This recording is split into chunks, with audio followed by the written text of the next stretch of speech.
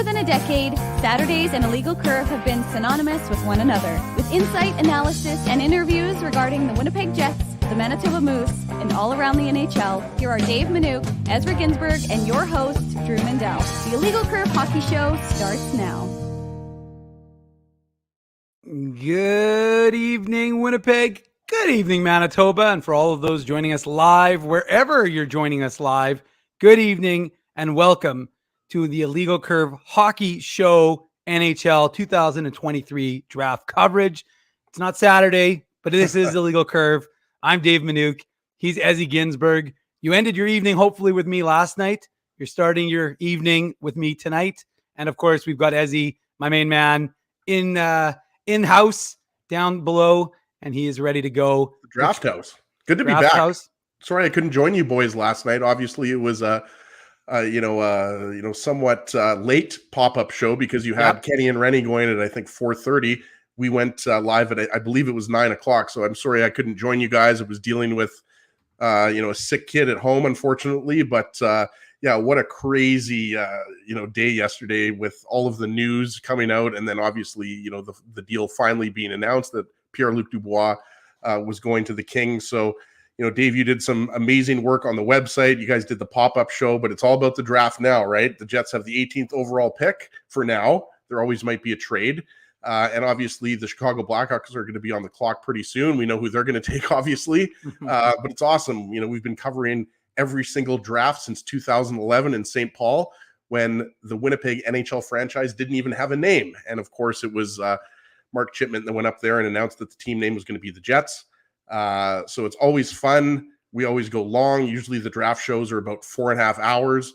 Huss and Remus are going to pop on live from Nashville in about 10-15 minutes. Yeah, they've been doing a great job all week long on Winnipeg Sports Talk. They had over 1,100 people listening live on Tuesday, which was pretty crazy. We're happy that everybody's joining us, and it's going to be an exciting night. Well, as you've touched on it, these aren't short shows. These aren't our little pop-up shows. Our little pop-up, I convinced Drew. I know the chat was happy. I convinced Drew to go an extra half an hour. We went an hour and a half. That's going to look like child's play compared to what we do tonight. But I got to tell you, every year, whether you and I are on the road at the draft or whether we're here in Winnipeg covering it from on a remote position, it's my favorite time of the year. It's absolutely the best time of the year, especially when there's lots of Jets news going on. That's when things get to the next level and things get even more exciting. And look, we'll get your thoughts because, people in the chat heard my thoughts last night. They heard Drew's thoughts as well. We'll get your thoughts on the big trade that broke yesterday afternoon, which sent Pierre-Luc Dubois to the LA Kings for Gabe Vilardi, Rasmus Campari, Alex Iafallo, and a 2024, ironically enough, second rounder via the Montreal Canadiens to the Winnipeg Jets. So what were your initial reactions? What were your initial takeaways? And has that adjusted now that you've had 24 hours to sit on it? It hasn't adjusted a lot, Dave, but initially when the trade was formally announced, as opposed to, just the insiders letting us know, we knew that Gabe Vilardi and Alex Iafallo were coming to the Jets, right? We knew that. What initially surprised me were two things: that the Jets didn't have to include any other players, right? We heard Jansen Harkins from Kenny Wiebe, right? Yeah. And, Logan Stanley's name was out there. Ville Heinola's name was out there. Logan Stanley more so than Ville Heinola. But I was initially surprised that it was only Pierre-Luc Dubois going to the Kings. Yeah. And then the second part that I was surprised about was the inclusion of the second round pick, right? Because I think everybody assumed, there could be a third player coming to the Jets. But if that second round pick turns into anything, then that's just a bonus for the Jets, right? So I think Chevy did really well here. I don't think there are many people in the hockey world, many Jets fans, that are unhappy with the return. When you consider that, Chevy was limited in the teams that he could deal with, right? It's not like Chevy was talking to 12 different teams.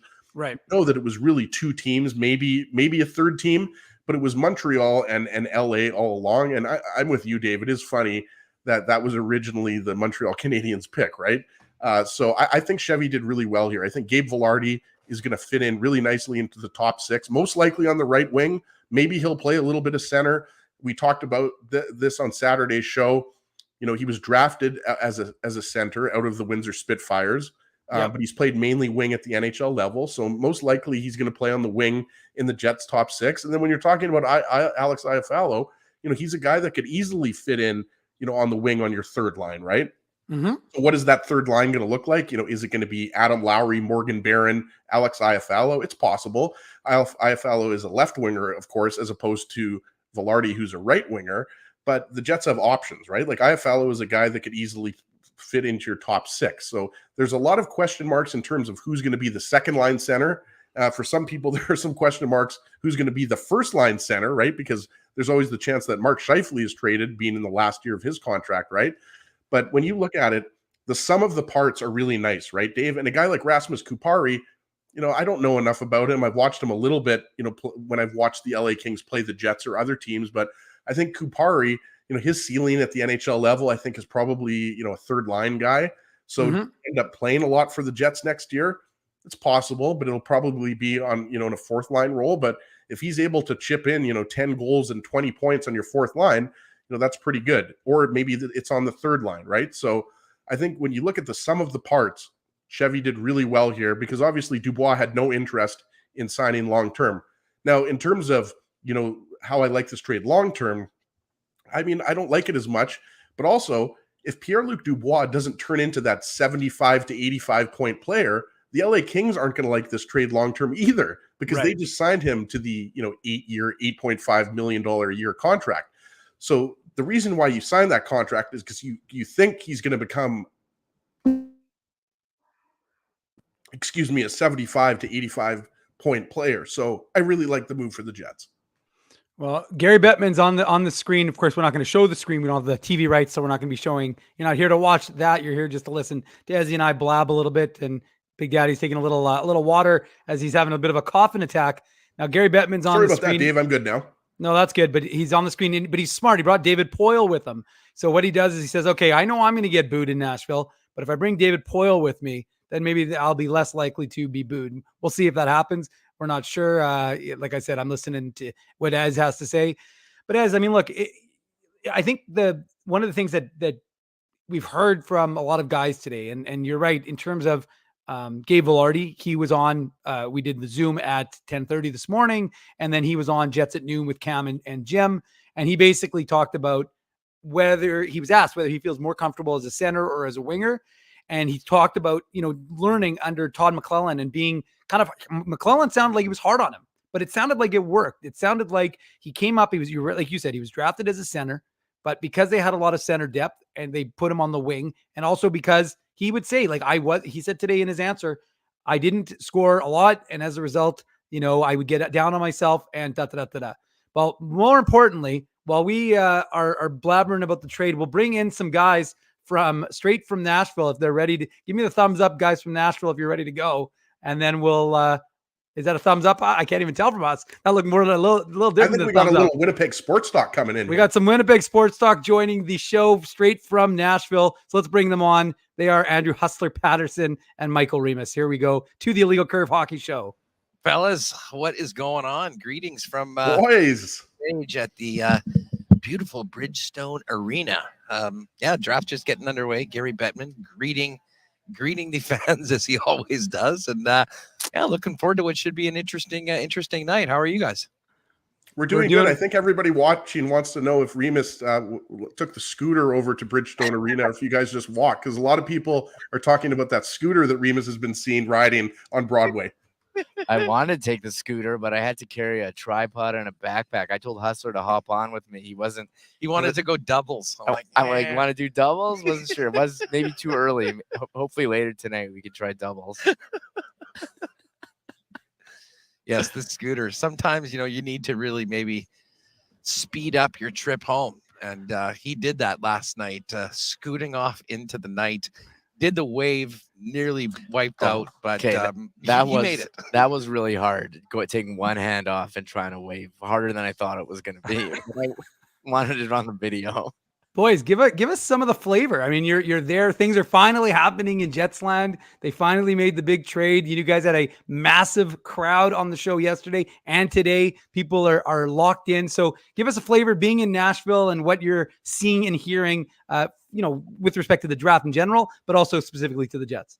Yeah, well, I mean, first off, I mean, downtown Nashville obviously is an incredible spot to bring people together. Bars have been crazy, but you really have felt that it was a big NHL event. And I mean, listen, there's not a huge Winnipeg contingent here, but Marat's here, Sean Reynolds, of course, and tons of anticipation as to. I don't need to tell you guys. I mean, we've been talking about this. In fact, in some ways, the PLD situation has been the gift that's kept on giving shows like ours for a long time. But as far as the trade went down, I mean, it seemed like it was inching closer over the first couple of days. Finally happened yesterday. So now we move on. We heard from Kevin Cheveldayoff. I'm not sure if you guys have seen it or heard his comments from earlier today. Get ready to see what happens at the draft. But first big tick off the to-do list of moving Pierre-Luc Dubois. We are hearing, though, it doesn't seem like there's a ton of traction about Connor Hellebuck or especially Mark Scheifele from the guys we've talked about. And I don't know, personally, I think that's a little surprising considering what is and what isn't available on the free agent market. But as we've seen, David, some of the trades that have been made so far, pretty significant players going with teams maintaining 50% of the salary and not getting much back. The market's in a strange place right now. So, listen, they got something done. I thought pretty good return. We've been referring to Chevy as the escape artist here, coming out of these situations, looking pretty good overall. But intriguing to see what happens tonight, both with the pick and potentially more moves. Although I can't tell you that we're sitting on eggshells waiting for it to happen based on our conversations with a number of the insiders that have been kicking around Nashville. So Huss, just sticking with Connor Hellebuck and Blake Wheeler, because obviously, you guys have been talking mainly focused on Pierre-Luc Dubois since you guys arrived in Nashville, and for good reason, because he was eventually moved. But when you're talking about Blake Wheeler, I'm sure you guys are getting texts of people showing you the for sale sign for his house on Wellington Crescent, and people are seeing him crossing the border and hanging out with the Bufflins and everything like that. Are you surprised, Huss, that we haven't already heard the buyout from Wheeler, or is that something that we should expect to happen after the draft? And as a second part of that, going back to Hellebuck, do you think the main reason why those rumors have quieted it down is because of the fact that some teams are scared off that he wants in that $9 to $10 million a year range for his next contract?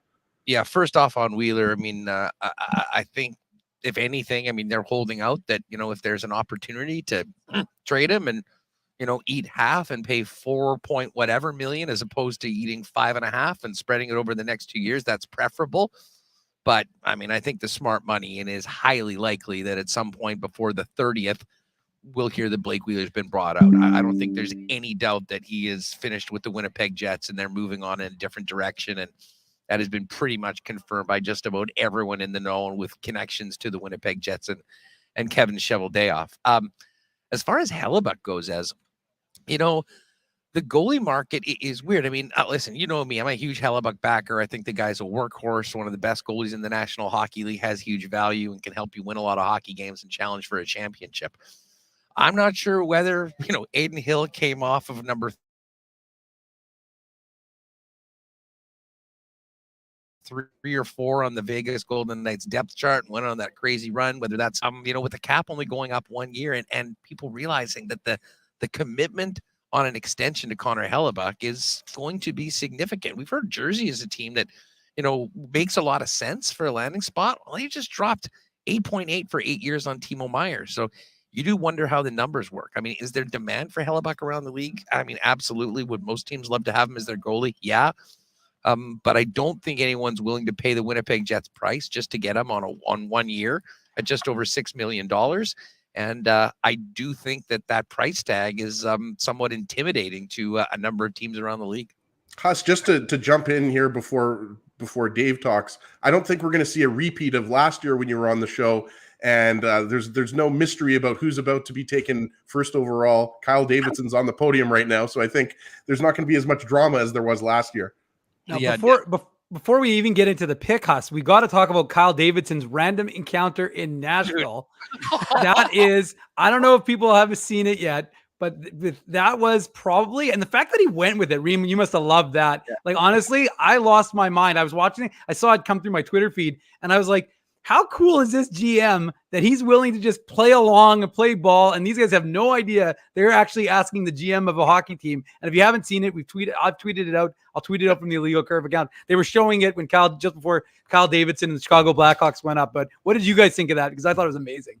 Yeah, I think that just shows, how hockey is really taken over in Nashville. Everywhere you go, you don't know who you're going to run into. So, and you don't know who the hell the people are. Yeah, you don't know. Reem, I know that you liked that Michael Roosevelt reference. When he said that, I was like, Remus is going to love that reference.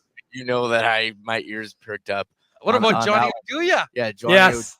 Pizza Man. Brian Bickle. I mean, those are all Chicago legends. So for him to go along and say with a straight face, no, it was not rigged. And if you watch the process, it 100% was not. But he went along with it, had some fun, and I think he gained a lot of new fans there, because I don't think he had too many fans last year when he was trading everyone away. Unbelievable. As you can see, Connor Bedard's walking up to the podium and shaking hands with one Gary Bettman. But yeah, just quickly back to the Kyle Davidson thing. I mean, an all-time hilarious bit of content. And credit to him for kind of rolling with it. I'm Kyle from Chicago. Somehow I don't think that we would have had, I'm Kevin from Winnipeg. That if they managed to hit Chevy. But hey, listen, Davidson's kind of a younger guy. And listen, he should be in a damn good mood right now, because he just picked the next superstar of the National Hockey League, Connor Bedard, who's on the podium right now here in Nashville. So, boys, obviously, it's going to be all about Connor Bedard, not just until Anaheim makes their pick at second overall, but Connor Bedard is going to be the talk for weeks and months to come, right? You're going to start to see fans projecting how many points he's going to get. I think he's going to get 110. Just kidding. But just wanted to go back to what it's been like for you guys this week, because obviously I remember, Remus obviously remembers that 2011 draft in St. Paul, and us, the last draft I think we were at together was 2017 in Chicago, when, of course, the Jets took Christian Vesalainen. What was it, the 23rd overall pick? But what's it been like for you boys to be in Nashville and with all the attention around the Jets and specifically the Pierre-Luc Dubois trade? Well, I mean, listen, the days leading up to the Doobie trade was a lot of fun. I mean, everyone, whenever we were talking to people, they had as many questions for us as we did for them, to be honest with you, having followed it and being close to the market and having Winnipeg as one of the most intriguing teams going in. I will tell you, it is better to be here in the rink. Just a little bit of history of our draft trips. We had normally done the shows from the draft floor. That year, for some reason, I guess it was some Sportsnet TSN beef, but once TSN was the broadcaster, Sportsnet had the broadcast rights, they decided they didn't want the TSN stations, even if they were the official teams, to be on the draft floor. In fact, you couldn't even broadcast live from the arena. So I had to do the afternoon show, go on a 5-minute break, grab a Diet Pepsi. Then you and I talked nonstop for 5 hours on the first round in basically a closet in a Chicago hotel room. It was me, you, and Adam Toy, and it was 3 lonely men in that Chicago hotel room, let me tell you. At least that pizza was good, and we had Edmonds jump on 5 minutes an hour. That was what we could have, but a little bit different. And listen, I mean, it's great to get back here. I mean, you guys know, I mean, the draft is such a cool event. Whether you're a fan, whether you're in the media, whether you're working for the team, in a lot of ways, it is a convention of the National Hockey League at every level. And I mean, obviously doing what we do, we've got great guests, get a chance to see people in person, maybe have a drink with them at some point.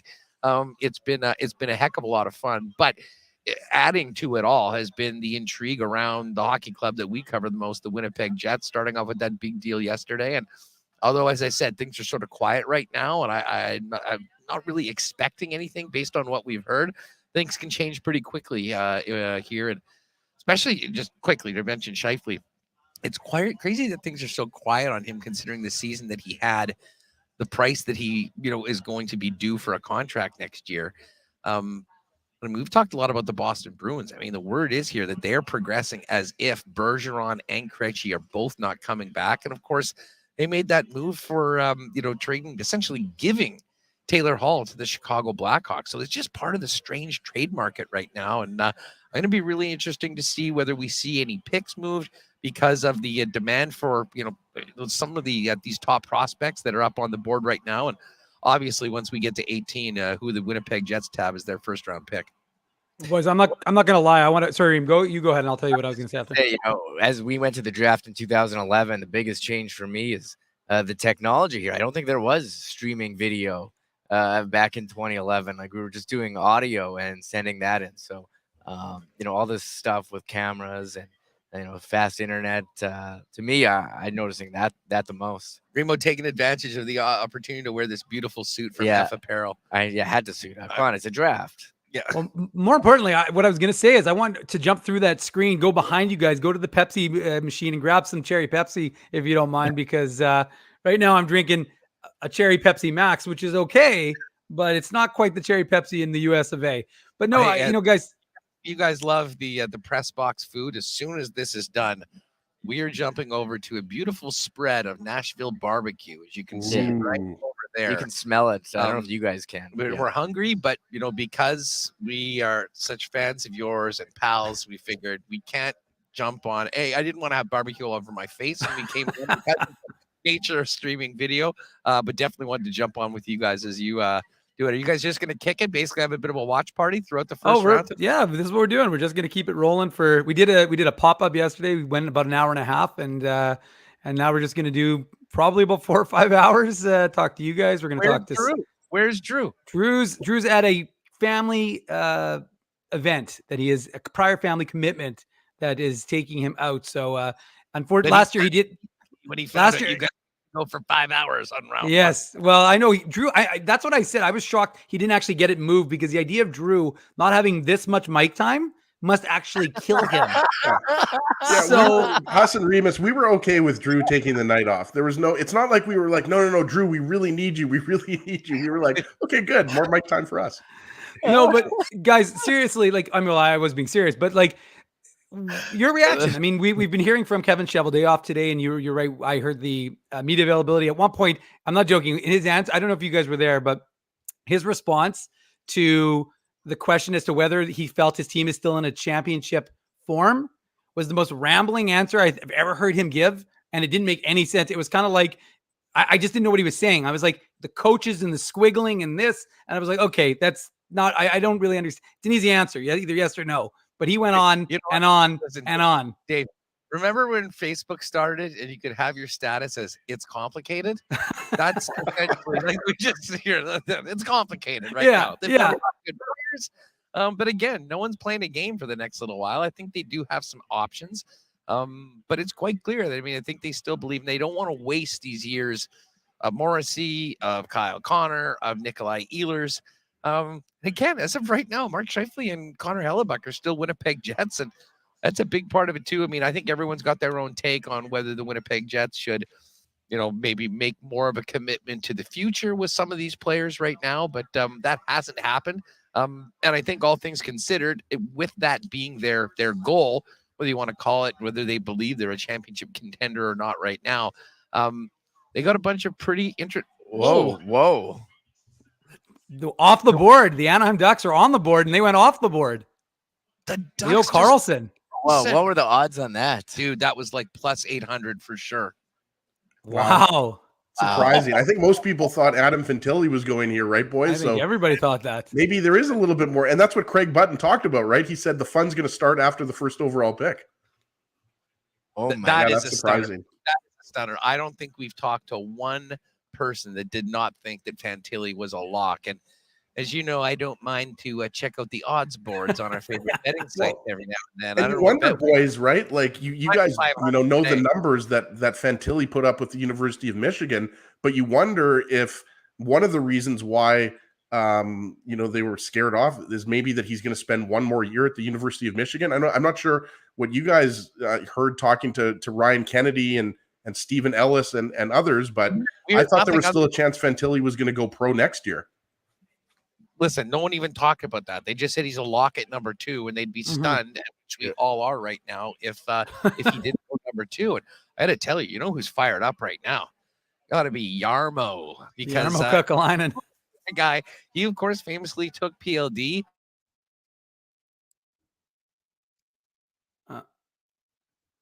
I think they blew the Got a internet little out there. freezy action happening here. I think Huss will be back in a second, though. I think they blew out the internet. People are so excited about Pat Verbeek going off the beaten trail that it blew out the internet for Winnipeg Sports Talk in Nashville. Well, the thing, Dave, there we go. Huss is They're back. Yeah. They're back. Well, yeah, the internet here is touch and go, touch and go. But I think you you're guys right. are good. You're good. You're good. You're good. The internet. Everyone is tweeting "Holy bleep" right now everywhere around us. Yeah, and you guys know, I mean, it's not like Leo Carlsson is a schlub. He's a good player too. He's got the size. He just, I don't think has what most scouts think is the offensive upside that Adam Fantilli has. Right, like all the scouts say that if it wasn't for Connor Bedard, Fantilli would go number one, which is Captain Obvious, right? But obviously, yeah, that's a funny comment from Spency right there, but. Leo Carlsson's going to be a really good NHLer, but yeah, I think we're all shocked that it wasn't Fantilli there. You know what? That's what makes the draft cool. I'm just pissed off I didn't bet on Carlsson. That would have been huge. But you know what, though? I mean, and that's what we heard about Pat Verbeek. Pat Verbeek, with buddies with Steve Yzerman, and they said that he was going to be willing to, be his own man and do whatever he wanted that he thought would be the best for his team. So a little bit unexpected, but yeah, there you go. That's the first shocker of the draft. Here's just a quick little tidbit. I had a great chat yesterday off air in the hotel with Shane Malloy, who of course is working, I believe, Sirius XM NHL radio with their draft coverage tonight, and he has Hockey Prospect Radio. Brilliant guy. And he was speaking about traditionally the best drafting and developing teams in the National Hockey League. And he said Anaheim is top three, and the Kings as well, top three, which is one of the reasons why he was sort of surprised, of the value of that second round pick that they gave up to Winnipeg in the Dubois trade. And I can't remember the guy that is sort of in charge of all of their scouting and, that area for Anaheim, but he spoke incredibly high of him. And he said that he would imagine Fantilli was a lock, but then he said something that was interesting to me. You never know about the Pat Verbeek effect now that they've got someone new sort of running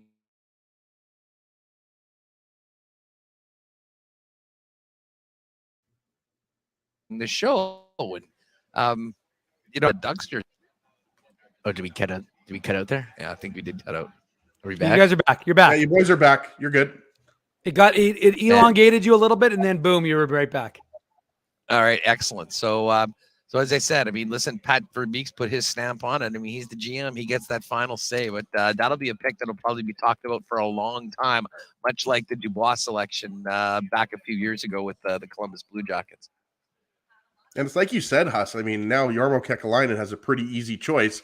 But then again, I go back to last year when we had Huss on, and I think we had you on for the first 5 picks, and then Shane Wright slipped to 4th to the Seattle Kraken, right? But you would have to think that, Fantilli's not going to slip to number 4. But, I mean, stranger things have happened. But you'd have to think that Jarmo's going to go up there very quickly and take Fantilli. Listen, I would think the one possibility, though, is if they are really enamored in Michkov. Michkov has been the most intriguing draft prospect. Just, obviously he hasn't been here. He showed up this week, met with a number of teams. I've always been asking a lot of people, if a guy was from, Medicine Hat or Mississauga instead of Moscow, where would he be picked? And a lot of people have thought that he would have been right there for the second pick. So it was thought all along, though, that Columbus would be deciding between Will Smith and Leo Carlsson, looking for that big center. All of a sudden, Fantilli's on the board. So if it's not Michkov, I can't imagine it's not Adam Fantilli. Well, then the question becomes, and you guys have been talking to all the experts and you've had a lot of people on your shows leading up to the draft. So the question I have for you boys is, and I know we've got a lot of picks before now and when the Jets actually make a draft pick, but what is your feeling? Do you have a feeling? Have you gotten a kind of a consensus as to who you think the Jets could be taking the 18th overall? I mean, I don't know about you. I mean, to me, it's, this has been usually the case for so long. I mean, look at the mock drafts. It's a different guy every time. I mean, so much of it dependent is on who is there. And then, when we think about the Winnipeg Jets and their history, there's certain guys that they like, but often with Perfetti, with we've seen that drop, some guys drop into their laps. So I wouldn't even want to. I mean, if was it Oliver Moore, I believe, from the U.S. National Development Team. If he's there, I think he's a player that the Jets would love to get. Yeah. but I think there's a pretty good chance he's picked before. I saw his over-unders at 14.5 right now. So, Yeah. There'll be a player who will probably be saying, wow, can't believe he was available. But that often happens in this case when you're picking in the middle of the first round. Well, the Columbus Blue Jackets are picking right now with the 3rd overall pick. So, and they went with Adam Fantilli. Adam Patrick Fantilli. Pat Laine and Johnny Gaudreau will probably be pumped about that pick. Man, that is a nice little, and who knows, maybe Carlson will turn into this superstar and we'll be saying all along. But, as far as I think Huss froze a little bit there, but I think what he's saying is that I think both get a good one. Yeah, there you go. Both Columbus and Anaheim are going to get really good players there. You're absolutely right, Huss. I mean, this draft is so deep, and I don't think you saw 2 mock drafts that were the same in terms of the picks around 18, right? Like, it's the same thing goes for picks 16 or 22 or anything like that. We know that this is one of the deeper drafts maybe since 2015, right? So I think you're right. Oliver Moore. I mean, there's Braden Yager, Nate Danielson on the Wheat Kings. Like, maybe if Tom Wielander, the Swedish defenseman, if he's available, maybe the Jets go with him, right? Like it's going to be really difficult to predict it now. It's going to be even more difficult to predict it when we get to pick 15 or 16, right? But obviously they're going to get a really good player at 18th overall. I mean, listen, I've seen Ryan Leonard connected to Montreal all week long, and I saw some rankings today that had Ryan Leonard 18. I mean, the bottom line is there's a ton of great players in this draft. I think, even at 18, the Winnipeg Jets are going to get someone good. And depending on what other teams do, they might have a guy that, they have, ranked in their top 10 or top 8 that all of a sudden is there at 18 and they run to the podium and pick him. Yeah, and that's what Mark Hillier, the Jets director of amateur scouting, said in the interview, media availability. He said, look, if there's someone who's 9 to 11 on our draft board, and we get to pick him at 18, you're right, Huss. That's exactly the attitude. We'll run up there and we're going to try and get him because that's what they want to do. And that's what they've been able to do. And it was interesting. I don't know if you guys heard his comments about, location, geography, because he was asked by Murat whether, picking someone from the WHL. And he said, look, if we go with best player available, but if it's a tie, then we obviously may make an effort to take a Manitoban, but you can just see that there's obviously an effort. And he goes, look, there's no conspiracy theory. For a long time, we were taking guys out of the U.S. national program. We're taking guys out of Finland. Obviously people would like to see them take some, there's some very good, and I don't have to tell Mr. Hockey Manitoba to my right or left how many good Manitobans there are that could potentially be drafted. But there's a lot of good players that they're going to get a shot at with that 18th overall pick. And the guy, Hassan Reem, that I kept talking to Dave about in terms of, how deep this draft is Zach Benson, right? Like, we saw him so much with the Winnipeg Ice. What did he have? 98 points during the regular season. And then he added, I forget exactly how many he had during the playoffs, but he obviously added a bunch in the playoffs. Zach Benson, most scouts have kind of, in that 5 to 8 range. And then you look at some of the mock drafts, and some mock drafts have Benson going 10th overall, 11th overall. Like, from what I've seen, and obviously I'm not an amateur scout, but like, you would think that in most draft years, Benson would be a lock to go 4th or 5th overall, but it's possible with, as Huss mentioned, like Matvei Michkov is the big mystery. Like, he could go 4th overall. He could end up going to 8th overall to Washington. That's what we've heard. And I'm sure you guys talked to all of the scouts like Ryan Kennedy, and we talked about Stephen Ellis you guys had on. Obviously, you guys had more people on during the week. Michkov's not going to go past 8, I don't think. Ellis just walked by us, actually. I looked over and there was like the wide-eyed, one of those after the Carlson and Fantilli swap of the pick. So Michkov, Will Smith, those both players, both sort of consensus top 5 guys. Mm-hmm. Question is whether someone's going to jump on Michkov or whether he will drop potentially to Philly or. I think everyone assumes that if he's there for Washington with their history of Russian players, they'll be doing that running to the podium if they can get boys. I just wanted to quickly. I know you guys got to bounce soon and hit up that media meal, but you guys are at the draft in Nashville. There hasn't been any talk that Will Smith might go up there and slap Gary Bettman, right? Like, we're not going to see anything like that.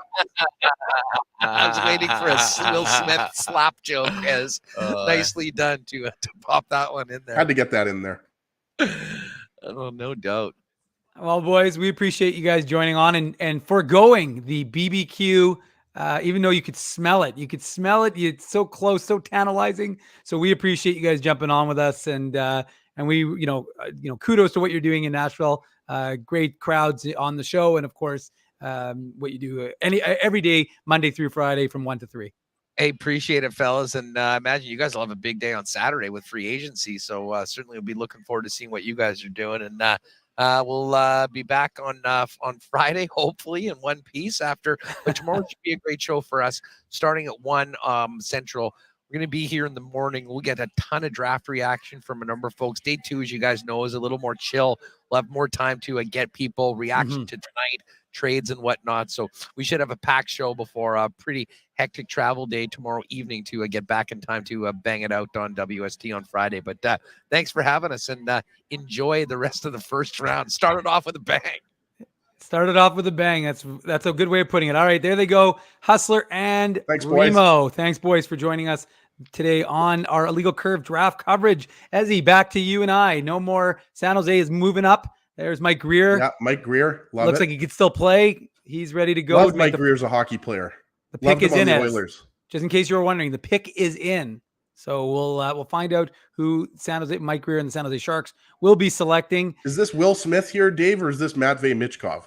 I don't know. I really don't know. Let's ask the crowd. I mean, guys, everybody in the chat is here for a reason. You're not just Ezzy and I. You guys let us know who you think is going to be selected 4th overall. I mean, or Zach Benson. Like, is it out of the realm of possibility Benson goes 4th overall? I mean, maybe I'm higher on Benson than others, but probably he's a really skilled player. 100 points for the ice. Maybe the only hesitation would be his size, because to be honest with you, like, the kid's got a motor. He's aggressive. He wants the puck. I don't know if you saw that. There's that clip of him playing against Saskatoon, where he literally came from the offensive zone, went into the neutral zone, took the puck off a bigger guy, fired back into the Saskatoon zone, and scored a beauty goal. So the kid's got a motor. He's got a determination to win. But you're right. I mean, we watch a lot of Zach Benson, so we're probably a little bit biased in that regard. But I suspect that, he's definitely a top 10 pick. I don't think he's going to fall out of the top 10, but I think he's probably in that 7 to 10 range, which means he's probably getting picked. Which means he's getting picked right now. Well, Will Smith is I would say, if I was throwing some money down with our friends, at Betway, I'd say Will Smith here. I mean, 104 points in 52 games with the U.S. National Development Program. Will Smith is going to be a very good NHL player. Love to see Patty Marleau making the pick here, and I believe it's Will Smith, right? Yes. I don't know. They haven't flashed the name up, so I'm sitting there, and I'm not gonna pretend that I know who that is exactly. It's just some sort of 17-year-old kid. So I'm not gonna say they haven't flashed it on the TV that I'm watching. So we'll see if it's does it say Will Smith? Well, I don't know. Like, I can see the player. I just don't know if that's Will That's what Smith. I mean. They haven't shown his name. Benson. No, it's definitely not Zach Benson. I know what Zach Benson looks like. I believe it's Will Smith, 4th overall. Yeah, there we go. It's Will Smith. There we go. And he's an incredible player, right? I think we knew that it was going to be, obviously we didn't know Carlson was going to go 2nd overall, but we knew it was going to be, in that order, Connor Bedard, Adam Fantilli, and Leo Carlson. And then most scouts had Will Smith kind of 4th, 5th, 6th overall. Yeah. So, they have it up on the screen right now, right? Like, he was the MVP of the 2012 U18 World Championship. This guy's going to be an excellent player. He's going to go to college next year, right? He's not going to go right into the NHL. But, for a team in San Jose, let's be honest, one of the worst teams in the NHL last year, Erik Karlsson could be on the move, but Will Smith, that's the type of player that you build your team around, right? He's that skilled. No, you're absolutely right, Az. I was just answering the chat because people think we're very delayed. It's not that we're delayed. We're seeing this in real time. It's just that, or maybe we are delayed, Az. Who knows? We're delayed. We're definitely delayed a little bit on the broadcast. And the pick is obviously coming in a little bit quicker in Nashville, but I just wasn't sure. I don't know what these guys look like enough to know if that was Will Smith, right? But Will Smith is obviously not. He's what is he? 5'11", 6 feet. He's not the tallest guy. No. So I thought it was Will Smith. I knew it wasn't Matvei Michkov. Put it that way. There you go. Well, no, for the record, I'm not watching on YouTube, folks. I'm watching on the. We got Sportsnet on here. Yeah, so we're good in that regard. I'm watching on my phone as he's watching on the television in front of him. He's got a nice little setup. Set Ezzy up in a nice little man cave in the on the main floor. But Anyways, yeah. So let's maybe do a little while they're doing some Will Smith talking. We'll do some fresh Jets talk, and we'll get back to the Jets a little bit because again, like I said, we talked about it with Hustler and Remo a little bit. I thought it was interesting. I thought it was the comments from Kevin Cheveldayoff. I'm not going to ask you if you heard them, but I thought the comments from Kevin Cheveldayoff were quite interesting today. Basically saying, again, it could be posturing, and I always caution. I always say take it with a grain of salt because you don't know. But these are. I'm just going to read you some of the comments from him on Wheeler. We're looking at all of our options with Blake, and buyout is one of the options that we are looking at. But sometimes you can get creative in this game as well. You're looking at all the different options before you make your final decision. Translation: please, Pittsburgh, take him for a pick, please, and we'll retain 50%. On Scheifele and Hellebuck, he said Helly and Scheif are big parts of our franchise, but for us right now, our focus is their. And then he said a few other things about having conversations with other GMs. But for us right now, our focus is their Winnipeg Jets, and we're looking forward to moving forward with them. And then at the end of his media availability, he was asked if he's comfortable starting the season with 55 and 37 on his team, despite the fact they'd have expiring contracts. And he said he reiterated that they are Winnipeg Jets. We'll look at everything that comes to us, but that doesn't mean we're jumping at anything. He did say that he spoke to Scheifele's representatives over the course of the last couple of days and told them, look, we're listening, but obviously it's got to make sense for the Jets because these are good players. These players can help us win. So what do you hear? When you hear that, I'll put it to the chat. I'll put it to Ez. I mean, I hear those words from the Jets general manager. And again, remember, I was on record as saying that I didn't think that the Jets were going to trade. I thought they were going to extend Mark Scheifele. But it seems like Connor Hellebuck, I guess the offers aren't great. So they're just kind of holding. Right. And we talked about it with Huss and Remus, right? Like we know the Blake Wheeler buyout / trade is coming in the next 7 days, right? The buyout window the buyout window ends June 30th, right? If I'm not mistaken. So he can be traded, but we expect him to not be a member of the Winnipeg Jets next season. In terms of Connor Hellebuck, I mean, we know that he doesn't plan on signing long-term. That was reported, what was that, Dave? 3 or 4 weeks ago at this point, right? I'm not that surprised that the trade chatter, I'm kind of pivoting here a little bit away from Chevy's comments and just going to Connor Hellebuck here. But if you look at, and Craig Button and Ryan Rashog had a piece on TSN about and we posted it on illegalcurve.com, so you can go check it out. Or if you saw it on tsn.ca, right? We obviously would prefer you go to illegalcurve.com, right? But when you talk about, whether it's the New Jersey Devils or the Ottawa Senators or the Buffalo Sabres, who else am I missing here? The Pittsburgh Penguins. I mean, the Pittsburgh Penguins, if you think about it, make the most sense because they're in win now mode. They just don't have the assets. Like I went through their entire roster, and I mean, I just don't see Chevy trading Connor Hellebuck for, Ricard Raquel or Brian Rust or, one of their defensemen, right? So Carey Price, I see here, Dave, is walking up to the podium here with Jeff Gorton and Kent Hughes. So we're going to get the Montreal Canadiens' 5th overall pick probably in about 60 seconds or so. Really curious to see if they go with Matvei Michkov because they did talk to him at the draft, I believe, 2 days ago or 3 days ago. So we could see Matvei Michkov go here. Obviously, there's a lot of other good players here. We talked about Zach Benson. I mean, we could play speculation station about who they're going to go with here, but I think Matvei Michkov is the guy that a lot of Habs fans are expecting. But just getting back to Hellebuck, I think it's going to be a little bit more difficult in that sense to make a move because you're going to have to give up a really good player, right? Like who would the Devils be giving up? Like they're not giving up Jack Hughes or Nico Hischier. They're certainly not going to be giving up Timo Meier, who they just signed. And then when you talk about the Ottawa Senators, I mean, who's coming back to the Jets? I don't think the Sens are trading Jake Sanderson. I don't think they're trading Brady Tkachuk or Tim Stützle, right? So it's kind of hard to see the obvious choice. And that has a lot to do with the fact that, the Jets aren't limited here in teams that they can talk to like they were with Dubois, right, Dave? But clearly, Chevy didn't say a lot there, but clearly more moves are coming. I have no idea if Connor Hellebuck's going to be traded, in the next week or 2 weeks, or if he starts the year on the Jets, but certainly Blake Wheeler is not going to be part of the Jets next year. And I think that's one of the reasons why the Jets acquired Gabe Vilardi, because he's a right winger and, he replaces Wheeler in the top 6. Yeah, and it looks like the pick is in, as they say, for is that I couldn't tell. I mean, again, remember we can't listen to the audio, so we don't see. I can't hear what happened with Carey Price, but I saw Carey Price had a little bit of a confusing moment as they were making the pick. So Reinbacher, that's who they took with the was that the 5th overall pick now, Ez? I think That it's was 5th 5th pick. overall, right? Yeah. Reinbacher, Austrian So, defenseman. Yeah, we talked to Craig Button on Saturday's show. Is that Orville's kid? Yeah, that's a funny one. I don't know, Dave. I do have some popcorn here that you supplied me as one of my snacks. You also put out some Twizzlers here for me on the draft table, but that's a bit of a surprise, right? Because obviously Matvei Michkov is going to go somewhere in the top 10. It could be 6th overall, could be 7th overall. But Reinbacher, I think a lot of scouts thought was the best defenseman available in the draft. Played in the Swiss League. He's got some good size at 6'2".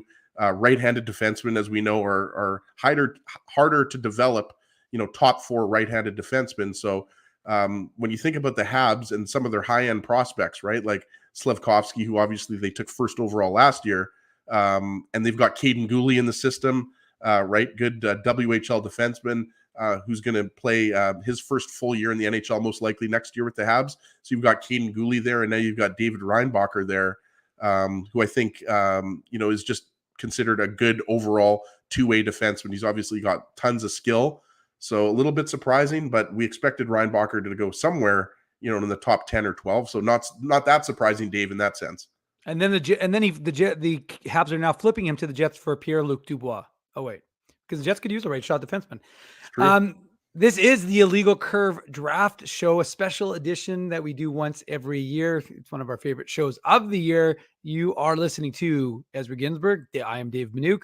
I'm hosting for Drew Mandel, who is off partying or whatever he's doing. He's missing the best show of the year, and we're okay with that because that just means more time for Big Dad D and myself. So make sure you smash that like button because that's what I ask you to do when you come on our show and you join us and be part of the conversation. We appreciate you spending your Wednesday night with us. Hopefully you've been on illegalcurve.com. You're home for all of hockey in Manitoba because let me tell you, we've got lots on there. I was up till 2 a.m. last night, folks, posting and tweeting and Instagramming and everything else. So there's lots on the website yesterday, and then we started all over again today. So we will see. It's a long, slow climb as in the draft order for the Jets, who are picking in that 18th spot. We'll be here with you all night long. Hopefully we'll have the Jets draft pick on after he has his opportunity to speak to the media who are in attendance in Nashville. Then he'll jump on with us, we hope. And then so hopefully you'll stay tuned for that. And we're going to be here all night long, and we'll be talking about the draft. And so who's up next, Ezzy? You got the Arizona Coyotes at 6th overall. And followed by that, you've got the Philadelphia Flyers at 7. And you remember, Dave, there were rumors that the Philadelphia Flyers might be offering, they've got a second pick in the first round. I believe it's 22nd overall. Yeah. So 4 spots after the Jets. So apparently there was a rumor that the Flyers might trade the 7th overall pick and the 22nd overall pick to take Michkov at 5th overall. So it's going to be really interesting. Sorry to, fixate on Michkov here, but it's good. Some scouts think he's the second most skilled player in the entire draft, above Leo Carlson and Adam Fantilli. Obviously, nobody's touching Connor Bedard's skill level. He's expected to score 100 points several times in his NHL career. But you wonder here where the Arizona Coyotes go here because, another player, Dalibor Dvorsky, who's a really talented Slovak center, he's on the board. Oliver Moore, obviously, who we've talked about. I mean, he's a guy that, some Jets fans are hoping that, he might slip to 18th overall. I don't think that's going to happen.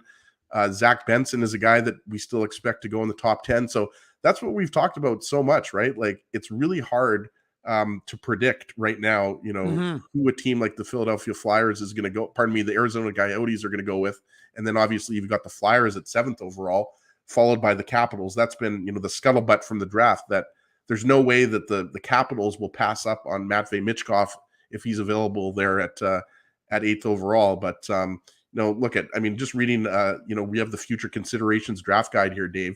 They're talking about, when you're talking about David Reinbacher, back to him who the Habs just took at 5th overall. He's not a guy that's going to step right into the NHL, and he's certainly not like in the same class as, some of the other top defensemen that have been taken at 1st overall, Rasmus Dahlin, Owen Power. But I mean, he's got an excellent shot and, he's got great size. That's why we talked about him being kind of that two-way defender. And if you think he's going to be a top 2 or top 4 defenseman, and he ends up turning out to be that, and so does Caden Gooley, I mean, then the Habs obviously have a great player here, right?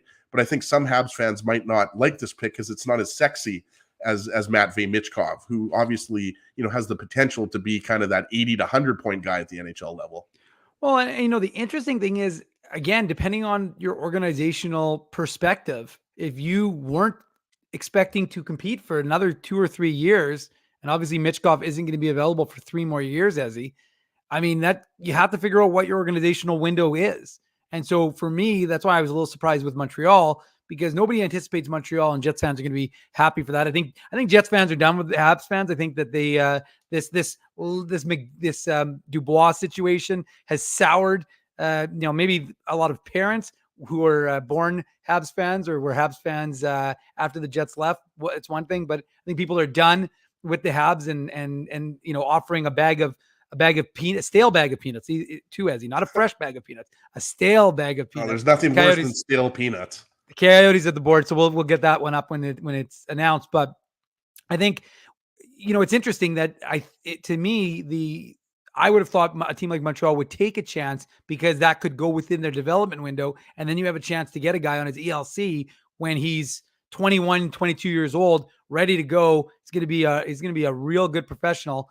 So I was a little bit surprised that they didn't go that route because of the plan. But you're right. I mean, if you have a guy who you think is going to become a top defender in the NHL, then we saw with the Vegas Golden Knights, it's one of the things that folks here in Winnipeg have been lamenting is that big defense. So we'll see what happens. The pick is in. People can tell us who it was at for the Phoenix, Arizona Coyotes. Or what are they called now? The Glendale Coyotes or the Mullet Coyotes, Tempe Coyotes, the Tucson Coyotes, Scottsdale Coyotes. Yeah. Tucson, Maricopa County. I have no idea. Not going to be in Arizona for very long, Coyotes. Let's Simashev, Ezzy. It was Simashev. I think that's a pretty big surprise as well, right? If you look at the consolidated rankings, which obviously takes all rankings, I don't think he was even in the top 10.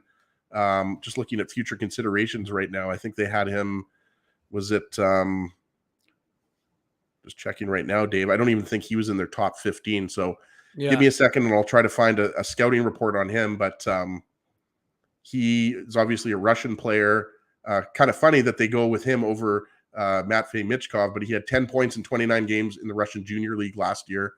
And he played a little bit in the KHL as well, 18 games. There you go. Okay, as we're not quite into our first hour of the broadcast, but we haven't even taken a break yet. Now, Drew and I didn't take a break yesterday, and Drew was rather proud of that. But you know what? Drew's not on the show. Drew's not the host of the show. So Ezzy and I are going to take a little break. We're going to come back as who's up next, who's picking next. So we'll give people a little update as to who's going to be the next team on the clock. I think you said Philly. The 7th overall pick is Philly. Yep. And then you've got Washington, number 8. Detroit's got the 9th overall pick, and then the St. Louis Blues round out the top 10. All righty, we're going to go to some commercials. So thank our sponsors and take a little break. And Ezzy and I will be back in a few minutes. You've been listening to the Illegal Curve Draft Show. Keeping Winnipeg laughing for over 30 years.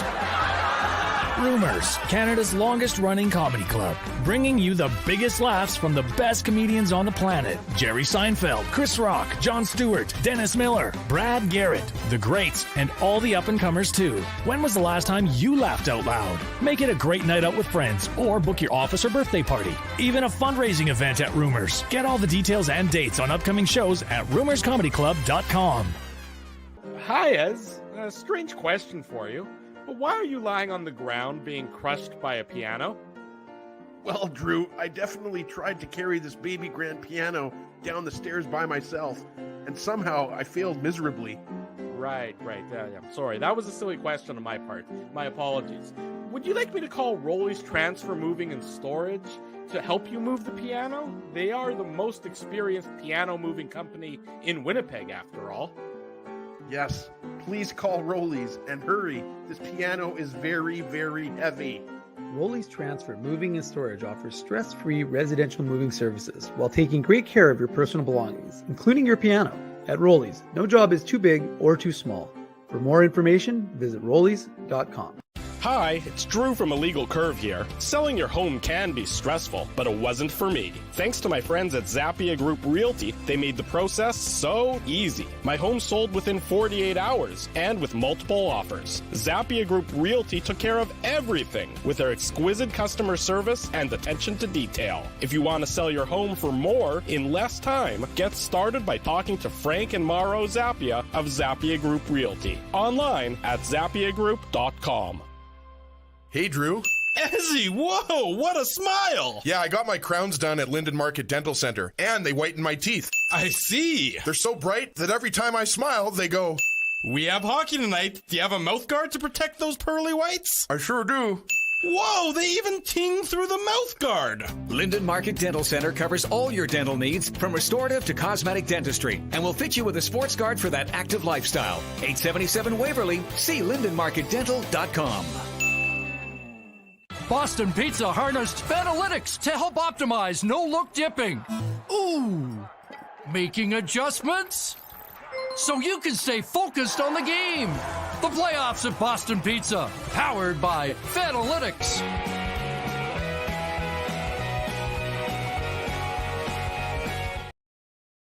Welcome back to the Illegal Curve Draft Show. I'm Dave Minuk. He's Ezzy Ginsburg. We are with you all night long on the broadcast, talking about the Winnipeg Jets, who are drafting in 18th right now. Well, not right now, but they'll be drafting in 18th. We just was that the 6th overall, 7th overall? I've already lost track. As Arizona just drafted 6th overall. Yeah. But the interesting thing with Arizona, given the fact that, and again, obviously, if that's your player, that's your player. Dmitry Simashev.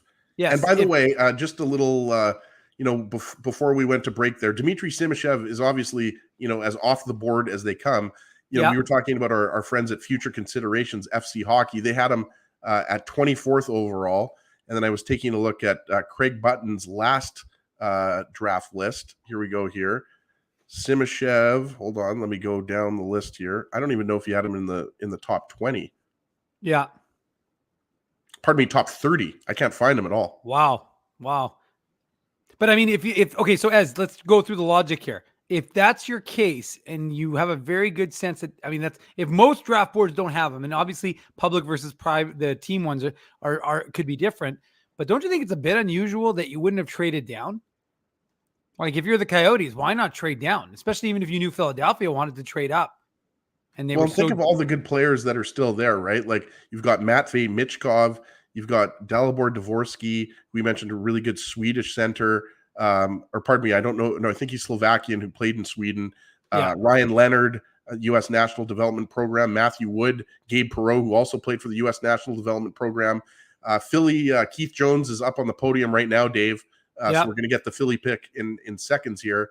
You wonder if it's going to be Michkov here, maybe Zach Benson, maybe Gabe Perreault. The way things are going, they might go completely off the board because when it comes to Dmitry Simashev, he was a guy that I wasn't even my radar for the first 20, 25 picks. So that's why, that's not good asset management to me. And again, we don't know what other teams' boards could look like, and you don't want to have him. This is Arizona we're talking about here. So yeah, I know. Like it's I don't know. I'm just a little surprised that you wouldn't have tried to take advantage of that. If you're planning on going that far off the board, then to me that would have made an opportunity. That would have been an opportunity to secure some more draft capital. So sorry, Dave, just to cut in. Sure. Craig Button had Dmitry Simashev 49th overall. Wow. I repeat, 49th overall on his last Craig's list, and he went 6th overall. So that's maybe one of the biggest. It kind of reminds you of Moritz Seider, 6th overall. But the thing is, Moritz Seider was supposed to be a top 20 pick that year. Most scouts had Simashev going kind of late first round, mid second round. Well, so, Joe, our good friend Joe from Winnipeg had a funny joke. He said, and Matvei Michkov goes to Philly, by the way, Dave. I know. I was going to say that in a second, but you didn't let me finish my first thought, which was, you're not just cutting off me, you're cutting off Joe from Winnipeg ads because it's his point I'm making. But he said that let me put it on the board so you can read it in its glory and then laugh. But he had a good one. He goes, I bet you Arizona picked the wrong Russian by mistake and instead meant Michkov instead of what was his name? Who did they take in? Already forgotten. I was going to say Slipashev or something like that. Dmitry Simashev, Russian defenseman. But anyways, the point is that the Philadelphia shot Flyers defenseman. just taught Michkov, and so the Philadelphia Flyers will have him sometime down the line. But you know what? I think that's a good plan. I respect what Daniel Briere and the new brain trust in Philadelphia are doing, because really, Ezzy, what they've decided is we stink. We know we stink. We're not going to be good. We're the suckiest bunch of sucks that ever did suck. And the fact of the matter is that we're better off trading away some of these players, recouping assets. And he's saying, listen, our window is not going to be next year or maybe even the year after, but we're going to be ready to go when this guy is like, they have a plan. And what he's doing is he's putting his plan into place. And I think when you draft a player like this, you're saying to you're saying to the fan base, listen, we're not going to be good this year. We're not going to be good next year, but we're planning on competing, 2, 3, 4 years down the line. So be ready for that. But you're going to have to bear with us until that time takes. And we had Craig Button on the show Saturday, and Drew asked him about Michkov, and Button said that, there isn't as much risk as some people think, right? Most NHL prospects or most NHL players don't really establish themselves until that kind of 21 to 23-year-old range, right? Yep. Look at Mark Scheifele. Look at Josh Morrissey. There's a long list of players. Look at Cole Perfetti's 21 years old. He's still trying to establish himself, right?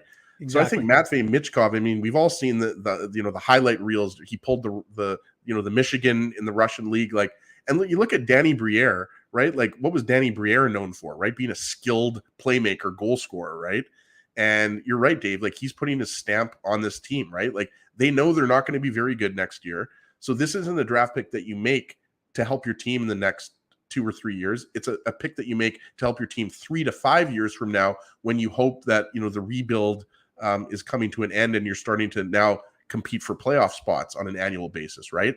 So I like this move, and it's what we talked about at the beginning of the show, right? We didn't think that Matvei Michkov was going to go past 7th or 8th overall, because you heard that the Washington Capitals, with their track record of drafting and developing Russian players, obviously with Alex Ovechkin and Evgeny Kuznetsov being at the top of that list, right? So I think this is a really good pick for Philadelphia. And look, I think that, just because the guy's going to be under contract for 3 years, and no, they're not going to be able to break him out of that contract. That's a 3-year contract he's going to play in Russia. But you're going to get a really good player, and you have to think of a guy like Kirill Kaprizov, or you have to think of a guy like Artemi Panarin, right? Or as David Zirk said, remember the Jets drafted Teemu Selanne in 1987? And they didn't get him till 87 or 88. Yeah. And then he didn't come over until 92, 93, right, Dave? So I think it was 88. But I think the point is, and he didn't, because he had to do his Finnish army service, right? So the point is that it's not unheard of. And look at how good Teemu Selanne was when he was ready to come over as. So I think you see that. And again, like you just said, Kirill Kaprizov, if you want a more recent example, and look what he was able to do with Minnesota. Absolutely. And, we've got Washington, who's on the clock right now. And obviously, they're disappointed that they're not going to get to take Michkov, but there's a lot of good players that are going to be available. Just like there's going to be a lot of good players available for the Jets at 18th overall, and for Philadelphia when they make their next pick at 22nd overall. Craig Button said it, Dave. This is a draft that is deep, 25 to 30 players, right? Yeah. It's one of the strongest drafts ever, really. And it's probably the strongest draft since 2015. And we know who went first and second overall in 2015, right? So I think it's a really strong pick. And I'm still scratching my head at what Arizona did. No, I know. I think we all are. And I don't think that they made the wrong selection. I mean, it's as much as everybody wants to make a joke about, I think they made the wrong decision. I think that was a pick that they could have had. But again, I mean, this is us speculating. We don't know what you hear. And again, they could have heard that, 2 or 3 teams were in on him. And again, they're the ones who have the scouts watching these players. So, I mean, I know it's easy to rip these teams and to make fun of them and say, hey, but look, Arizona very easily could have known that Washington, maybe not Washington, but like Philadelphia or one of these teams was in on him, right? They may have had scouts there. So again, it's easy to throw your hands up and go, well, what the hell is this team thinking? But I think there's a little bit more to it. There's a little more involved. And again, your scouting department, first of all, none of these scouting departments get everything right. The Jets don't get everything right. There's a lot of players who never pan out, so it's not a exact science. But the fact of the matter is, folks spend their entire year preparing for this, and Mark Hillier talked about it. You do the Ivan Halenka in August, and now he's already, as soon as this is done, he's going to the Ivan Halenka, getting ready for that next Ivan Halenka. So I think it's one of those situations where you got to give them a little bit of latitude. I just don't like to me, I think they could have made some more, they could have had some more draft capital as a result. I know Arizona has a lot. I think maybe their problem is Arizona's really good at securing dead contracts. Maybe they're not so good at getting prospects, but they're really good at securing dead money. So they were just exactly. like, what are we supposed to do? We don't know what we're supposed to do. Anyway, if they want to come full circle, they can take Blake Wheeler's half of Blake Wheeler's contract if they want. But Washington's about to make their pick, Dave. They're on. No, they took it. Leonard. There you go. I believe they took. I believe they did. That's what Matthew Thompson is telling us. David Zirk is saying Leonard would be a good pick. So maybe. Well, it says that he's been selected. I can't see. It kind of looks like Jansen Harkins, actually, this kid. I don't know who he is, but we'll know in a second. Yeah, it's Ryan Leonard, confirmed. Ryan Leonard. Okay, there we go. Yeah, Ryan Leonard from the U.S. National Development Program here. We talked about him. The line was Will Smith, Ryan Leonard, and Gabe Perreault, if I'm not mistaken. And Craig Button on our show said that Will Smith, Ryan Leonard, and Gabe Perreault was the best line that he saw this year. So Ryan Leonard, he's not a big player. I think he's 5'11", 6 feet, if I'm not mistaken, but really talented player. And, I think, at 8th overall, Washington got a really good player there. Well, and again, I was going to say, we're talking about Michkov for the Capitals, but the reality is if you're the Capitals with an aging Alexander Ovechkin and Nicholas Backstrom and TJ Oshie, John Carlson, you've got an aging core over there in Washington. And again, I don't know how soon these guys are in terms of getting into an NHL lineup, but maybe you're anticipating or hoping you're going to have someone who could turn the corner a little bit sooner than Michkov to get into that window of helping them out right now, because they still, again, with that group, are kind of in win now mode, are they not? Yeah. Oh, absolutely they are. And, Ovechkin's going to score goal number 894 and 895 a couple seasons from now. He's not going to do it next year, but a couple of seasons from now, he's going to do it. And you're absolutely right. Washington, it's going to be 3 or 4 years from now before they start their rebuild, Dave. Right. And, just looking at the scouting report, again, we keep referencing our friends at FC Hockey.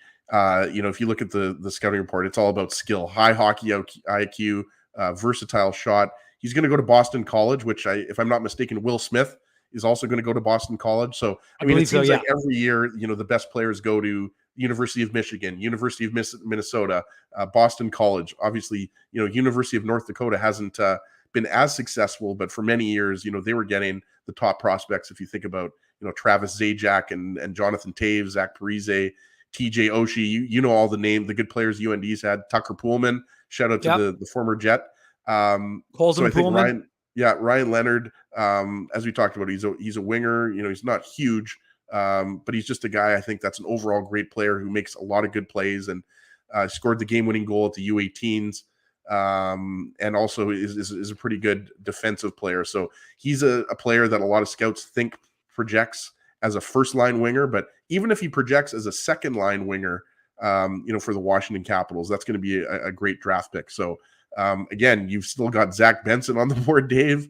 I think he's going to go, if he doesn't go 9th overall. Who's got the 9th overall pick? Is it the Red Wings? Red Wings are up now. Yeah, the Red Wings have the 9th overall pick. And I've got, maybe I'm a little bit higher on Benson, but I keep bringing him up. But, there's still a lot of good players available right now. We talked about Matthew Wood, who also, I believe, did he play for maybe University of Connecticut or the U.S. National Development Program? Edward Saleh, who I believe is Czech, and he is supposed to go somewhere in the top 12 or top 15. So it's going to be interesting, but we're getting closer to the Jets pick here. 9 picks away from the Jets, going a little quicker, Dave, than in previous years. Actually, I was just going to say, this is traditionally a much longer process, and it feels like it's more streamlined. I don't know if the teams had a meeting in advance, but it seems like, well, I think also there hasn't been a trade, right? We haven't heard Gary go, there's a trade to announce. So I think part of the reason why there's, and even if you notice, and this from watching this for many years or being there, oftentimes teams will pause, right? They have an opportunity. They don't have to go right up as soon as it's their pick. You see them make a phone call. You see them having conversations as to whether they're going to make a trade or not make a trade. So that hasn't taken place, right? We haven't seen that happen so far tonight, at least from what I've seen. So I think it's a real interesting draft right now in the way it's kind of playing itself out. And yeah, you're right. As at 18, the Jets are definitely going to be getting a quality player, and whether it's Danielson, a Jaeger, an Oliver Moore, who knows? And we know that Rutger McGroarty like I said, he was on Jets at Noon the other day. He's big, well connected. He's actually in Nashville. He'll be in Winnipeg next week, as will Brad Lambert for the development camp, which gets underway on July 4th to the 8th at Hockey for All Center. So if you're interested in seeing the Jets of tomorrow next week, you can go to the Hockey for All Center. We'll have that schedule up on a little site called legalcurve.com. Steve Eisman walking up to the podium, and as the Detroit Red Wings have made some very good picks. Oh, Minuk's Antlers are here. What's up, Minuk's Antlers? And, Edward Saleh, I think I'm pronouncing that name right. We talked about him. He's Czech, good size, really good player, good shot, skilled player. Another guy that we talked to Craig Button about on Saturday was Axel Sandin Pellikka. Yeah, a guy that Craig Button had 5th overall on his final rankings. Other scouts had him kind of going in that 10 to 12 range. So it'll be interesting to see if they go with the Swedish defenseman, because we know that, of the long list of great Swedish players, I think there's a guy named, was it Nicholas Lidstrom? Nicholas Lidstrom, I think was his name, right? He was pretty good. I'd say he's the second best defenseman after Bobby Orr. And Moritz Seider, the German defenseman who they took several years back. It'll be interesting to see who they go with here. We'll find out who Stevie Y is going to go with. Colby Barlow is another guy. We talked about Matthew Wood. And another guy, Zach Benson. Is this going to be the no, pick it wasn't Benson. Zach Benson goes? It was definitely not Benson, because I know that I know Benson's face. It's not. Matthew Thompson says Danielson. Oh, Nate Danielson, has he? Brandon Wheat King. Yep. And I know that the Wheat King's owner, I forget the first name. Last name is Jacobson. The Brandon Wheat King's owner is in Nashville for the draft, obviously because of Nate Danielson. I think his first name's Jacob. No, I believe that's his son. No, I'm joking. Or is it Jackson? Jackson Jacobson's his son. No, he was drafted by the Wheat Kings. Jacobson. The owner of the Wheat Kings is there, but Nate Danielson goes 9th overall, 78 points last year for Nate Danielson. Really talented player. He's not from Manitoba. I believe he's from Alberta, Dave, if I'm not mistaken. Yeah. Red Deer, Carson maybe? Bjarnason is from Carberry. He's expected to go somewhere in that kind of 20 to 28, 30th overall range. Could end up going in the second round, but Nate Danielson. I was right, by the way, Ezzy, from Red Deer. Yeah, there you go. So I knew it was a little more west of us here in Winnipeg.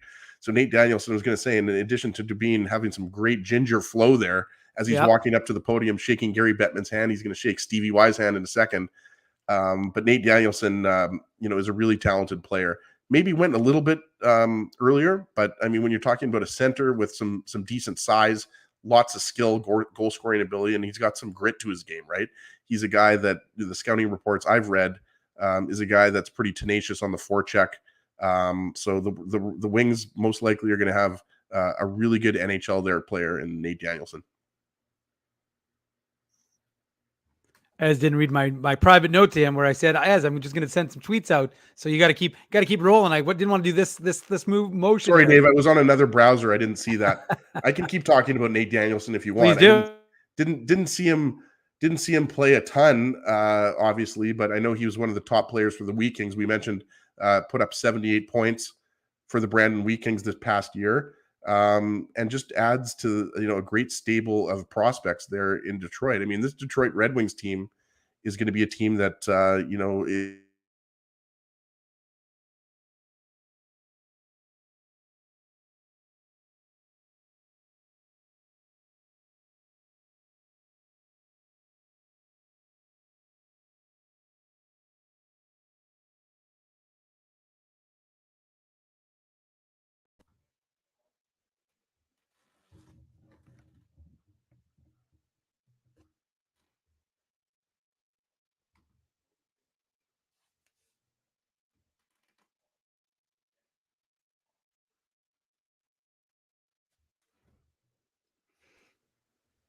Ez, can you hear me right now?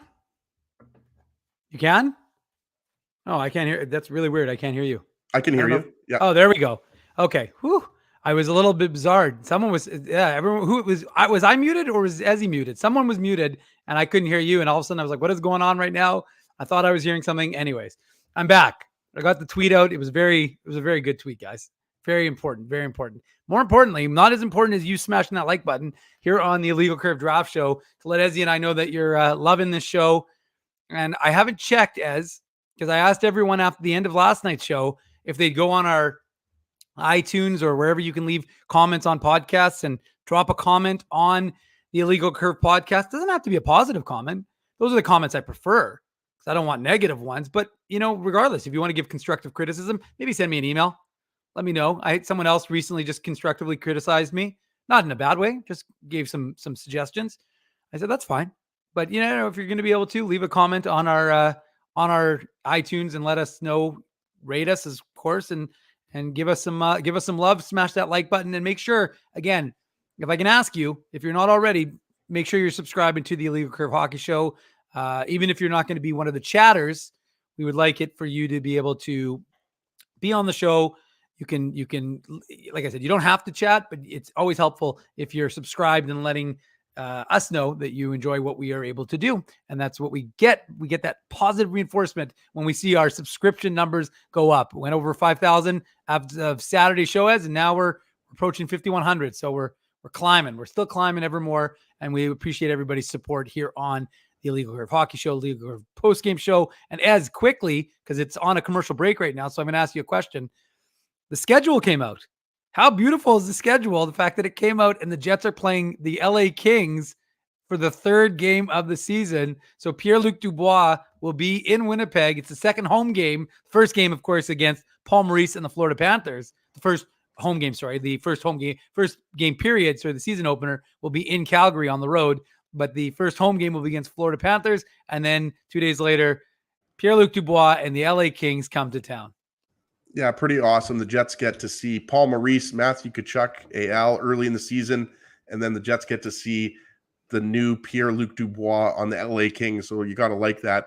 Just wanted to go back, Dave, to what I was talking about before with Nate Danielson. So it's Jared Jacobson. Sorry, I couldn't remember his first name. He's the owner of the Wheat Kings, who obviously bought the team from Kelly McCrimmon, who obviously is now the GM of the Vegas Golden Knights. Won a Stanley Cup. St. Louis Blues are going to get up to the podium here and make the 10th overall pick. Just wanted to read a scouting report for those who are a little bit more curious about Nate Danielson. He's a plug-and-play center who excels in all three zones, displaying smooth and fluid skating and quick decision-making with the puck. He supports his defenders both in battles and as a low outlet option below the hash marks, effectively separating opponents from the puck into the defensive and neutral zones. Danielson is known for his active stick in defending using pokes and strong stick lifts and his wingspan, which deters attackers. He has drawn interest for his size, poise, and finesse in stick handling and passing. So that just tells you, I mean, he's a real skilled player. Even though we thought he was going to kind of go in more of that 12 to 18 range. Obviously the Red Wings like what they saw from Nate Danielson with his time in the Wheat Kings, and they snatched him up. And I think the Blues did just make their pick, Ezzy. They went 10th overall. And they took Dvorsky, I think is what Matthew Thompson, who's been very helpful. Shelley also. So they're telling us Dvorsky at 10 to the St. Louis Blues. There was Doug Armstrong, didn't take any hesitation. He went up there. He didn't allow anybody else to make that selection. He's like, I got this. He went right up to that podium. So as we're flying along here, I mean, we're already through 10 picks. It's 7:20.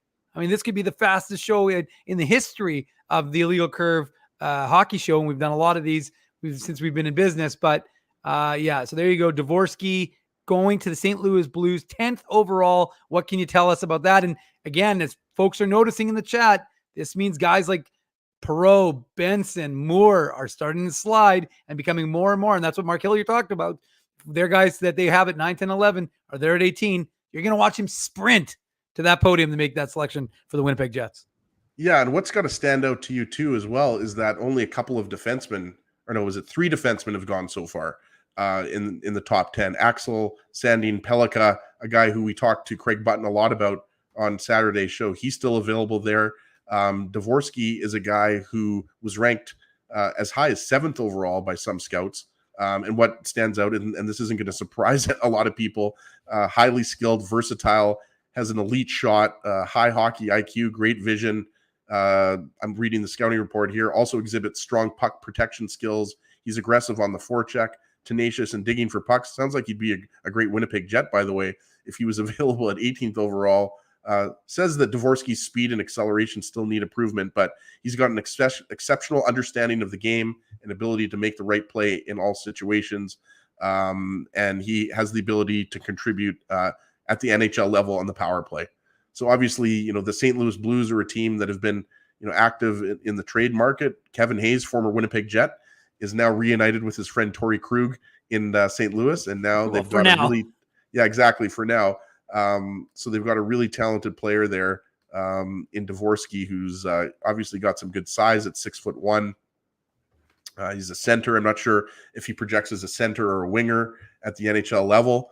But you're right, Dave. I mean, there's a lot of good players that are still left, and that's what we expected. That is exactly what we expected. Tom Wielander, Swedish defenseman, is another guy who you expect to kind of go in the next 4 or 5 picks here. Colby Barlow from the Ontario Hockey League, left winger. He's another guy. Caleb Ritchie, the Oshawa Generals. But I wonder here, if Zach Benson goes in the next 2 or 3 picks. And again, Todd believes that. Yeah, I mean, if Zach Benson goes, past 13th or 14th overall, then the Winnipeg Jets, I think, are going to be licking their lips here, because he's such a talented player who's obviously not going to be playing in Winnipeg, unfortunately, because of the move to Washington State with the Wild, Wenatchee. But where do you announce it? Where do you announce you're taking? If you're taking Zach Benson, do you say from the Winnipeg Ice, or do you say the Wenatchee Wild? I think you've got to say Wenatchee Wild, Dave.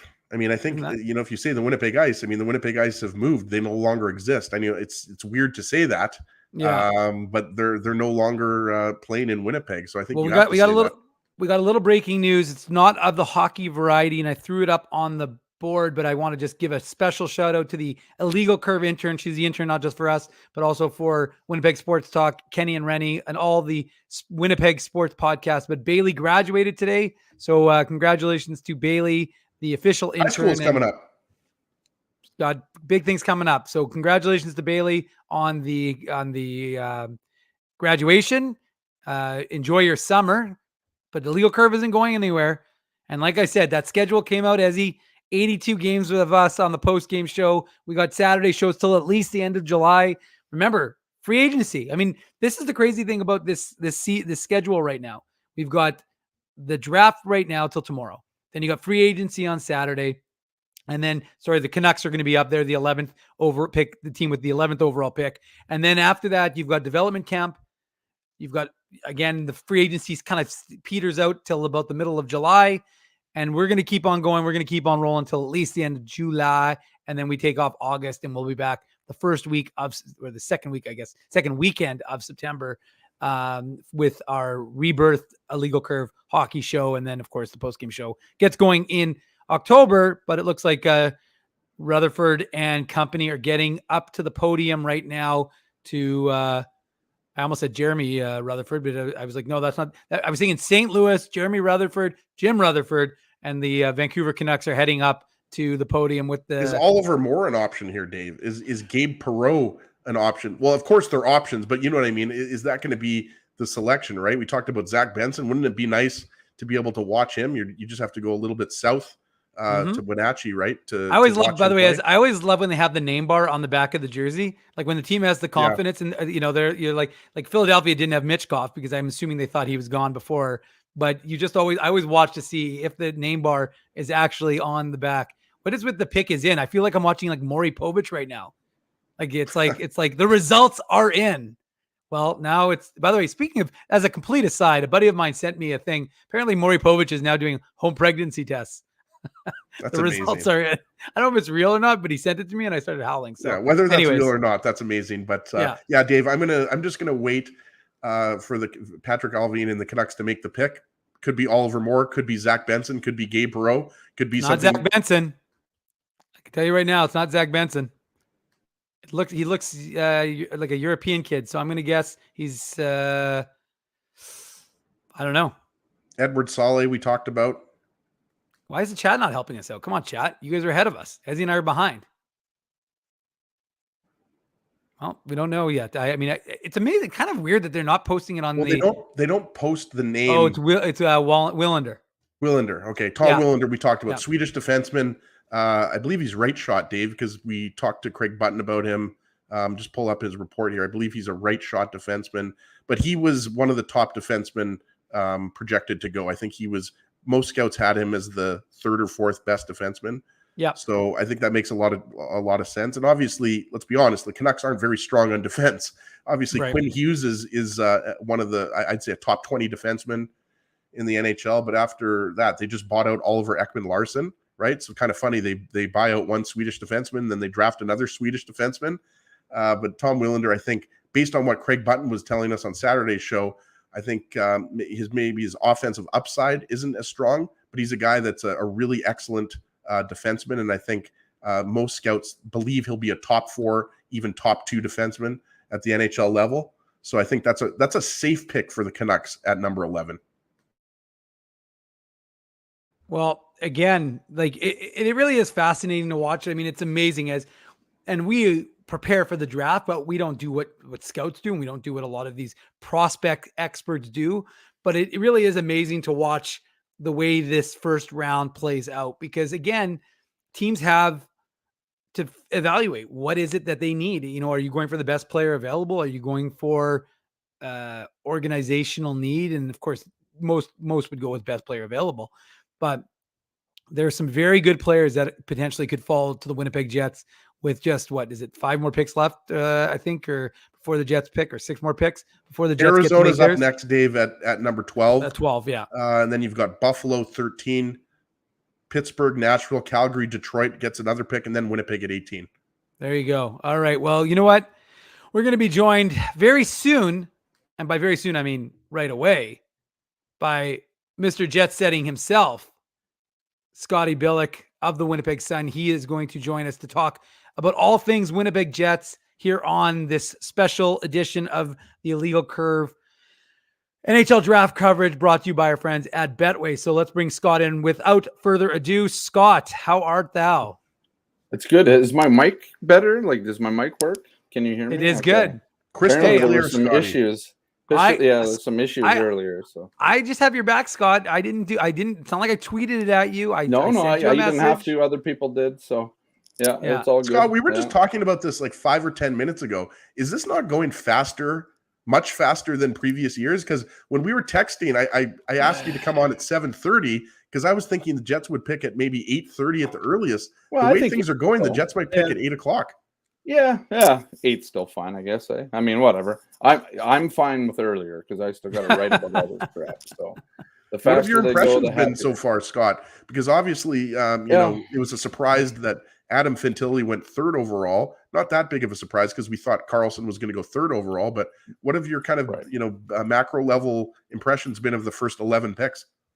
Yeah, I mean, I guess I don't know. Is Michkov falling that far that big of a surprise? I don't know. I mean, part of my wonder with him is, I mean, there's a lot of things with Michkov, right? I mean, he's got a KHL contract. I believe there's some character concerns, and so if that's the case with him, maybe I'm not surprised that Arizona, who took Mitchell Miller in 2020, and that didn't work out, and then Montreal, they took Logan Mailloux, right? So I wonder if those teams maybe just kind of steered clear. But I mean, I think the one pick is the and I'm going to butcher the name, Simishev, I think it is. Dmitry Simishev, yeah, 6th overall, Arizona. That's a weird one, only because like you could have taken a lot of guys, right? I mean, or you could have traded it. You could have traded it to move down. Right, exactly. I mean, I think, you know, some of the mocks that I read from you know, even Sam Constantino, who's on here, had him, I think going to Toronto, 28th maybe. The carpet did not move. It's still there. It's literally over, I guess, if you're looking at me, over my right shoulder. It's over my right shoulder. I'm not good with the mirror. I think it's fallen down a little bit. Has it? I mean, the carpet's underneath you, Scott. That's where it is. Well, there is some carpet underneath me too. Yeah, that's the old carpet that used to be under here. So, anyways, yeah. I mean, you know, nothing else. So, I mean, I think if I was just, I mean, I'm looking at Sam's thing. I've looked at a few of them now, but I mean, the Carlson Fantilli thing. I mean, there was talk that Anaheim would potentially not take Fantilli. So I mean, who knows? I mean, this is the thing with the draft, right? Every year there's something. Every year there's something, and we go all the way back to 2011. I don't think many people thought the Jets were taking Mark Scheifele that year, right? And Mark Scheifele goes early in the draft there, earlier than he was destined to be. And do you think he's had a better NHL career than Sean Couturier? And I'm just kidding. Oh, geez. Yeah, do you want to go there? Well, I mean, Scheifele's playing still, and Sean Couturier was out all year last year, I think. So, but yeah, nothing really. I mean, Zach Benson hasn't gone yet, although Arizona's still up here. We'll see. The interesting thing with the Coyotes is they like their ice players. So when they didn't take them, they didn't take them. No. So I'm watching on my computer, and so I hate Sportsnet when I'm watching on my computer because it's always there's already a delay when you watch Sportsnet just live. We're at the games all the time in the press box, and anytime it's a Sportsnet game, it's always 30 seconds to a minute behind. But then when you're watching it on your computer instead of on TV, there's another 30 seconds tacked onto it here. Daniel Booth. Yeah. So he was high up there too. I'll say this. I think the one thing for the Winnipeg Jets here is that they're getting somebody good at 18, right? They're already on, what is this? This is the 12th selection. Yeah. I mean, Buffalo's up next. So Perreault is still left, Benson's still left, Barlow still left, Jaeger's still left. Oliver Moore. I mean, so Axel Sandin Pellikka. Right. If they can get him to fall. I mean, this is the part where you wondered, do the Jets start actually looking to maybe trade up for a guy that they want? I don't know. And that's what I was going to mention, Scotty. That's almost the biggest surprise so far is that no teams have traded up, right? You heard Philly might, make a move to trade their 22nd overall pick and the 7th overall pick to Montreal at number 5. Yeah. But obviously then they found out they didn't need to because exactly. I think they wanted so you wonder if there's going to be a trade here. Dropping. Yeah. Yeah, so you do wonder, right? I mean, I don't know who's next. Who's next up? It's Buffalo. Buffalo at 13. Buffalo, Pittsburgh, Nashville. I mean, maybe Pittsburgh. It'd be interesting to see what they do with Pittsburgh, right? We've heard Pittsburgh maybe in some trade discussions with the Jets. I mean, I don't know if you're going to see anything big here with it. With I know Pittsburgh's interested in obviously in maybe potentially in Blake Wheeler a little bit, but that's not gonna make them trade down. I don't know. I mean, that's the thing, right? At this point, the Jets might know roughly who guys are drafting to still, right? That's the other thing. I mean, heard Philly talk a little bit about it on the broadcast here, and part of their thing is, well, we kind of knew he was going to fall at this point. Once a couple teams didn't take him, we kind of figured he'd fall to the 7th pick. So you didn't really have to kind of worry about it at that point. So perhaps the Jets know, where it's going, but we'll see. I mean, I don't know what they take. I mean, honestly, I think if Sandin Pellikka fell as far as 18, they would take him, even if Zach Benson's on the table. I think the idea of being a big right-handed shot defenseman into the prospect system is exactly what this Jets team needs. And he plays with Elias Salmonson. Right. All right. So there's the connection there, of course. I mean, they've taken Swedes in the past, obviously David Gustafsson, Salmonson. They got Simon Lundmark. There's other guys that I'm just not thinking of right now. But yeah, so just kind of looking at how this is going, it'll be interesting to kind of see who falls to them. But I think the blanket statement here is they're going to have a good pick. And whether it's a big defenseman like the right-handed guy there and whatever his name is, the Swede. I'm going to call him the Swede because Axel Jansson's. So I'll say this is a selfish reason why I don't want the Jets to take him. Typing Johnson Fialbi all last season with the hyphen was so annoying. I don't know, but I was trying to do Dominic DiVincentis today, Scott. Let me tell you, that wasn't I know that one's at least it's one name. Like once you finally figure it out. It's not that you start getting the muscle memory, right? So it's just really easy to do. Well, Daniil Butt would be much easier if he slipped to 18th. By the way, I was just looking, speaking of the Coyotes and reaching at 6th overall with Dmitry Simashev, most scouts had Daniil Butt going late in the first round. Craig Button had him ranked 30th overall. But obviously, I mean, this is a crapshoot, right? Like, it doesn't matter where any of these guys are ranked. All that matters is where the respective NHL teams' amateur scouting staff has them ranked, right? Well, and it's interesting that Arizona is now taking. Well, where's Simashev from? Is he from? Simashev is a Russian defenseman. Is he Russian? Yeah. So they've taken 2 Russians now. So that's interesting. I don't know. I don't know what that means because they've taken 2 Russians that are sort of kind of off the board, right? Like, I mean, so what's the connection there? I mean, I imagine that gets talked about at some point. But yeah, I mean, I don't know. I mean, it's gone like every draft, right? Like there's always something in every draft that kind of shakes up, what's happening, right? And so, we've seen that. We obviously saw that, with the 5th overall pick, who what was his name? The guy that Carey Price couldn't remember, David Reinbacher. Oh, Reinbacher, yeah. Going there. So yeah, I mean, and then it's all kind of changed because Mitch Cobb didn't go early. I mean, obviously there's the fact that he might not play in the NHL for 3 years, which I mean, it's interesting because we think that, and because Michkov is so good, right, and so highly touted, he's the type of player that maybe could come in at 18 or 19 and play right away. He has that contract in the KHL. I don't know how if he can get out of it or not, but you kind of think of guys that's the craziest thing. But I don't think Philadelphia cares, right? Like I think they're prepared. Right? Well, right, because some guys wait till they're 20 to 21 to get into the NHL anyway. So Michkov will be there. I mean, I think part of it is like we've seen guys come over from the KHL and really succeed at times. We've seen guys come over and not succeed in the NHL. But I mean, what do you want this guy to come and play in junior now when he's tearing up the KHL? Like I don't know. I don't know if that would be the best development plan for him, anyways, other than him coming and playing in the NHL.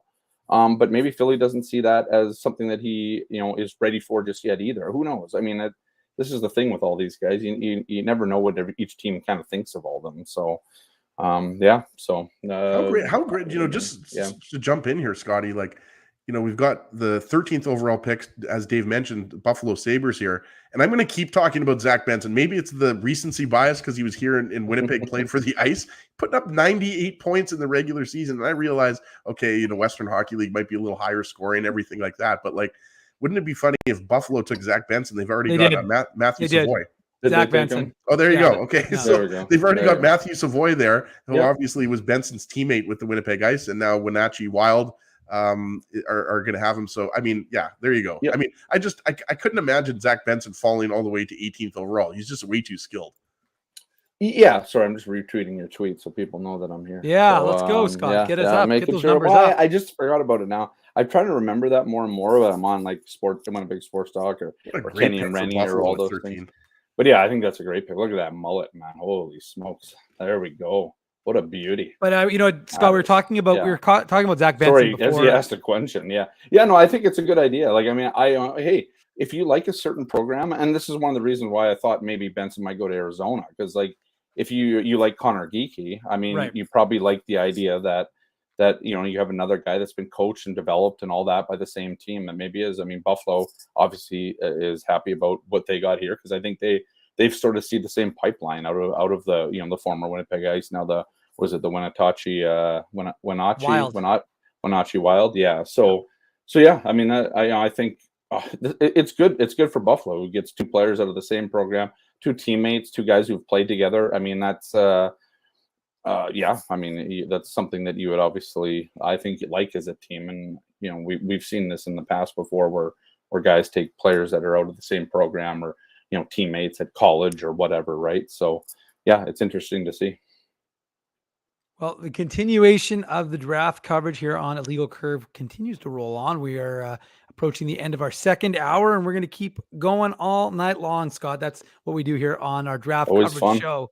We don't end. We just keep it rolling. Of course, we know you're going to have some writing to do, but we're not going to keep you that long. We'll keep you a little bit longer because the Jets still have I think there's 5 more picks before they go. What a great jersey, this Sabres jersey. Oh, sorry, amazing. I agree. I'm just off the cuff here, but like that old, like I like the old. I never liked the Buffalo Slug, which was like the I never liked that one. Yeah, but I love the Demon Buffalo. I like the one that Hasek kind of was in all the time and all that. I was gonna say, it makes you think of Hasek or Patty LaFontaine. Oh yeah, Patty LaFontaine for sure.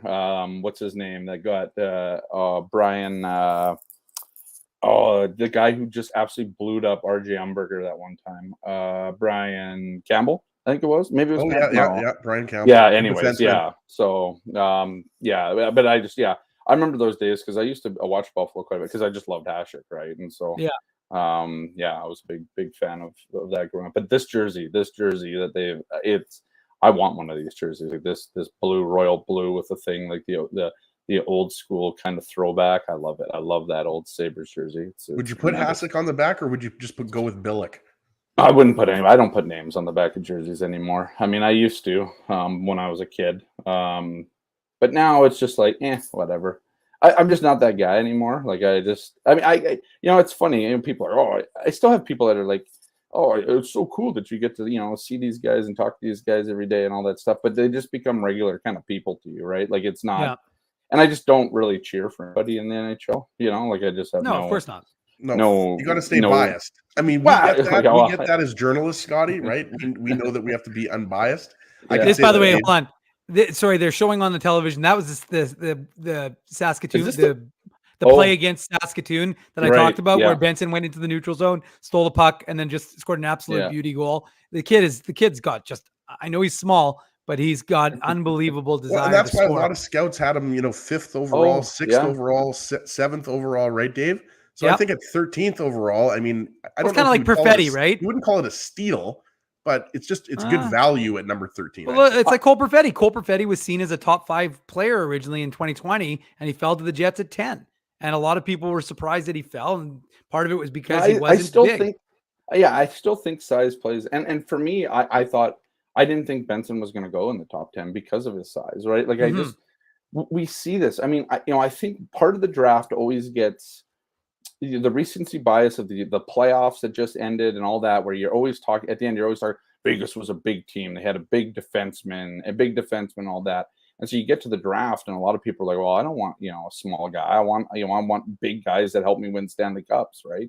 But we're seeing in the NHL that small guys are able to operate and look at the Cole Caulfields or, the Jets obviously have Perfetti and we'll see how that goes. But there is still worry that these guys get, hit around and it's difficult to get injured. And we've seen that with Perfetti now. That doesn't mean that they're bad players. It's just, at times I still think there is a bias towards take the bigger center, take the bigger defenseman, right? Take the 6'6" goalie, not the 5'11" goalie, right? I mean, we talk about the Winnipeg Ice. I mean, Daniel Hauser's a good goaltender, but he's like 5'9". Like he's not a big guy, right? I mean, and that's just not how you draft goalies anymore. And so those guys, I mean, you look at, but you look, there's outliers. UC Saros isn't huge, but I mean, he's arguably one of the best. Well, arguably, I mean, not arguably, he's one of the best goaltenders in the NHL. So yeah, it's interesting to see. We got Pittsburgh up here now. What are they going to do? Kyle Dubas specifically. Kyle Dubas, yeah. They didn't trade down, that's for sure. No, they did not. They stuck with the pick, and they made the pick. Oh, Brandon Yeager. So I like Yeager. Moose Jaw Warrior. I watched him. Yeah, well, so I watched him during the series, and he was the reason why the Moose Jaw Warriors were able to take games off of the Winnipeg Ice. I mean, he had a hell of a series. I think he had four goals and 10 points in that series. Mm-hmm.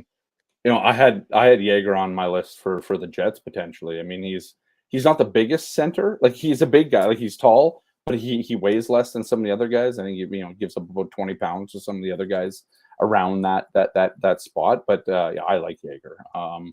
I thought he was really good. I thought the way that he played against the Ice was, they just didn't have anybody else on that Moose Jaw team to really kind of, drive them kind of, past the ice there. But, they gave them fits that in that series for a couple of games there that put the ice behind before they came. So, yeah. And, Yeager bombs. Yeah, I mean, that's just a great – the kid's got a bit of a heavy shot too. So it's not just that, I like him. I think he's a good player and he would have been a good Jet, I think. So, but I was just going to say that, Scott. You wonder, I mean, if that was what – I mean, the Jets right now are for sure just going with the flow, right? Like they're going to take the best player on their list. But as you mentioned, Braden Yager, 78 points with the Moose Jaw Warriors, is considered to have one of the best shots in the draft. Mm-hmm. Just reading his scouting report. But when you talk about the speed, the skating, the two-way ability, I mean, this guy projects as a easy, a top 6 player, top 6 forward at the NHL level. He's a center. And obviously we know that the Jets probably would draft a center if they could here. So Braden Yager. And another thing too is that if you looked at the beginning of the season, Braden Yager was ranked kind of in that 5th. Is it Yager? Is it Yager? Not Yeager? I think it's Yeager. Sorry. Okay. Braden Yeager. No. I'm not trying to like. But he's actually Yarmir's nephew. That's Either why way, Scotty, we can do Yeager bombs. There you go. Yes, that's right. Yeah. Yeah. Sorry. Yeah, I didn't mean to cut you off there, Ezzy. But yeah, no. I mean, I still Axel Sandin Pelech is still there. Pelika, yeah. Pelika, sorry. They've got 4 picks. It's crazy. They've got Oliver Moore. They've got Colby Barlow. Colby Barlow is a guy that I would have to think out of the Ontario Hockey League is a guy. What was it? Was it Owen Sound that he played for, Dave? I'm trying to remember. Yeah. Owen Sound. Yeah. Owen Sound attack. 79 points last year. He's a youngest left winger. captain in their team history. Yeah, and they love their captains. And really one of the very few OHL guys that are probably going to go in this first round. And I don't know how much you guys have talked about the OHL thing, because this is really the first year of the pandemic really affecting developments, especially in the OHL, which was shut down completely. And this is why you're seeing WHL guys go high this year. It's because they got in that 24 game bubble season, right? And so that's. It doesn't sound like a lot, but it is a lot, right? Because you're still playing, you're still training, you're playing hockey still, right? And so, obviously the U.S. players were still playing, the European leagues, they had some guys still playing and that sort of thing.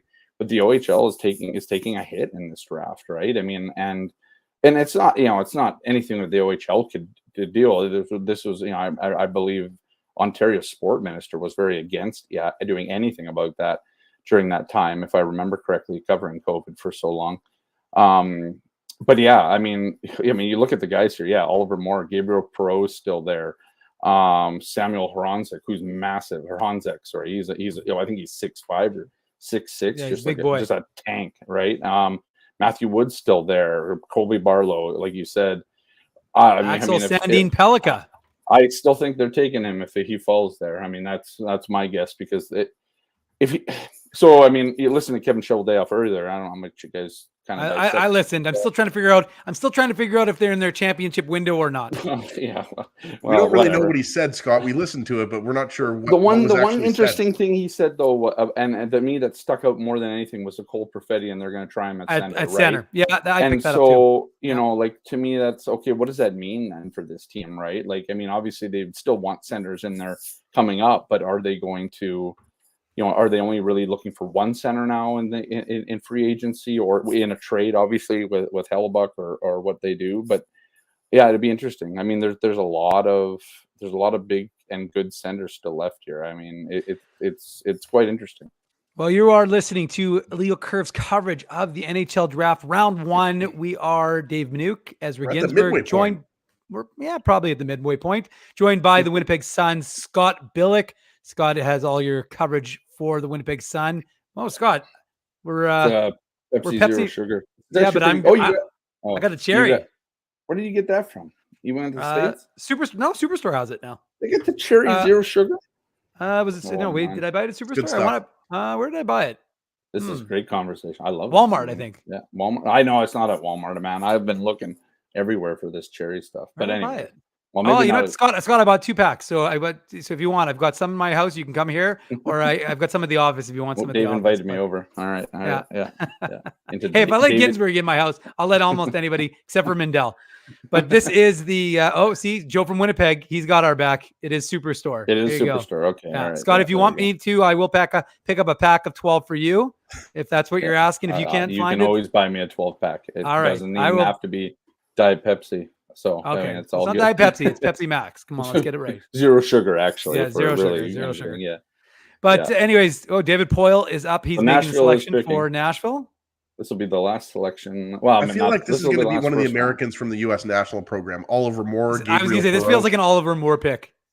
Looks like Matthew Wood, actually. So, yeah. Matthew Wood. It is Matthew Wood. Matthew Wood. Okay, he's an American, right? University of Connecticut. He is out of the university. Give us the 411 on Matthew Wood, Ezzy. Yeah, you're gonna have to, because I don't know. Matthew Wood. Hold on, let me pull him up here. If you give me a second here. I thought you had this on the top of your head. Yeah, what's going on here, Ginsburg? Let's get Matthew Wood here. I think he's a bigger player, 6'4" right winger. Matthew Wood is Canadian though, but he played for the University of Connecticut. Wood is a dominant player with impressive size and strength, excelling in offensive exploits and demonstrating a maturity in his game, a pro-style forward with a well-balanced offensive toolbox. Wood checks all the boxes for scouts. His ability to scan the ice well and maintain open body positioning for better vision of his options are valuable traits. So that's from our friends at Future Considerations. With the right development, Wood could become a modern power forward with a great shot size and a nose for the net, making him a sought-after asset. So he goes 15th overall to the Nashville Predators, which means we only have 2 more picks before the Jets pick at 18th. Are you going to be able to stay on with us, Scotty, for the 18th overall pick? I can stay on for the 18th, and then I got to go. Okay, so we've got Oliver Moore, we've got Gabriel Perreault, we've got Axel Sandin Pellikka, Barlow, Colby Barlow. Colby Barlow. There's a lot of good players. Jets have like 5 or 6 really good players. I mean, this be able to pick from. I said it earlier. I mean, I think I tweeted out this is shaping up nicely around the 10th pick, and now we're at what, 15 here.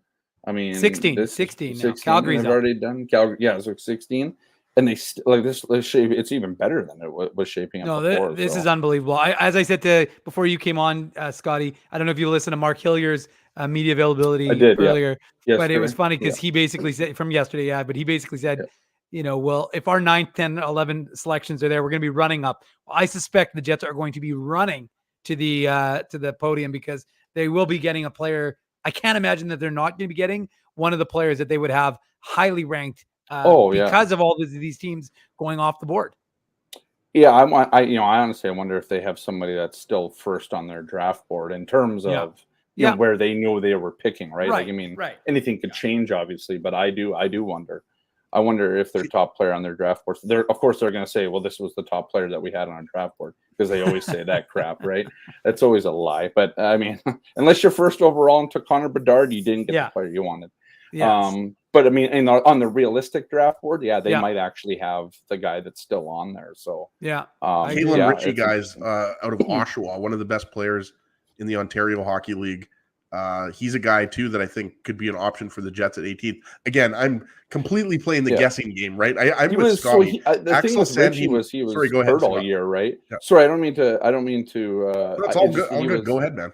He was hurt all year. Like Ritchie played hurt all season long. So that's the interesting thing about Kalen Ritchie, right? Like I don't know if that's a good or bad thing, right? Because I know a lot of people he was a top 10 pick, I think, in a lot of people's minds at one point, but didn't have the greatest year because he was playing hurt the whole time, which is interesting. I think some draft mocks have had him around there. Some have him later in the first. Obviously, he suffers a little bit from that OHL problem with, just with the pandemic and all that too. That's maybe why we haven't seen Barlow go. They must be taking a break here because, no, they're not taking a break, but they do have Bedard on the thing. They're doing a little chat. They knew that they knew the show was going a little too fast for us. It's too fast, right? They gotta get the ads in and all that stuff, right? Like they're like, I mean, if you think about it, Scott, though, it's very unusual, right? There hasn't been a trade, which is fine. That doesn't always happen. But I was saying the ads before you came on. Another thing that these guys do is they tend to kind of make phone calls, and then you see them using their time allotment, and we haven't seen that. Guys have gone right up and they're making their picks, and I guess a lot of teams are happy with the way this is playing itself out, right? I guess one of the things we're learning, and I think you're right, is that because of the pandemic, it did change the way drafting is done. And I know we're back into some normality, but it definitely did impact it. And I guess some teams feel confident that they can do what we've seen, like the Arizonas do. And I look, it's easy to mock them, and make fun of them and say, why did they do it? The only thing I would have suggested is that I would have thought that they would have traded down to accrue more draft capital. But again, like I said, it's entirely possible they knew 2 other teams were interested and they wouldn't have had that opportunity if they moved down, 5, 6, 7 spots. So again, there's a risk. There would have been a risk involved to do that because you don't know what every other team is doing. And, but again, if you're a Winnipeg Jets fan, which I would imagine almost 350 people who are currently watching are the 500 who were joined us last night on our pop-up show. I would suspect that most of those people are quite happy right now the way this 2023 draft is played out, because you've got Calgary and then you've got Detroit and then you've got Winnipeg, and I can't see how the Jets are not going to get one of the players that they wanted with absolute certainty with the 18th overall pick. Yeah, I mean, I 100% agree. It's interesting, right? We talked about trading up earlier. And right now, I mean, it just seems like there's less and less even incentive to do that, because you probably, you're looking at your draft board right now if you're the Jets and you're thinking, okay, well, there's going to be numerous centers available. Some of them not all of them, but some of them obviously with a big size advantage and those sorts of things. But there's multiple of those guys too. potentially, I mean, you still have the right-handed shot defenseman and Axel there. And there's the other guy, what's his name? I think it's like Luka Dragovic or Lucas. I don't know. The other defenseman who I think is projected to go a little higher. Isn't that the new head coach of the Raptors? Well, maybe. I don't know. Maybe I'm just butchering the thing. But I think, in some of the analytics draft mocks that I've looked, like that Dragovic guy I'm probably butchering his name, but and you probably can't find it because I'm butchering it so bad. I'm trying to look it up here. It's Lucas Dragicevic. I think Sam had him going 29th here in the draft. So that's interesting. But yeah, what do we got here? I don't know. Flames can't tell. Here. I know the Calgary Flames have made their selection. The pick is in. And now Brad Treliving can actually go to the Leafs table, because he's not allowed to actually join the Leafs table until after, because he would have so much inside They took knowledge. Honzek. Yeah, that's a big dude. I think wasn't Honzek playing out in that way too? I can't remember where he's from. Third in WHL scoring. Yeah, but where did he play? And where's he from? Well, he's hold on, let me look. He's Slovakian, isn't he? I was gonna say I think he's Czech or something. Yeah, one of Honzek was the Giants. The Vancouver Giants. And he's from Scotty mentioned. Giants, and he was Slovakian. Just under 6'4". Yeah. Yeah. Okay. So yeah. And the closer I know I'm skipping ahead here because there's only one more pick before the Jets, but I keep going back to Oliver Moore. Like Oliver Moore was ranked. I think he was ranked. What was it? Number 16 by Craig Button, but I want to say he was even higher than that by Bob McKenzie, 13th overall. Right. So keep going back to Oliver Moore. We know he's going to play for the University of Minnesota, right? Like he's not the biggest guy. He's what is he, about 5'10 and a half, 5'11, but all the skill, like all the scouting reports I've read are just that he's got tons of skill, tons of speed. Record McGroarty talked about him yesterday, has he? Yeah, and so I wonder, I don't know how the Jets pass up on Oliver Moore. Obviously, we talked about how many other good players there are, guys like Colby Barlow, Gabriel Perreault, Axel Sandin Pellikka.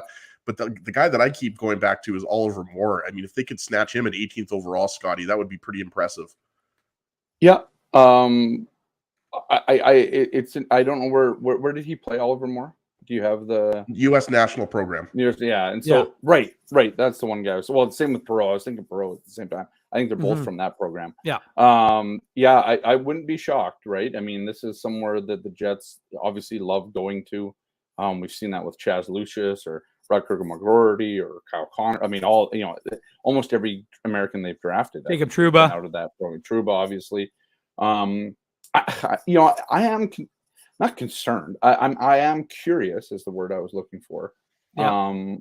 What they might do though, do they take another American or do they look to the WHL because this is a year where the WHL is strong and I don't know, is there pressure to go out and get a WHL kid? Is there pressure to get a Canadian kid here? But the thing is, there's a lot of them. Or, I mean, we'll see who takes Detroit next. We'll see what Detroit does next.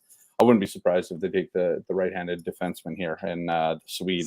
We know how much they love Swedes there in Detroit, right? I mean, but so we'll see. It'll be interesting to see who they take. But if they don't take him, I thought he could have been an option. Sandin Pellikka at 9th overall. The way Craig Button talks about him, he had him ranked 5th overall and on his ranking. So I thought he could have gone 9th overall to Detroit. Well, this is the thing. I mean, so I'm looking at Sam's too here, and he had him at 9th as well on his last mock year. So it's interesting, right? Like, I mean, and I don't know. We'll see.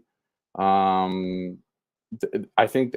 Maybe they knew that he was. We'll see what Detroit does here, right? But maybe they knew. So, I think regardless of who Detroit takes, we're still going to be maybe a little bit surprised because there's 4 or 5 really good players, maybe more than that, maybe 7 or 8 really good players. Wait, did you say maybe more? Maybe more? I like it. Yeah, I think Oliver Moore will be good if they take him. I'm with Ez on this one, Scott. I got to tell you, Oliver Moore has been a name. I mean, we talked to Craig Button about it. He had him listed for the Jets, so Moore is a name that we've heard more and more. Axel Sandin Pellikka, again, another right shot defenseman that folks were kind of excited about as the possibility, big guy. But the question was, would you be able to get him at 18? So, I mean, the Jets, and again, you got Barlow, you got a lot of tantalizing options here for the Winnipeg Gabriel Jets. Perreault, who Scotty mentioned earlier. Yeah, for sure. So I'm just saying, like, the Jets are going to get a quality player, which is what they evaluated because this draft is so deep. And because we talked about it, I think Hillier said it, but everybody's been saying it. Really, up until like 2023, you're getting a very good hockey player for your hockey team. So that's why there was so much excitement ahead of this draft. But yeah, folks who are following along, this is, of course, the Illegal Curve Hockey Show. We're doing our draft coverage. We've got Scotty Billick of the Winnipeg Sun, who's joining us until the Jets make their selection. Then he'll go and he'll start buzzing along. So you can read his work tomorrow in the Winnipeg Sun. Make sure you pick that up. Tonight, winnipegsun.com. I didn't get Scott, come on. You let me finish. Don't forget who you're talking to. ipromo.com. We're your biggest fan, Scotty. I was going to say, we're in a commercial break right now. We've got one more pick coming up before the Winnipeg Jets here draft at 18th overall. As Scott mentioned, Detroit picked 17th overall. I know you touched on this in your article in Winnipeg Sun and with jet setting, but just going back to Pierre-Luc Dubois, it seems like that happened a week ago, but it just happened yesterday. What were your kind of overall impressions about the return that the Jets got? I imagine, like a lot of people, you like that return for the Jets.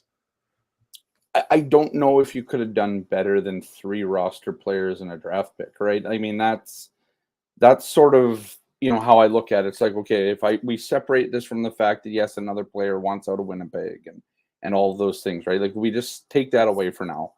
That it's been talked about a lot. It'll be talked about going forward, all that kind of stuff.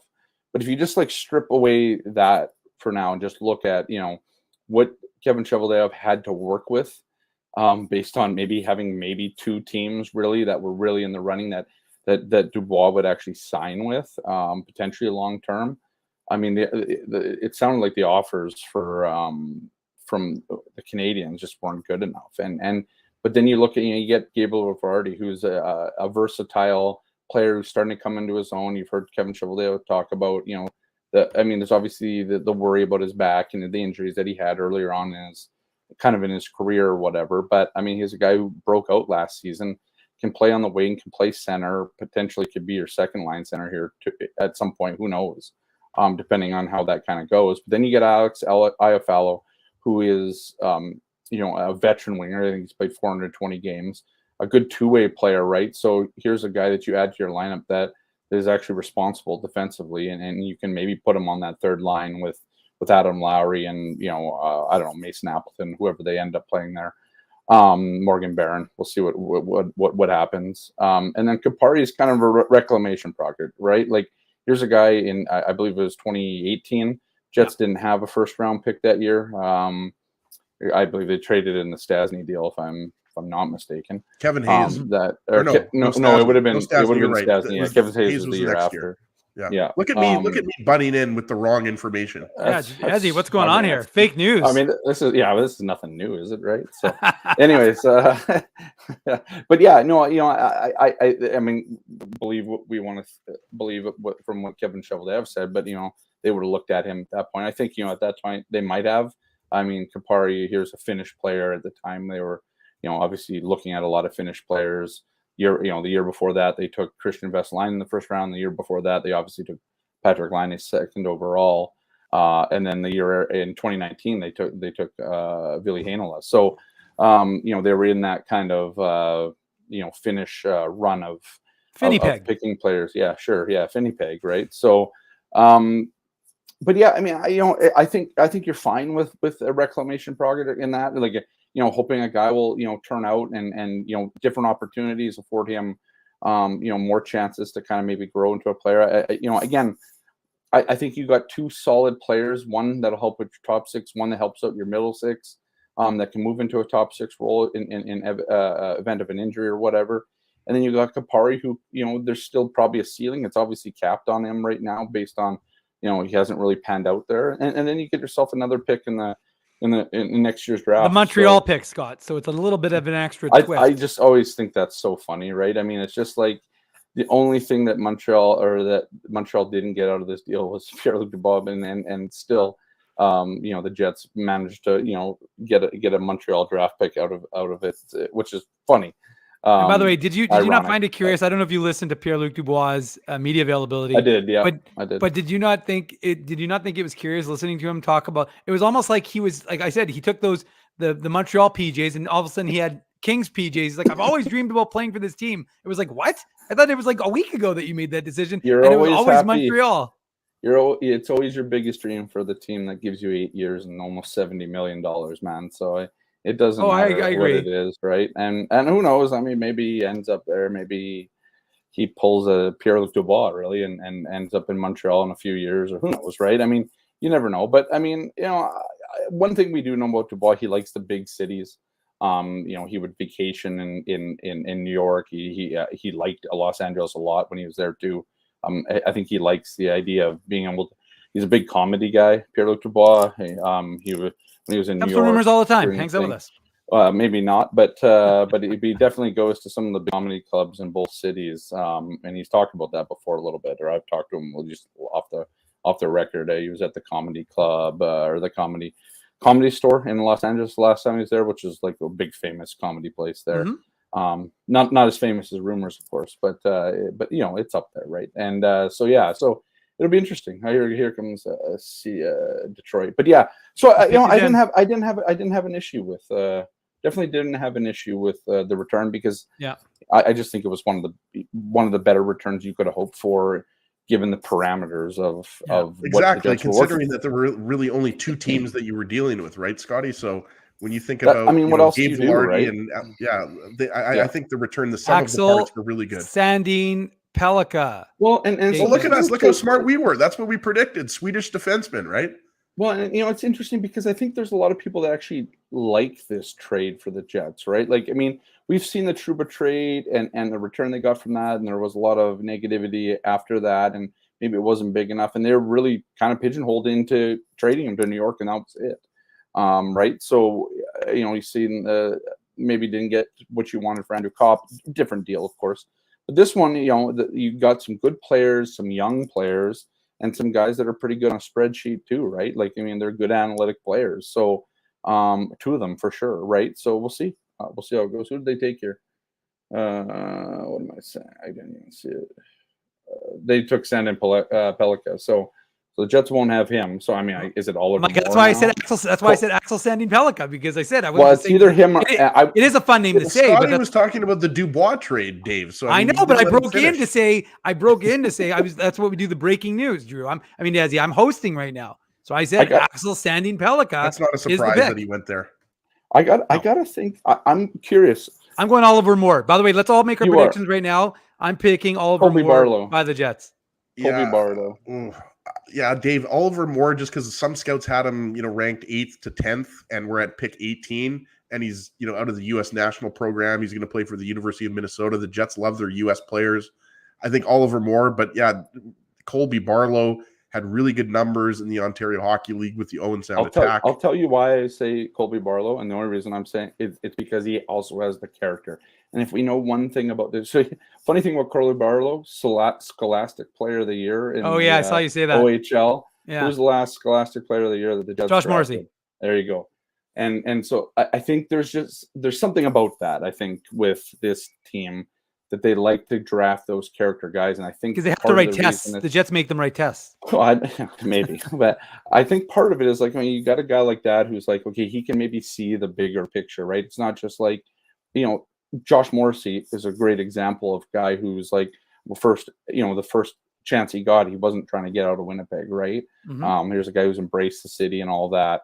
So I wonder, do you take an Oliver Moore because you like the program and all that? Or do you take a Barlow because you like, obviously, the skill, because Barlow at one point and has been in that top 10 consideration and still have them higher than 18 on most mocks that I've seen. It'll be interesting because I think Moore is going. Where is he going? He's going to the Gophers, right? Minnesota. University of Minnesota, Scotty. You can keep tabs on him as well. But yeah, it'll be interesting to see. I'm curious because I think either one could go, and for different reasons, right? You'd either take Barlow because I think you like the skill plus the person, and you might take Oliver Moore because you like the skill and you like the program that he's developed in, right? And so Yeah, we'll see, I guess. Okay, well, hold on. The Jets are up right now, 18th. They're showing the Jets on the screen, although Elliot Friedman's talking to Steve Eiserman, so that might take a little break. So we want everyone in the chat, almost 500 of you. Let us know. Who do you want the Jets to take right now? Oh, that's right, Scotty. You're talking to a big audience. Is that including the three of us, though? Or is we don't mess around. Us? No, we don't mess around. I mean, you guys start. I may have also rounded up by 70. I'll come over to this show too. So, but the point is, we want to hear what everyone thinks. You've got the Jets up right now with the 18th overall pick. You're listening to the Illegal Curve Draft special edition of our draft coverage, which we do each and every year here on our YouTube channel. Make sure you're subscribed. Make sure you smash that like button. And all those other good things. We actually drafted Scotty Billick into Winnipeg sports media, but because before Scott, I think we had Scott when you were with Manitoba. Was it Manitoba Hockey now? Yeah. I think we had you on back in like 2012 or 2013 before you graduated pre-com. Oh, so I wasn't even going to school at that point. By the way, Chevy is not, guys, for the record. Forever. Yeah. Kevin Cheveldayoff he's sitting there. He's put his glasses on. He's covering his mouth. I'm doing play-by-play right now. He's talking. I don't see him. I see Zinger standing up and he's talking to Barrett, but I don't I'm see. Still watching Eiserman. So no. I'm a little bit ahead of you. And Mark Hillier are still talking. But they're actually, well, Kevin Cheveldayoff's the only guy I've seen. Now maybe it's because they're having a little conversation. He's got a little time, but he's definitely at the table there. He's not moving up quickly. Burnaby Joe right behind them though. There. Oh, now his head's in the way. But Burnaby Joe Sack was right behind him there. I know, but this goes. I just saw Hassan Remus eating some barbecue chicken there in the background. That's right. But the point is, what's interesting here is that it just goes to show you that the Jets are, having a lot of options. I suspect, and Scott, that's one of the things we've talked about is that they've definitely know that they're going to get one of the players that they wanted, and now it's almost like I actually think it's very similar to what you're talking about. They're probably thinking we got Oliver Moore, a guy we love that program, best skater in the draft, versus a Colby Barlow versus Perreault versus I was going to say Gabriel Perreault. Okay, they are. I'm just going to throw in as a bit of a long shot here. It's probably going to be more Perreault or walking up or Barlow. He's shaking hands with Gary Bettman. This is exciting play-by-play stuff. Chevy's got his going on. That's a guy who just wanted to do exactly how reporting works. You just sit here with your phone and you're watching Scott Billick right now. This is live. This is live. I'm waiting for somebody to tell me what to do, and then I'll put it in. The pick is in. There they go. Well, so they've already walked up to the stage, I presume. On my screen, they've already walked up to the screen. And then Cheveldayoff sitting there. Oh, thank you, Nashville. Thank you for your hospitality. Congrats to the Vegas. He goes, actually, I want another chance to answer that question about whether we're still in a championship window. Oh, yeah. We're going for it. We're all in. Great time at Tootsie's last night. Yeah. He's thanked the city of Nashville. And okay, now stop guessing, folks, as to what you think it's going to be. Colby Barlow. Breathe. Is that who it is? Yeah. Barlow. Colby Barlow. There we go. The Jets have selected Colby Barlow with the 18th overall pick. We were discussing that. And Ez, tell us a little bit more about the Ontario product who's playing for the Owen Sound Attack. 59 games, 46 goals, 33 assists. Yeah, this is from our good friends at FC Hockey. We picked up their FC Hockey draft guide.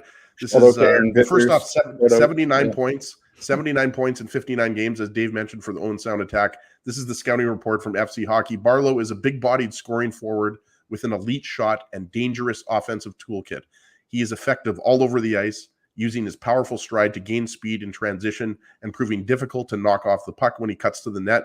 His foot speed is still improving, but he has plenty of top-end speed thanks to great extension on his strides and lower body strength. Great stick handler. He will be a top six scorer who plays all situations if he hits his ceiling. And if he doesn't, his style can adapt to a checking forward who chips in defensively. I mean, so you're getting a good offensive player, a guy with some decent size, but also a guy who's reliable defensively. So, I mean, this looks like, just a really good overall forward, left winger. Yeah, I mean, to me, obviously they didn't take a center or a defenseman here, but they took probably the best player still maybe left on the draft board for me in terms of how the Jets. And he's got a great mustache, Scott. Well, he's got a nice beard and everything. The guy's got hair. I mean, but this is the thing. Like, he's got NHL size. He's one of the best players in left in the draft. I mean, 93% average in grade 12, Scotty. That's about 30% better than I did. That's about 50% better than I did. So, I just think this is the type of player that kind of embodies the Winnipeg Jets organization, right? Like it's talent plus character. And sometimes, I mean, obviously talent, trumps everything, but I mean, character is a close second for this Jets team. And then they went out and got him, and, they get a Canadian player in the draft in the first round for since Cole Perfetti. So it's been, I think, a couple of years now, but not something that they've always drafted highly in recent years with their first round picks. I mean, other than Perfetti, but I think they like this guy. So obviously they do. They drafted him when there was other options, including some big centers on there too. So, but I don't think they hesitated here with Barlow. I think they like exactly what he brings to the table on and off the ice, and that's a big deal for them. Well, people are liking the pick, Azzy. Go ahead. Yeah. No, share your thoughts. Yeah, no, I was just going to say another thing. In the scouting report here, I couldn't read the whole thing. I was just trying to give people kind of an overall view, but really, I mean, the scouting report from FC Hockey, and I imagine from other sources like Elite Prospects, is that he projects to be a top 6 winger with 30+ goal potential. Right, so he's got a really good shot, and he's a guy who has some tenacity to his game. Right, so I think that's what stands out. Like, this is a guy who, he doesn't have the high end skill of Connor Bedard or Adam Fantilli, but he projects to be a guy. Exactly, how many players do? But he has the potential to be a top 6, top line winger. As we mentioned, he's a left winger, 6 feet. As Scott mentioned, I mean, the Jets like to take players with that certain character, right? This is a guy, scholastic player, as Scotty mentioned, youngest captain in Owen Sound Attack history. So I think there's a lot to like about this pick. Can you still hear me? Yeah. Mm-hmm. Okay. I think my computer's dying because I got like 6% battery life here. So, but I do need to run, if that's okay with you guys. Yeah, no. Thanks for joining us. I might be frozen here. So yeah. No, you're good. We're good. But you know what? You are frozen, but we're going to send you off. Thank you, Scott Billick of the Winnipeg Sun. Thanks, Scotty. Scotty joined us. Yeah, I cut him off, actually. He was going a little long. Thanks, Scott. But Scott stayed on with us for about 50 minutes there, Dave. So he's always very generous with his time. He's a gentleman, and now he's got to bang out a little copy, as they say in the journalism. So as he gives some people some more insight into Barlow and what kind of player he is. What kind of, is he a right shot, a left shot? He can grow a serious mustache though. No, he shoots left. He shoots left. He's a left winger. As we talked about, this has been a very center-heavy draft, especially when you're talking at the top with Bedard, Fantilli, and Carlson. That means, by the way, that Oliver Moore is still on the board, which is incredible. At 19th overall. Who's got the pick at 19th overall? Chicago, and then the Seattle Kraken are at 20th. So I'd be shocked if Moore doesn't go to either Chicago or Seattle. But back to Colby Barlow. I mean, we talked about it, right? He was the captain of the Owen Sound Attack, 79 points in 59 games, Scholastic Player of the Year. They showed it there on Sportsnet, 93% average, which is just incredible when you consider how much hockey he's playing, right? Like these guys that play in the CHL, so that you're talking OHL, WHL, QMJHL, these guys are playing hockey 5 or 6 days a week, right? So that's really impressive that you can put together a 93% average in your grade 12 year. But I think what's standing out is the elite shot, how good he is hard on the forecheck. Here's the scouting report from FC Hockey. Finishes his hits hard on the forecheck, uses his strength to win battles along the boards. So we've talked about that a lot, right? The Jets want to be a harder team to play against. And when you think of Gabe Vilardi, obviously, Dave, his goal scoring stands out. But Gabe Vilardi is also a guy that is tenacious and can turn the puck over. Alex Iafallo, again, a hard player to play against, a good defensive forward, in addition to being able to chip in offensively, right? So just reading the scouting report a little bit more here on Colby Barlow. With his ability to play physical and nose for the high danger areas, he should be an effective scorer at the next level, both at 5-on-5 and on a power play unit. The consistency and skating are issues, but can be improved with the proper commitment from Barlow. When he is engaged, there are few better than he in his class, as his high-end shot and high hockey IQ make him a formidable pick in the 2023 draft class, despite his other above-average attributes. FC Hockey had him ranked 13th. I think Barlow, with most scouts, they kind of had him in that 12 to 20 range. I'd have to check back on Craig Button's list. Just checking here on Craig Button's list. He had... where are we here? He had Colby Barlow at number 10. So Craig Button had him at number 10 on his list. So in that sense, he might have dropped a little bit. But I think overall, for people just tuning in now, what stands out about Colby Barlow, really smart player, both on the ice and off the ice, being the OHL Scholastic Player of the Year. And just good shot, good overall forward, projects to be a top 6 winger at the NHL level with 30 plus goal potential, and a guy, that finishes his check. So this is a really good overall player. As Scotty Billick mentioned, he just, had to run and do some work for the Winnipeg Sun.com and the newspaper, the Dead Trees edition. But, what we were talking to him about is what stands out with him is, he fits a profile, and he's the first player that the Jets have taken in the first round from the OHL since Cole Perfetti, right? Because, of course, you had Chaz Lucius, Rutger McGroarty, Brad Lambert being the Jets' last 3 picks. So 2020 was the last time that the Jets drafted a player from the OHL in the first round. And obviously, Perfetti's trajectory in the NHL is looking very good. So Colby Barlow, he's looking like a really good pick, and we'll wait and see. I mean, obviously, he's not going to start for the Winnipeg Jets, but we'll see him next year. But we'll see him here in, a week to 10 days, Dave, at Jets development camp. So a smart player, a really good shot, and a guy that put up really good numbers in the Ontario Hockey League, 79 points in 59 games. That was good timing, Ezzy. I was banging out content. I was getting it all done. You finished it impeccably just as I hit publish on Colby Barlow's profile on illegalcurve.com. So if you have any questions about that, hopefully to be speaking to Colby Barlow when he's done his duties with the Jets media in attendance and other media who are there. And we'll have a chance to talk to, hopefully have a chance to talk to the Ontario product from Orilla, Ontario. So that'll be exciting for him and for us to get a chance to, speak to him and get some insight into him and find out, if he's got any connections here in Winnipeg, who he knows. Maybe he's familiar with Dominic DiVincentis. Of course, the Jets don't have a ton of prospects in the OHL, but the North Bay Battalion, Dominic DiVincentis, OHL Player of the Year, goaltender of the year, I should say. Sorry, and they would have seen each other because, as you said, Ezzy, and as you've described, Joe from Winnipeg saying that Chicago just took the Oliver Moore pick, so they got a lot of speed. Right, and that's what I just said, right? Like Oliver Moore wasn't gonna, he wasn't gonna fall to 23rd or 24th overall. I thought that if Chicago didn't take Moore, then Seattle was going to take him at 20th overall. So I mean, I'm sure the Jets amateur scouting staff was considering Oliver Moore at 18th overall, but obviously they like Colby Barlow better. And that's the thing. Going back to what we were talking about, in the first 30 minutes, first hour of the show, Dave, this is one of the deepest drafts in recent memory. Probably, the best draft class since 2015 when you had Connor McDavid and Jack Eichel going 1-2, right? So, I mean, Oliver Moore is a great player, but Colby Barlow's a Jet, and that's who we're focused on. That's who everybody wants to talk about. And I think, a lot of Jets fans are going to love this kid. And I think when you consider, Rutger McGroarty last year, Brad Lambert, who obviously had a great WHL playoffs with the Seattle Thunderbirds, you throw in Chaz Lucius. I mean, a lot of the focus is on some of the players that are leaving Winnipeg, namely Pierre-Luc Dubois and Blake Wheeler, and maybe Connor Hellebuck.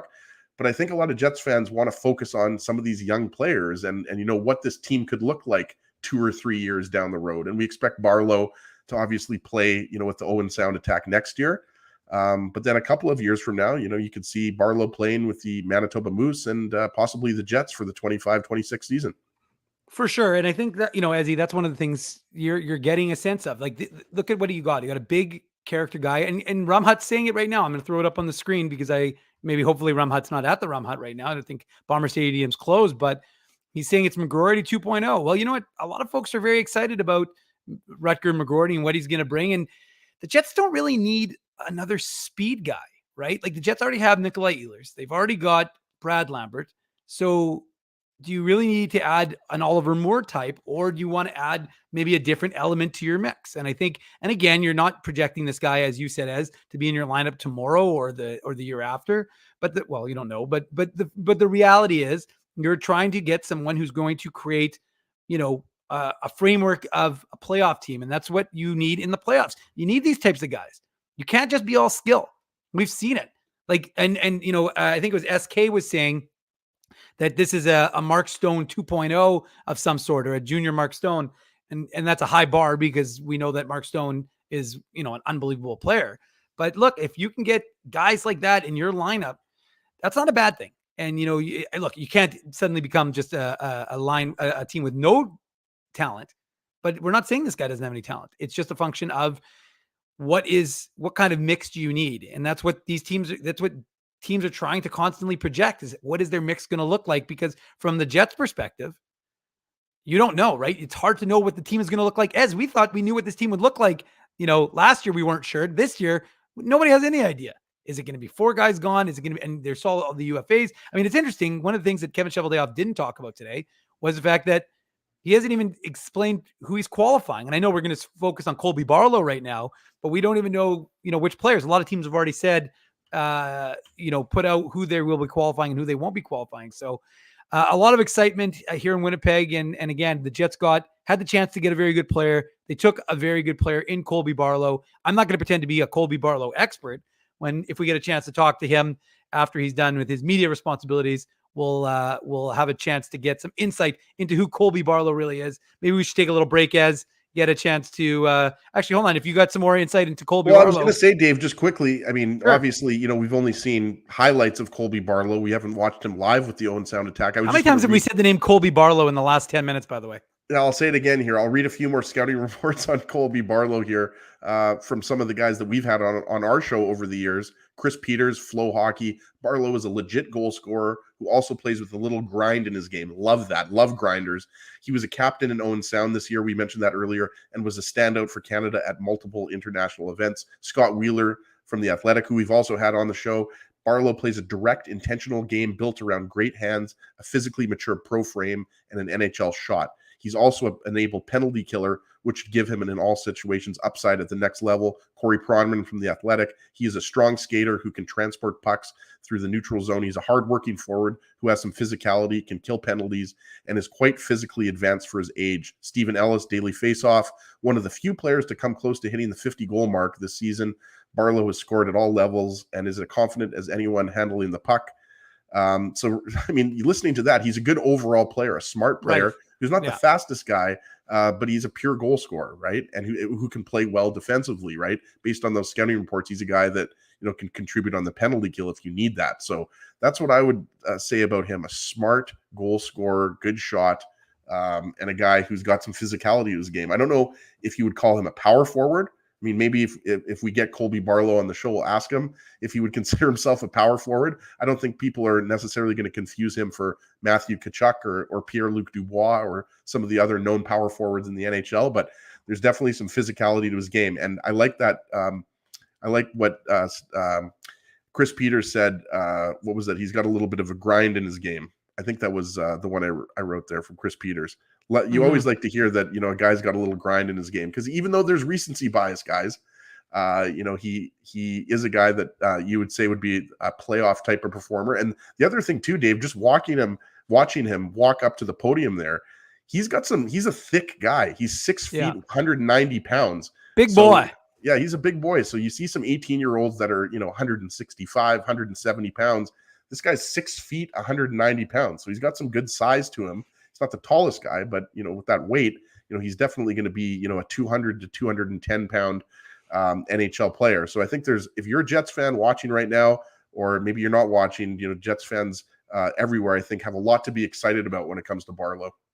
Well, and I think, look, I just had the comment highlighted and went back to Rum Huts because I like this one as well. But I think, well, SK is like head of, usually we've got T. Conapoli is the head of the fan clubs. T. Conapoli is the head of the Tyrell Bauer fan club, but SK is beaming right now with the Jets getting Barlow. So SK is going to be the head of the Colby Barlow sweepstakes. Well, and you hear a lot, especially with the amount of Manitobans on the Vegas Golden Knights, right? You mentioned Mark Stone, but you throw in Keegan Kolazar, you throw in Zach Whitecloud, right? You throw in even Nolan Patrick, who obviously hasn't played a lot, but he's still a member of the Vegas Golden Knights, right? But you hear that criticism, right? That the Jets have maybe taken too many American players when you're talking about Chaz Lucius and Rutger McGroarty, and obviously prior to that, Jacob Trouba, Andrew Kopp, Connor Hellebuck. I mean, the Jets have probably drafted, I don't know, 20 to 25 American players. And obviously Colby Barlow is an Ontario boy, right? So that I don't think that's necessarily a thing, Dave. I've talked to you about this before. I don't think the Jets need more Manitobans or more Canadians. They just need, good players that are going to contribute at the NHL level. But for the Jets fans that believe the Jets should draft more Canadian players, I think this is going to be an even more satisfying pick for them. Yeah, and I think, look, you need the players who are going to fit the mold of your hockey team. And their birthplace aside, the birthplace, of course, the idea behind the birthplace, if you have two even players, and like I said, Mark Hillier Jets director of amateur scouting, spoke about that. And he said, look, if you got two equal players on your list, then maybe you go with the kid who's local, because the thought process is that he's going to stay. But I mean, we've seen local guys have the option to sign here, and they don't necessarily do that. So it always, and again, how many Americans have signed and set down their roots here? Blake Wheeler, been here for 10 years, right? Had his family here. Connor Hellebuck signed. He's been here for 10 years. Kyle Connor. I mean, you've had these guys sign these contracts. So sure, there's the Jack Roswicks who don't want to stay, but there's a lot of American players who have chosen to stay in Winnipeg. So the birthplace is a lot less important to me than it is of course, obviously I'm set with having a Manitoban. I rep the province more than most, so I'm not so worried about that. Let's take a break. The Jets were going to be getting a Manitoban most likely was Carberry's Carson Bjarnason, because unlike last year, there aren't as many high-end Manitoban players, right? Hold on. Think of Connor Geekie, Denton Matejchuk, right? We got some breaking news from T-Will. T-Will saying, my brother just texted me. Apparently my sister-in-law grew up with Colby's parents. He's a good kid, player, and leader. You'll like him. I like that. I like that breaking news from T-Will. Thank you, T-Will.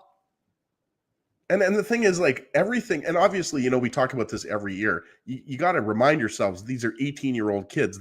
Colby Barlow is not going to be wearing a Jets jersey, in an NHL regular season for at least a couple years, right, Dave? I think you'd agree with that. Like, you have to step back. Like, not every player is Patrick Laine, who's going to step into the NHL at 18 years old. Not every NHL player is Connor Bedard with the Chicago Blackhawks. He's going to play in the NHL next year. Or Adam Fantilli with the Columbus Blue Jackets, right?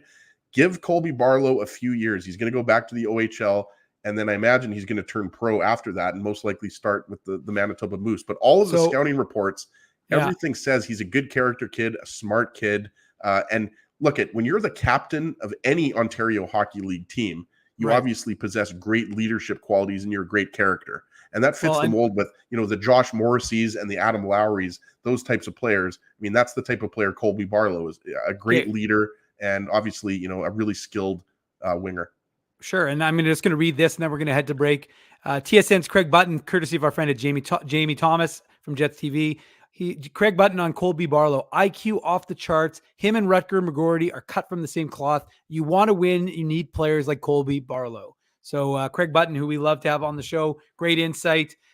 He is raving about the pick by the Winnipeg Jets with the 18th overall selection. You are listening to the Illegal Curve special edition draft coverage show. We're hoping to be joined by Colby Barlow probably in the next half an hour. So don't go anywhere. And we're just going to hear from some commercials from our sponsors. We'll be right back. Keeping Winnipeg laughing for over 30 years. Rumors, Canada's longest running comedy club, bringing you the biggest laughs from the best comedians on the planet. Jerry Seinfeld, Chris Rock, Jon Stewart, Dennis Miller, Brad Garrett, the greats, and all the up-and-comers too. When was the last time you laughed out loud? Make it a great night out with friends or book your office or birthday party. Even a fundraising event at Rumors. Get all the details and dates on upcoming shows at rumorscomedyclub.com. Hi, Ez. A strange question for you. But why are you lying on the ground being crushed by a piano?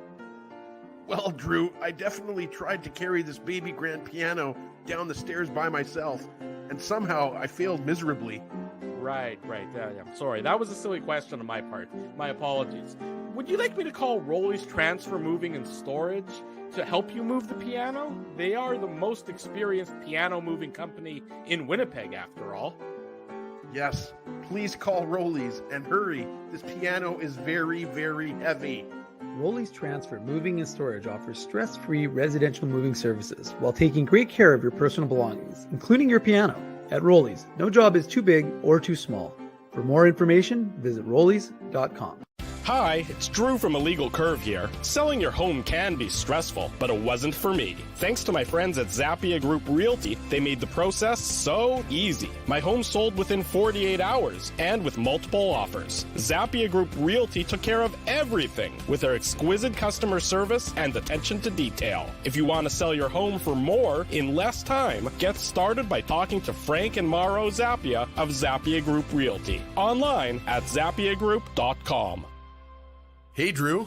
Ezzy, whoa, what a smile! Yeah, I got my crowns done at Linden Market Dental Center, and they whiten my teeth. I see. They're so bright that every time I smile, they go... We have hockey tonight. Do you have a mouth guard to protect those pearly whites? I sure do. Whoa, they even ting through the mouth guard. Linden Market Dental Center covers all your dental needs from restorative to cosmetic dentistry and will fit you with a sports guard for that active lifestyle. 877 Waverly. See lindenmarketdental.com. Boston Pizza harnessed Fanalytics to help optimize no-look dipping. Ooh, making adjustments so you can stay focused on the game. The playoffs at Boston Pizza, powered by Fanalytics.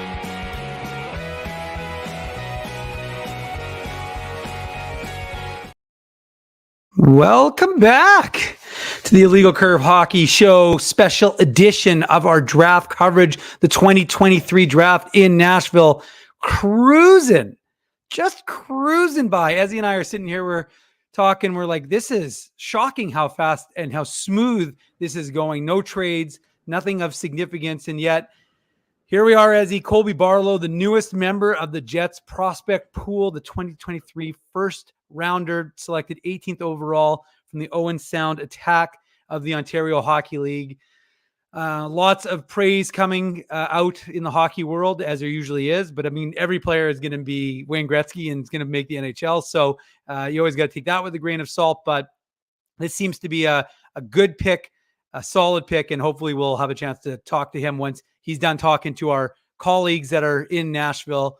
And we'll get to meet him and learn a little bit more about Colby Barlow and what he is all about. Yeah, I'm sure Sean Reynolds is probably circling Colby Barlow right now, right? And probably Murat Atesh of The Athletic. He's down in Nashville. And so are Huss and Remus. That's right. Down in Nashville. We had them on during the first hour of the show. So, yeah, I mean, you mentioned it, Dave. Colby Barlow, I mean, he's a guy that, has a lot of offensive upside. We talked about, he's a left winger. He projects to be a top six forward at the NHL level. Scouts believe that his ceiling is a 30-plus goal scorer. So if you can get a 30-plus goal scorer who also has, a lot of smarts and can basically play in all situations, that's what I think stands out. He's a guy that's a physical forward. He's a guy that's responsible defensively. And then we talked about it, captain of the Owen Sound Attack, very smart player, reads the game really well. So there's really no, I mean, the one thing was that he's not the fastest player and he could still improve his speed. But how many other 18-year-old players can you say that about, right? Most players. I got to tell you, if that's your biggest problem, speed isn't an issue. Guys can develop and learn and train to become faster. And that doesn't mean he's slow, by the way. I understand. I mean, that's not what I'm saying. I'm just saying in the scouting reports that we've read, that's all we've said is that he can still improve his speed. So you don't want to confuse, like, this guy just went 18th overall in the NHL draft, right? So let's not confuse, could still work on his speed with slow. That's not at all we're saying. He's not a slow player. Yeah, exactly. And again, like I said, from my perspective, and going to Rutger McGorty, who seems to be probably a pretty good parallel between the 2022 first rounder and the 2023 first rounder, one of the things he talked about when he was asked by our friend Cameron Poitras of 680 CJOB Jets at Noon, he said, what did you work on this year? And he said, my speed. And he was, a point per game player at University of Michigan for the Wolverines. He'll be heading back there next year. And he said, that's one of the areas I'm going to be working on. He's rollerblading apparently a lot in Michigan where he's training. But one of the things, Braddock Bonk's kid, Oliver Bonk, by the way, sorry to cut you off, Dave. That's okay. Oliver Bonk just went to Philly at 22. Oh, there you go. Okay. Well, I mean, again, that's when you start to feel a little bit older, when you guys that you watched play in the NHL now are being their kids are being drafted. And that's obviously been happening for some time, but Radek Bonk doesn't feel that old to have a kid, old enough, I should say, to have a kid drafted in the NHL, but here And we let me are. tell you, Oliver Bonk has just as good a hair as his dad did. I mean, you remember his dad with the Ottawa Senators had great hair. Oliver Bonk's got some great lettuce as well.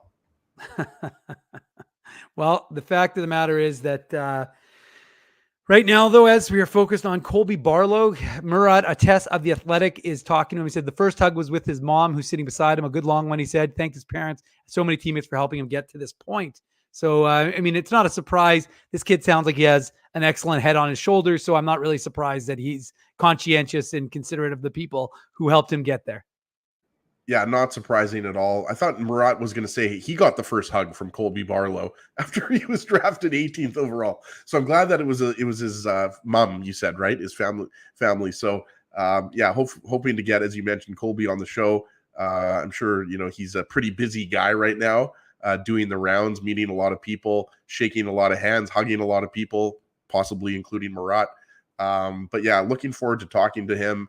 And also, we talked about this a little bit on the Saturday show, I think a couple weeks ago, but when it was announced, but it's been a while since we've seen a Jets development camp. I think it was 3 straight years or 4 straight years that we didn't have a development camp. And I think, Dave, I mean, obviously, that's not going to determine whether a guy is going to play in the NHL or not. I mean, for the most part, it's all about team building, right?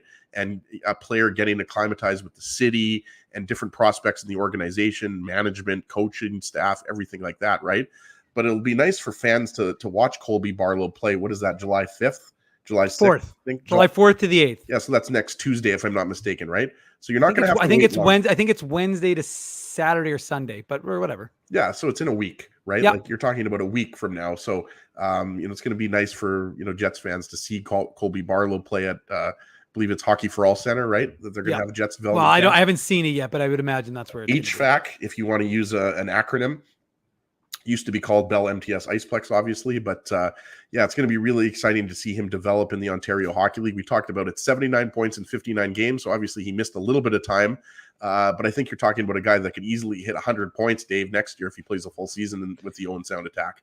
For sure. And again, you're right, Ezzy. And I've mentioned this before on our show, whether it's a Saturday show, probably the Saturday show, I would imagine. But I think one of the things that has been lacking is that ability for fans to get up close and personal. And they did that last year with these. Well, they didn't have a development camp, but there was training camp at least, which returned it a bit to normality. They didn't do the development camp last year because of the summer World Juniors. And so because of that, the Jets had seen guys like Daniel Torgerson and Henry Nikkinen playing for the Moose. So they didn't feel a need to have a camp per se, because a lot of these guys were either playing or they were dealing with some injuries and stuff like that. So yeah, it's not a surprise that they didn't do it last year, but again, it's an opportunity I think it's an opportunity for 2 things. I think these guys become familiar with the city.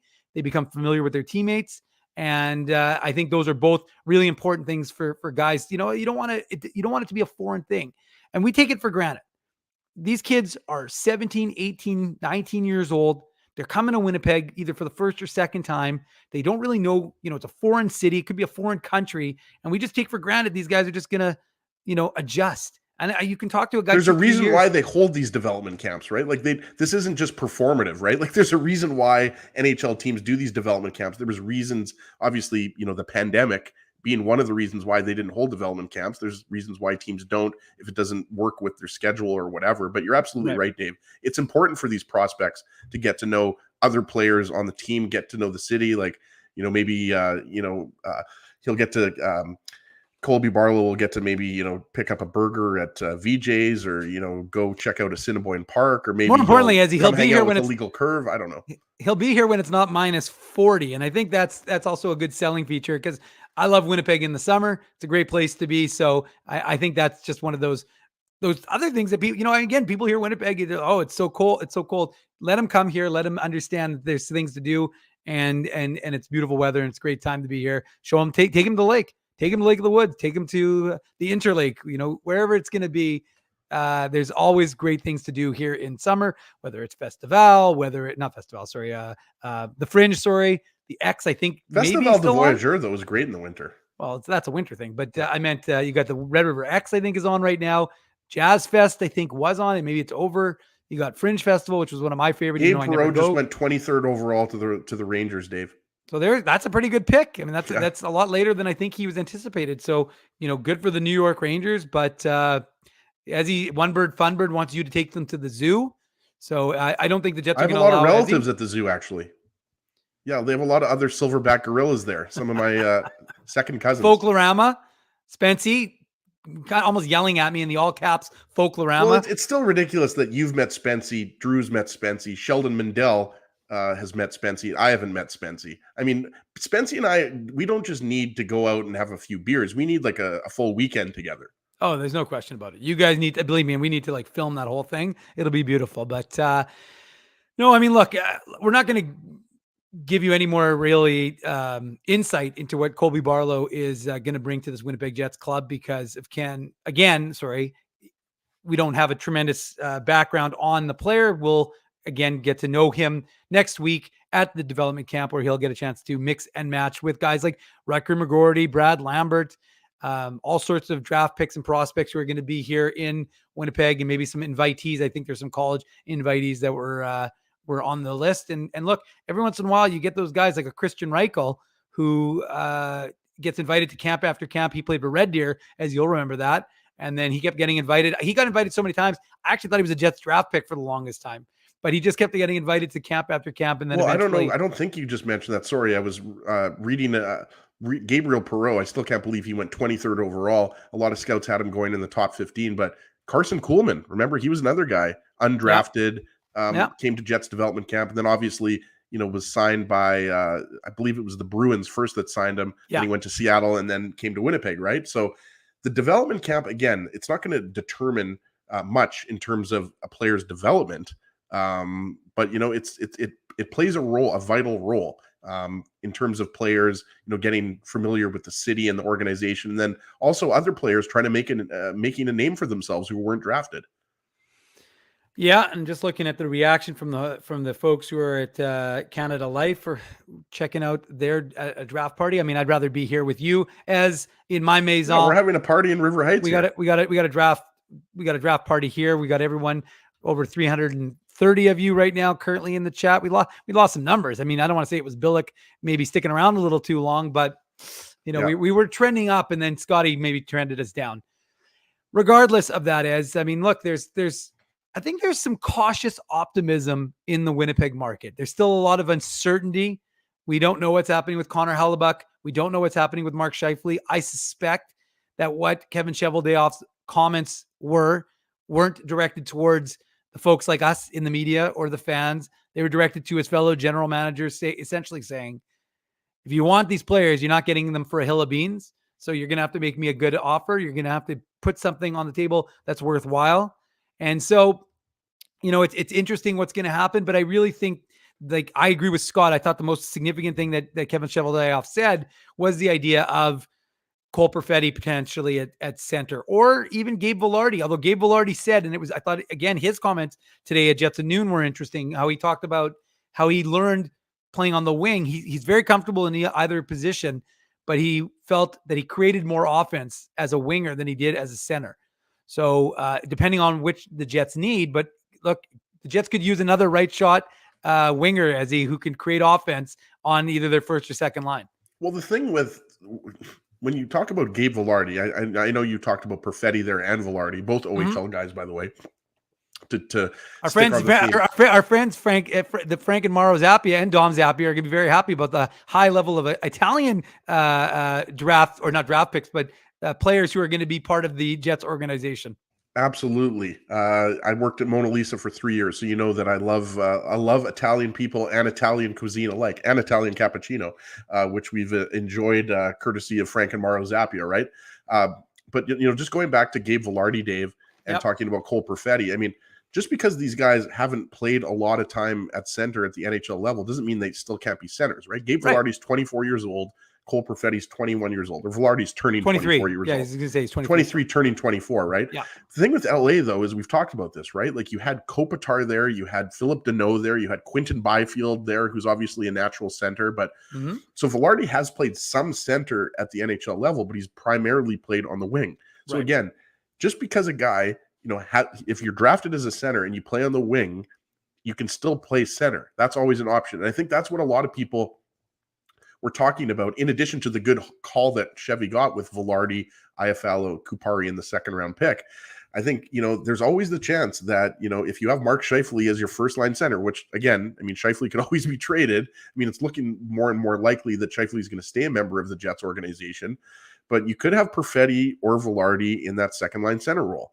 Again, Velarde or Perfetti could both be used on the wing, but it's not out of the question that one of those two players, by the way, great to see Trotzy up there with the Nashville Predators, the new GM, Pride of Dauphin, Manitoba, about to make their pick at, I believe it's 25th overall at this point. 24th overall. Nashville Predators have the pick. So Barry Trotz was on the 32 Thoughts podcast, and I was listening to hear what Jets related things they were discussing, but it was hilarious because they told, they clipped it from the interview, but they did a little chit chat with Dennis about, he said, do you know Dennis Bayak? And then, I don't know if you saw my tweet, Ezzy, but it was a little Dennis Bayakism. And I whenever I get a chance to tweet about Dennis Bayak, I'm always going to take that opportunity. I actually tried to get Dennis to come on because I sent him the tweet after, and I tried to get him to join on. I said, Dennis, everybody would love to see you and hear from you. So he said he's busy. He's in Saskatchewan right now, but he promised that he would try and make it on with us sometime in July. So I said, okay, well, I'll see. I'm going to hold you to that, Dennis. We'll see what we can do. Hold on. This is the comment they had on the 32 Thoughts podcast. Funny Dennis. Oh, this is me. Funny Dennis Bayak memory to start the 32 Thoughts podcast. This is him talking to Jeff Merrick. Jeff, I'm from Winnipeg, Manitoba. Merrick replied, what can you tell me about Winnipeg? It's the birthplace of the toothbrush. So Jeff said, yes. Or sorry, really? And then Dennis said, yeah, because if it were anywhere else, they'd call it the teeth brush. Get it? That's hilarious. One tooth. There you go. Come on. Yeah, Come on, I know. I did see it. Sorry, I'm just following here. The draft is in Nashville, of course, as everybody knows. Tanner Molendyk, a good Saskatchewan boy, led all Saskatoon defensemen with 9 goals in 22-23. So Molendyk's a little bit maybe off the board, but you got to love it every time a Saskatchewan boy is drafted, right, Dave? I agree, but I mean, come on. I was in the middle of telling a Dennis Bayak story, and I could tell you weren't paying attention. Anyways, I was expecting. Well, I saw your tweet, though. I know. Fine. But Dennis I mean, and by the way, the chat could give a little more love to Dennis Bayak and my comment about Dennis Bayak. But regardless, it's not my joke. It was Dennis's. But anyways, Dennis is doing well. He says hello to everyone, and hopefully we'll have him on sometime next month to catch up to him and catch up with him and see what's going on, get his thoughts, and see. Thank you, Phyllis. Phyllis gave me a smile. And seeing Phyllis's name, it reminds me of something. Have people smash that like button? We're hoping to be joined by Colby Barlow, but he's not going to be impressed if there's over 300 of you right now in the chat, and we do not have close to 300 likes. So, I mean, please, let's get those likes up there and make sure you're subscribing to the Illegal Curve channel on YouTube, because this is, of course, where we go live every Saturday morning, 9:00 after every Jets postgame show. Jets schedule just came out, 82 post-game shows with the three of us, not necessarily all three of us all the time, but the fact of the matter is we will be doing 82 post-game shows, probably maybe hopefully a new format. We'll see, but should be a lot of fun. And we're going to, we'll try and see what happens in that regard with all of the exciting Illegal Curve action coming your way. Just coordinating with the Jets to try and get Colby Barlow, the 18th overall selection, on with us momentarily, but we'll see if we can get him on. The internet, of course, as they know in Nashville, unfortunately isn't the best. So we don't really have that capability of phone calls as we should maybe figure that out, but we are going to try and work to see if we can get Colby Barlow on for a little bit, just to introduce him to the folks here in Winnipeg. Yeah, sorry. I just wanted to correct myself there, Dave. Tanner Molendyk's actually from Kamloops, British Columbia. So he played for Saskatoon. I made a mistake there. He's not a Saskatchewan boy. So as anybody who's watched the Illegal Curve hockey show over the years knows, I make a lot of mistakes and a lot of guarantees that turn out to haunt me. So again, not a Saskatchewan boy, but he is a Western Canadian boy who played from BC, who played for the Saskatoon Blades. And looks like he was a little bit off the board there, because I was looking at Craig Button's list. He had him ranked 52nd. Elite Prospects had him at 40th. Bob McKenzie in his final rankings had him at 62nd. But again, all that matters is who the Nashville Predators amateur scouting staff, what they think, right? And they obviously like Molendyk. They liked what they saw out of him with the Saskatoon Blades of the Western Hockey League. And now we're going to be waiting for the 25th overall pick, which belongs to the St. Louis Blues. And as you know, Dave, they have another first-round pick at 29th overall. And I go back to what I said. So the Blues have 3 first-round picks. And obviously the Montreal Canadiens had 2 first-round picks. They traded one to acquire Alex Newhook from the Colorado Avalanche. Shout out to Joey Sakic, by the way, somehow giving up nothing to acquire Ryan Johansson and then flipping Alex Newhook for a first-round pick and a second-round pick. So I think Burnaby Joe's done a great job there addressing his center ice position because, as you know, Dave, Gabe Landeskog is going to miss the entire season, which is crazy. But going back to what we were talking about before, focusing on Colby Barlow, I mean, I think this and you know, some of the draft picks that we've seen that have been completely off the board, starting with number 6, which was Dmitry Simashev, Russian defenseman. I had to scroll up, Dave, because I'd never heard of Dmitry Simashev. So I had to look at the NHL.com draft tracker here, but there's been some surprises, right? And whether it's Dmitry Simashev, whether it's even the Habs taking David Reinbacher, the Austrian defenseman, over Matvei Michkov, or even Nate Danielson, Brandon Wheatking, right? 9th overall. We thought he might be an option for the Jets at 18th overall. But reminder that this happens every single year, right? Moritz Seider going 6th overall back in 2019, Dave, or 2020, I forget. Remember, by the way, and that's why I just want to remind everyone as a cautionary tale, Ezzy, that before you pan every pick, you're like, oh, this team's stupid. Moritz Seider looks like a pretty good pick. And Steve Yzerman was kind of like, he was maligned a little bit because of that selection, because everybody's like, this is so far off the board and da. Well, and again, that's why I said, so I know we laugh at teams 50 sometimes. Points in his rookie year. I mean, Moritz Seider is a guy that, would you be surprised if he wins the Norris Trophy one day? No, I wouldn't. And that's the whole point. But again, he was panned for the selection by a lot of folks. And again, I don't pretend to be a prospects expert by any stretch of the imagination. In fact, I don't try and be an expert on anything other than a little site called illegalcurve.com, of course, that I'm an expert in. I think you're an expert in looking good as well. Oh, thank you, Ezzy. Well, I'm got to thank my Manitoba shirt, my Illegal Curve hat. Switch it over here. What's up? Legal Curve, no big deal. Sharp. But I just think a little fresh. But no, I think that what we've got is you've got to take it with an understanding that these guys it with a grain of salt. Take every single pick with a grain of salt, unless it's Connor Bedard, Dave. Yeah. Not every player. You can't, like, Connor Bedard is going to be an exceptional generational player. Whatever superlative you want to use, Connor Bedard's most likely going to be 100-point plus player at a certain point in the NHL, right?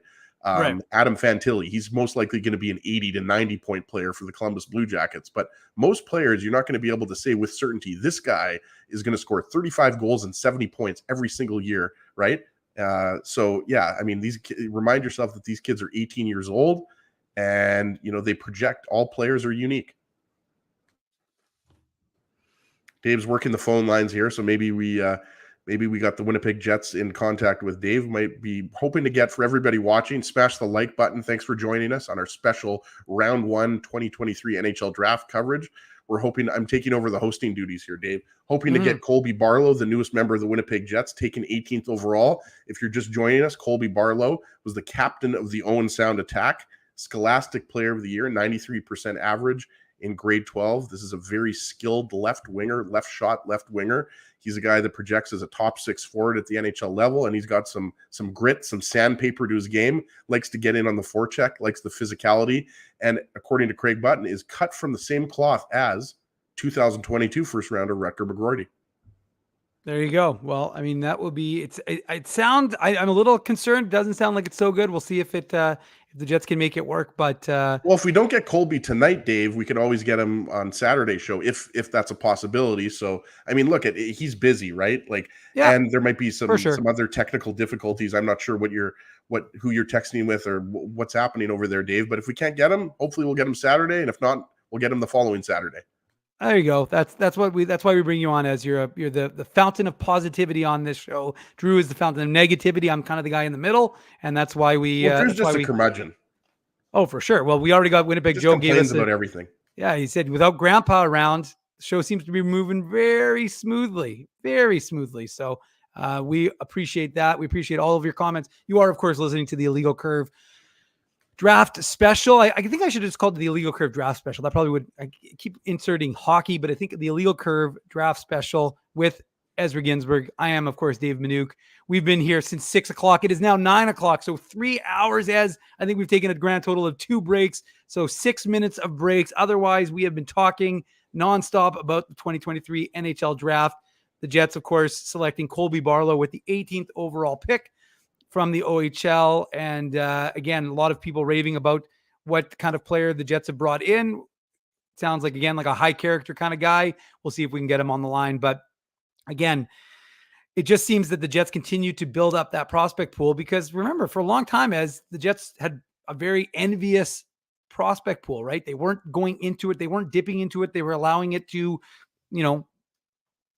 develop, build. And then they rated it a bit. They needed it to start to pay off. And so those guys started to, jump up and start playing in with the Winnipeg Jets. And then ultimately they became a little more threadbare because they were reliant on them. So good word. What's that? Threadbare. Good word.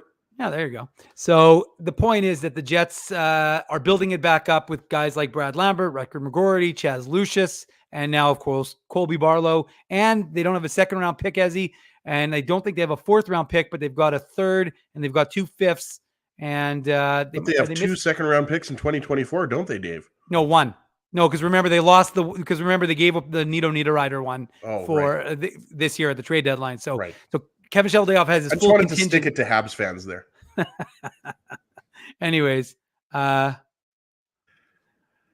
yeah, just getting back to what you were talking about the prospect pool for the Jets, Dave, and that had a lot to do with players that the Jets drafted coming into the NHL quickly, right? So you're talking about 2014 when they took Nick Ehlers, 2015 when they took Kyle Connor and Jack Roslovic. Connor and Roslovic obviously spent some time in college, but as these first-round picks, 2 or 3 years after they're drafted, get into the NHL, and then what happens the next year? They get Patrick Laine, second overall, and he steps right into the NHL. So you're right. Between kind of 2017 and 2020, you had 7 or 8, 10 first-round picks in the Jets lineup.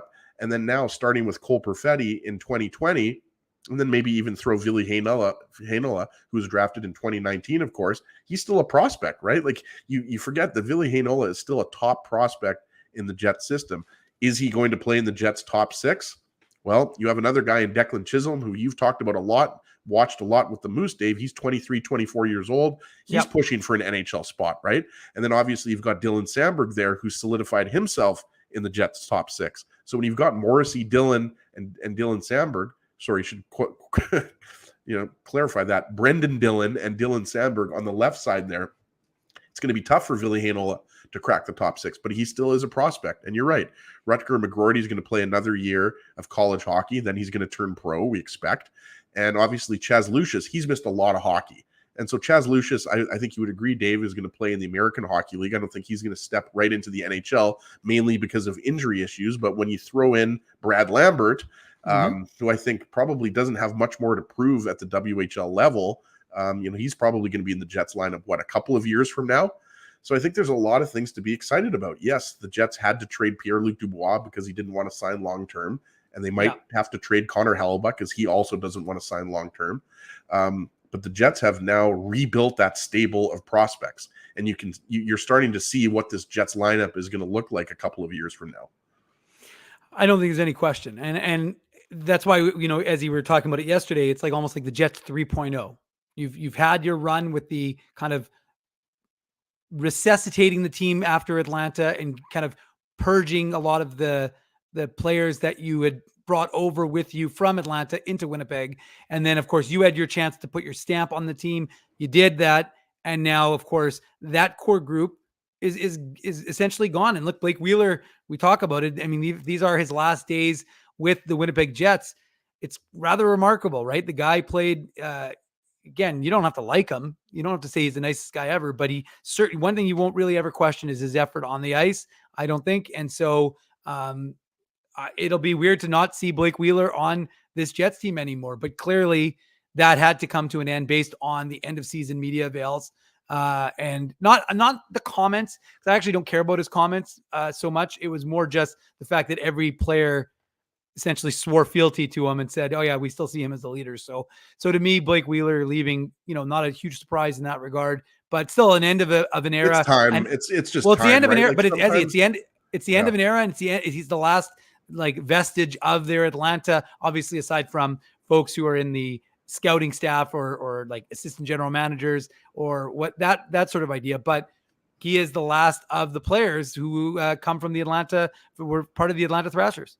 And we talked about that. That's one of the things I like the most about the return that Chevy got for Pierre-Luc Dubois from the LA Kings is that Gabe Vilardi, I mean, he does a lot of the things that Blake Wheeler does on that right side, right? So could Vilardi play up the middle for the Jets? We talked about that. Yes, sure. Because he was drafted as a center out of the Ontario Hockey League, yes, he could play up the middle, but most likely he's going to be on the right wing. And so now you've figured out who fills that hole that Wheeler left. So are we going to see a trade? It's possible. I mean, we've thought all along that if the Jets were going to trade Blake Wheeler, most likely they were going to have to retain some salary, most likely 50% of his salary, right? Yeah. So what can you get for Blake Wheeler? Well, I mean, I think considering his age and his salary, you're probably looking at, a third round draft pick or something like that, or maybe a C-level prospect. And that's no disrespect to Blake Wheeler. That's just kind of what we're talking about. I don't think anybody expects Blake Wheeler to be traded for a first round draft pick, right? It's just not going to happen. No. And one of the things I thought was interesting, and I'm curious to get your take because it was something we talked about very briefly yesterday on the show, but I thought it was very interesting given the Jets had, I think, $13 million in cap space, that the insiders were saying the Jets are going to have to buy out Blake Wheeler in order to make this trade happen. And I'm like, why? In what world? First of all, the contract is not even going to be here because you're trading it with LA. So, I mean, obviously you have to be compliant when you sign a contract. So Pierre-Luc Dubois would have to, but the contract wouldn't be in effect till next year because he's got a contract till July 1st. And so then it would be a contract starting in 23, 24. So it just didn't make any sense to me. And the only thing I could think of, and it's something I kind of highlighted from Darren Dreger's comments earlier today, was that maybe there was another move in play.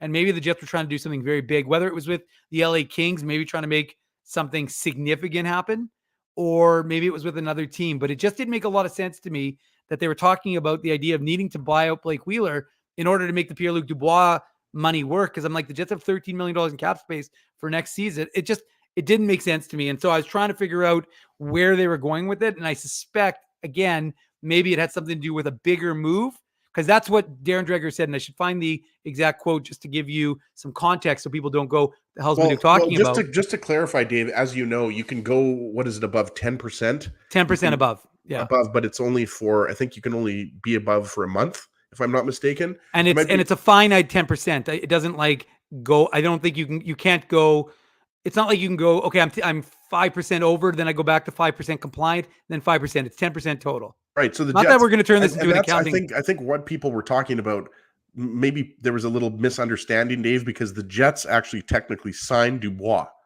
Yes. Right. And traded him. The Kings didn't trade for him and then sign him. It was actually the Jets that signed him. Yeah. So you get that. I don't know what his cap hit would have been for this year. If it would have been 8.5 million, or I'm not sure how the AAV would have worked in the first year. I can't remember how it's broken down. It was, right. But regardless, the Jets had the cap space. So I think it was 8.5. To basically go back to what you were saying, so much has happened. There's so many dollars that have been floating around. Yeah. But even with Dubois making $8.5 million and being on the books technically for the Jets still had cap room to still have Blake Wheeler. Yeah. So I think there was just a misunderstanding. Basically, the Dubois trade and the Blake Wheeler buyout aren't related to each other in that sense. Well, but here's the comment. Here's the thing that I said that was the most. So this was Dreger with Jay Onright. He said he's trying to do business, talking about he being obviously Kevin Cheveldayoff. He's trying to do business in a number of different areas, not just the pieces that have acknowledged that they won't re-sign in Winnipeg. Meaning, obviously, we're not just talking about Connor Hellebuck. We're not just talking about Mark Scheifele. And obviously, he's not talking about Blake Wheeler specifically. So to my mind, that meant that the Jets were trying to do something else and trying to be creative. And that would have been the reason that they were doing a buyout. And it's entirely possible that maybe they were going to do the buyout to make Blake Wheeler easier to fit for another team, right? We don't know exactly how it was going to work. But, again, like I said, that's the behind the scenes stuff that's constantly going on. And you never really know what's happening, but I just thought it was rather peculiar that they were saying this needs to happen. And I'm like, why? Regardless, this is the Illegal Curve Hockey Show. Misunderstanding, Dave, of Dubois' contract, like him getting a raise from what was he making last year? 6.1 million or something. Yeah. And then it going up to 8.5. It was just a misunderstanding, I think, of how much cap space, as you mentioned, the Jets had. Well, and it's funny. Rob Mahoney's saying, wait, Dubois signed with the Jets because he said if he had a contract, he wouldn't leave. Said that just yesterday. Big fat liar. But I said what the Jets, and I said that I've already used this joke, Ezzy, but it was kind of like the Seinfeld, where George, the girl, wouldn't break up with George. So after Dubois signed it, I'd just say, okay, well, it's too bad you signed it. You're with us for 8 more years. Live in Winnipeg, buy a place in St. Boniface, be happy. Regardless, this is the Illegal Curve Hockey Show draft Caleb Ritchie, special. by the way, sorry, Dave, just went 27th overall to the Colorado Avalanche. So we've only got 5 more picks left in the first round. Yeah, this is unheralded, unprecedented to have a draft. And after only maybe 3.5 hours, no trades, no thoughts. I think, to be honest with you, the guy who waited the longest was probably Kevin Cheveldayoff when he hesitated for a second at the draft table to talk most likely with Mark Hillier or maybe Zinger or one of the other guys in the organization. But look, all we know right now is that the Jets have, Colby Barlow in the stable. They've got a number of picks tomorrow. And remember, we won't be live, of course, doing the show unless there's something major that happens that we require a pop-up show of some sort. But if we don't require a pop-up show because nothing has taken place, the Jets are drafting once in the second round pick, once in the third round, no fourth round pick. They lost. Does anybody remember why they lost the fourth round pick as 2023 fourth rounder? That was because I don't remember. I was trying to think of who it might have been. Andrew they traded it. No, that was when they acquired Mason Appleton from the Seattle Kraken. They've got a 5th rounder. They've got the Rangers 5th rounder. Do you remember why they have the Rangers 5th rounder, Ezzy? Trouba trade? Andrew Kopp. That was a conditional pick. They got that one. They do not have a 6th rounder in this year. Why don't they have the 6th rounder? Remember? I forgot that Andrew Kopp was on the Rangers. He was on the Rangers for what, like 3 weeks? Yeah. Do you remember what they gave up in the why they gave up their 6th rounder? 6th rounder, Nemesnikov? No, Andrew Kopp. Nemesnikov. Well, that's what I said before. Rounder. Yeah, I know, but they lost their 6th rounder. No, I know. They gained, and then at this point, and they've got a 7. They've got a 7 rounder. Was that a 4th rounder? 4th rounder. Yeah. So anyways, the point is that, that's a 4th rounder in 2025 for Nemesnikov. Hollywood in telling me that we have 211 likes, which is pretty good, actually. That's pretty much a 1-to-1 ratio not really, actually. My math's a little bit off. I need to go to more like a 1-to-2 ratio, given the fact that we had over 400 people here at one point, maybe even 500. Who knows? The numbers are inflated. This is fake news with Illegal Curve, but I'm Dave Minuk. He's Ezzy Ginsburg. Just wanted to mention this too. Our good friend Andrew Hustler Patterson, who is on with us about 3 hours ago with Michael Remus, tweeted this out 49 minutes ago. Just saw this now. You probably already saw it, or you might have mentioned it earlier when I was scrolling through different scouting reports. Dave just talked to Craig Button, and to put it mildly, he absolutely loves Barlow. So I mean, Craig obviously, he's a very positive guy. And last year, when the Jets drafted Rutger McGroarty in the first round, he loved that pick as well. But you remember back in 2015, we were at that draft in Sunrise, Florida, and the Jets took Kyle Connor 17th overall.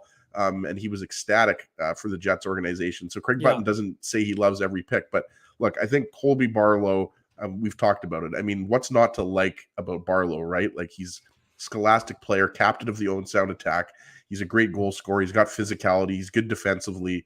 So I think Jets fans are going to love this guy, and they're going to get to see him, as we talked about, play as part of Jets development camp next week.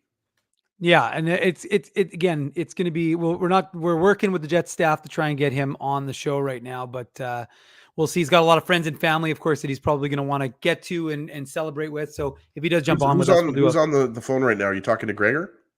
I'm talking to Gregor. Yeah, that's who I'm talking to. So hopefully Gregor obviously is a busy guy. And, as you said, it's not like Colby Barlow is just, sitting down by himself right now. And he's looking at his phone saying, when are the Illegal Curve guys going to send me the show link? Well, I mean, to be honest with you, there's a lot of precedent. I mean, I'm not going to say it's exciting to be on here, but Chaz Lucius, he had a pretty good time when he jumped on with us in 2021. His phone was blowing up. We know Rutger McGroarty, he was having a lot of fun with us when he jumped on.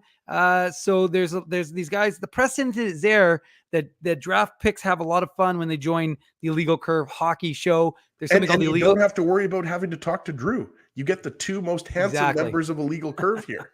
That's a rare thing, right? Drew's been on every draft show that we've ever done. As interim coach has it. Now I understand why he can't be on.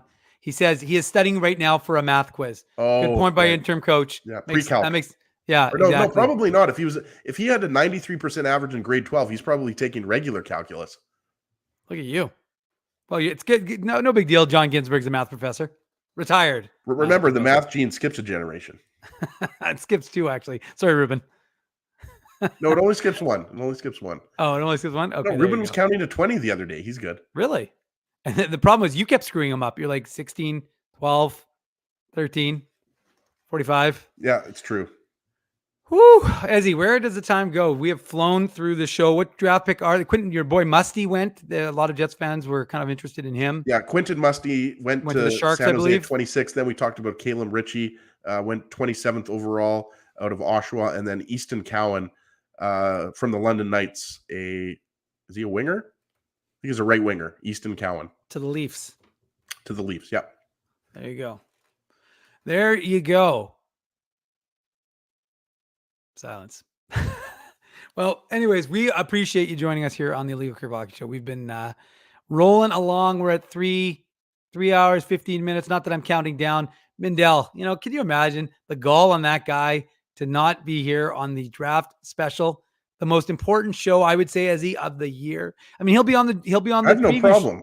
Like I said with Huss and Remus when we had them on in the first hour, Dave, it's just more mic time for us. Oh, I agree. The Ginsburg Minuk experience takes over. No, I agree with you. There's no question about that. And remember, of course, that our next broadcast will be on Saturday, bright and early, right at 9:00. And that will be, of course, a lot of fun because I believe free agency starts at noon, as. So we'll have free agency starting right at noon. So we'll get to kind of preview things. We'll see. Of course, we'll hopefully know by that point whether the Jets have qualified which players. We could have a buyout to talk about with respect to Blake Wheeler because that has to be concluded by June 30th.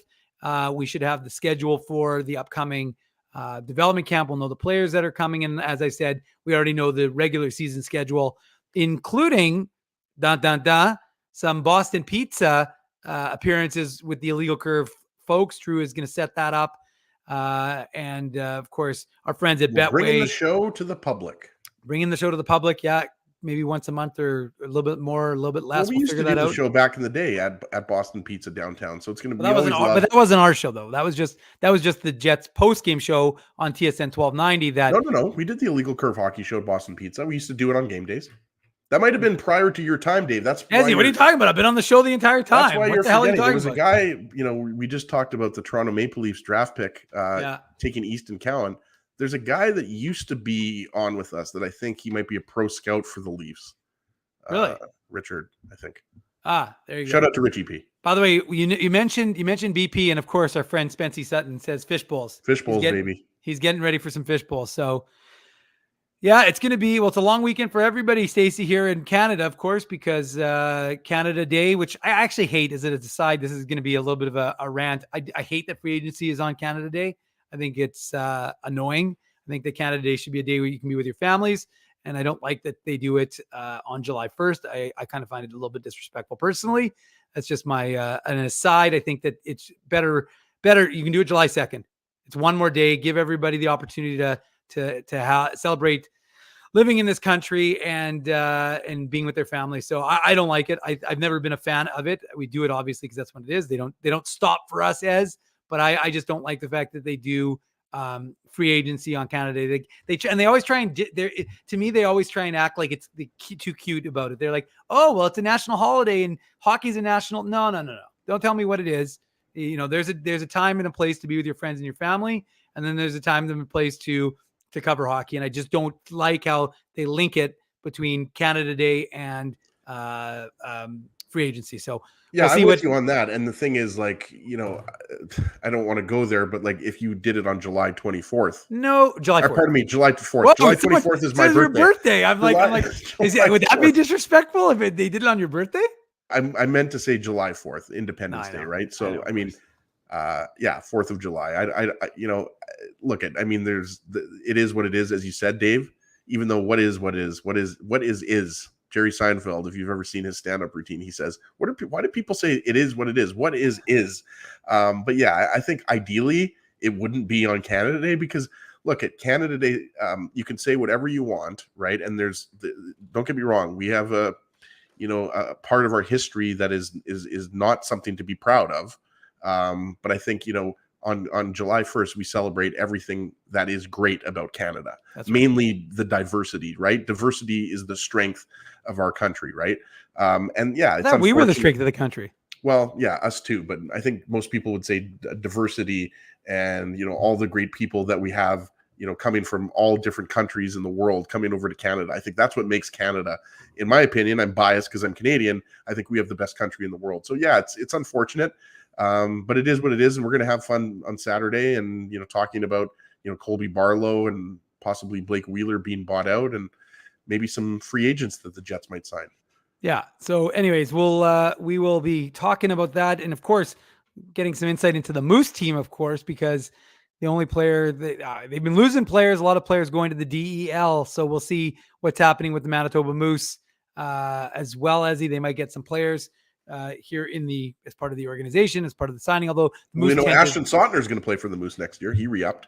He did, but he signed a Jets contract. He's on an NHL contract. The Flin Flon product. Very happy, very proud to be back in Winnipeg. He grew up in Saskatchewan and Alberta, I believe, but he was in Flin Flon, I think, till he was 6 years old. And his mom was a teacher, so he would come to Winnipeg quite a bit with her. Very proud of his Manitoba roots, and his grandparents, I believe, are still in Flin Flon. So he talked about how much it meant to him to be here in Winnipeg as part of the organization last season. And I know they liked him a lot, and they saw him in kind of that leadership role. So yeah, he's the only one so far. And you're right, Ezzy, he is most likely going to be a Moose player next season. But hey, I mean, if injuries happen, right? Like, I mean, you look at a guy like Kyle Capobianco, right? Like, I don't think a lot of people thought Kyle Capobianco was going to play a lot for the Jets. And what did he end up playing? 15, 20 games for the Jets? 10 games, something like that. Just saying, I mean, Ashton Sautner, if there are injuries, could end up playing a little bit for the Jets. That's all I'm saying. But yes, he's more likely going to be a Moose defenseman. Just a little news from our friend Dave Pagnotta at the fourth period, bringing it back to the Jets. Even though we were just talking about the Jets / Moose. Said, on Winnipeg, things have been quiet on the Hellebuck trade front since it became known he wants $9 million plus on an extension. Why are people surprised about that? Not much this week on Scheifele either. Not yet anyway. Well, and maybe that's the reason why Kevin Shoveldayoff said what he said. So it sounds as Capobianco played 14 games for the Jets. You made it seem like what I was saying was ridiculous. What did I say? 15 to 20 games. No, you said you actually said 15 originally, and I was thinking it was closer to 7 to 10. But look, you're accurate. I don't question the Ginsburg. Well, I do question the Ginsburg, but you have to not in this instance. Question everything. We often have to get Daniel Dale on to fact check me. Oh, all the time. He sends me notes. He's like, Ginsburg got like 30 things wrong on the show. I'm like, Daniel, what do you want from me? I can only do so much. Flint-A-Betty-Flanagan. That's right, Dan Jets fans. Flint-A-Betty-Flanagan. I believe the only town in Canada or the world that's named after a fictional character. That's a fact that you would have to check. Wow, that's a good. Is named after a fictional character, and I would know because my dad's from Flin Flon. I'm going to ask Ashton Sautner about that the next time I interview him. I'm going to be like, Ashton, is it in fact true that Flin Flon is the only town named after a fictional character? At the very least, it's the only one in Canada, I believe. Well, that makes sense. I would think that it's probably not the only one in the world, but I think maybe the one in Canada. Anyways, Ezzy, where are they in the draft right now? What are we looking at? We are looking at right now Theo Lindstein, who's a Swedish defenseman, went 29th overall to St. Louis. So 3 picks left, Dave. We've got Carolina at 30th overall. Colorado has another pick at 31st overall. We talked about they took Caleb Ritchie from the Oshawa Generals at 27th. And then the reigning Stanley Cup champion Vegas Golden Knights, featuring a plethora of Manitobans. They select 32nd overall. Ezzy, more importantly, though, we didn't get. What did you think of their trade today? What trade? I don't even know if I saw it. The Golden Knights made a trade? One of the original Misfits was sent to the Pittsburgh Penguins for a 3rd rounder. Who's that? Well, I'm going to ask you to guess. Well, just tell me. Why don't you tell me? The original Misfits for a 3rd rounder. Mm-hmm. Braden McNabb? Riley Smith. Oh, right. Was Braden McNabb is Braden McNabb an original Misfit? No, because he's with the Kings at the time, wasn't he? Sure anyways, Riley is original. Well, I wasn't. They weren't going to trade Jonathan Marchessault, but Riley Smith for a 3rd round pick, and then they signed Barbashev to a 5-year deal. See, that's exactly remember what we were talking about earlier? Well, of course you remember, you're on the show. But it's been what are we pushing 3.5 hours here, Dave? Yes, but we were talking about how the Jets didn't need to buy out Blake Wheeler to make the Pierre-Luc Dubois money work because they signed him and then traded him. But yeah, I think when you're the Vegas Golden Knights and we know they're right up against the cap, if they were going to sign Barbashev, which I think is the right move, because as you remember, the top line for the Golden Knights in the playoffs was Jack Eichel, Jonathan Marchessault, and Ivan Barbashev. But still, Riley Smith for a third rounder, Dave. Like Riley Smith is a perennial kind of 50 to 60 point guy. So Kyle Dubas did very well there. Yeah, no, it is a nice move by the Pittsburgh Penguins. Because look, I mean, with that group, how did I miss that? By the way, obviously there was a lot more going on today. Well, I could kind of tell that you didn't. I definitely did not see that. I could tell because I made a comment earlier and it kind of, you didn't pick up on it. And I was like, oh, yeah, whatever. I will get into it later when we talk about it. But yeah, no, they made a trade. They wanted to, of course, get Barbashev signed for 5 years. I think it was 5 times 5 for Barbashev. So he obviously liked what he saw when he signed with the Vegas Golden Knights after winning a Stanley Cup with them.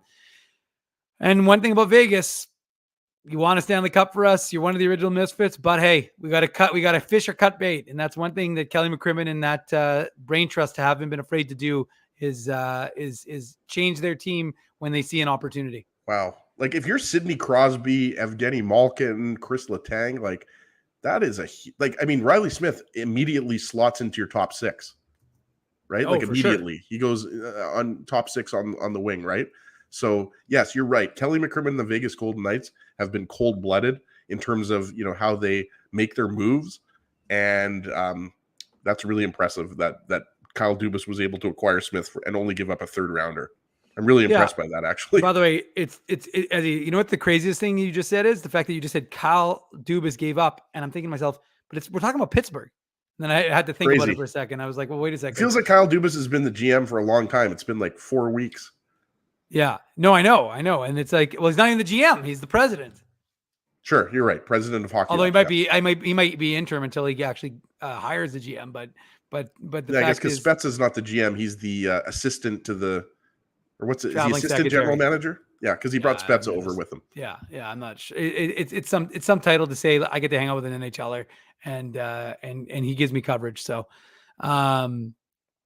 why is Barlow getting interviewed by Huss? Is that what's going on? Kenny's water bottle? Is Huss taking up all the Huss? I think already spoke with him, but yeah, I mean, he could be talking, but I believe Huss already spoke with him, and you can catch that on Winnipeg Sports Talk tomorrow. Yeah, and we'll hopefully have. I mean, look, we're gonna have the video up available on illegalcurve.com. Even if we don't get him, and as he said, we'll try and get him another time if we can't still do it. But hey, we're still going on. We still got another 20 minutes, half an hour left in this show.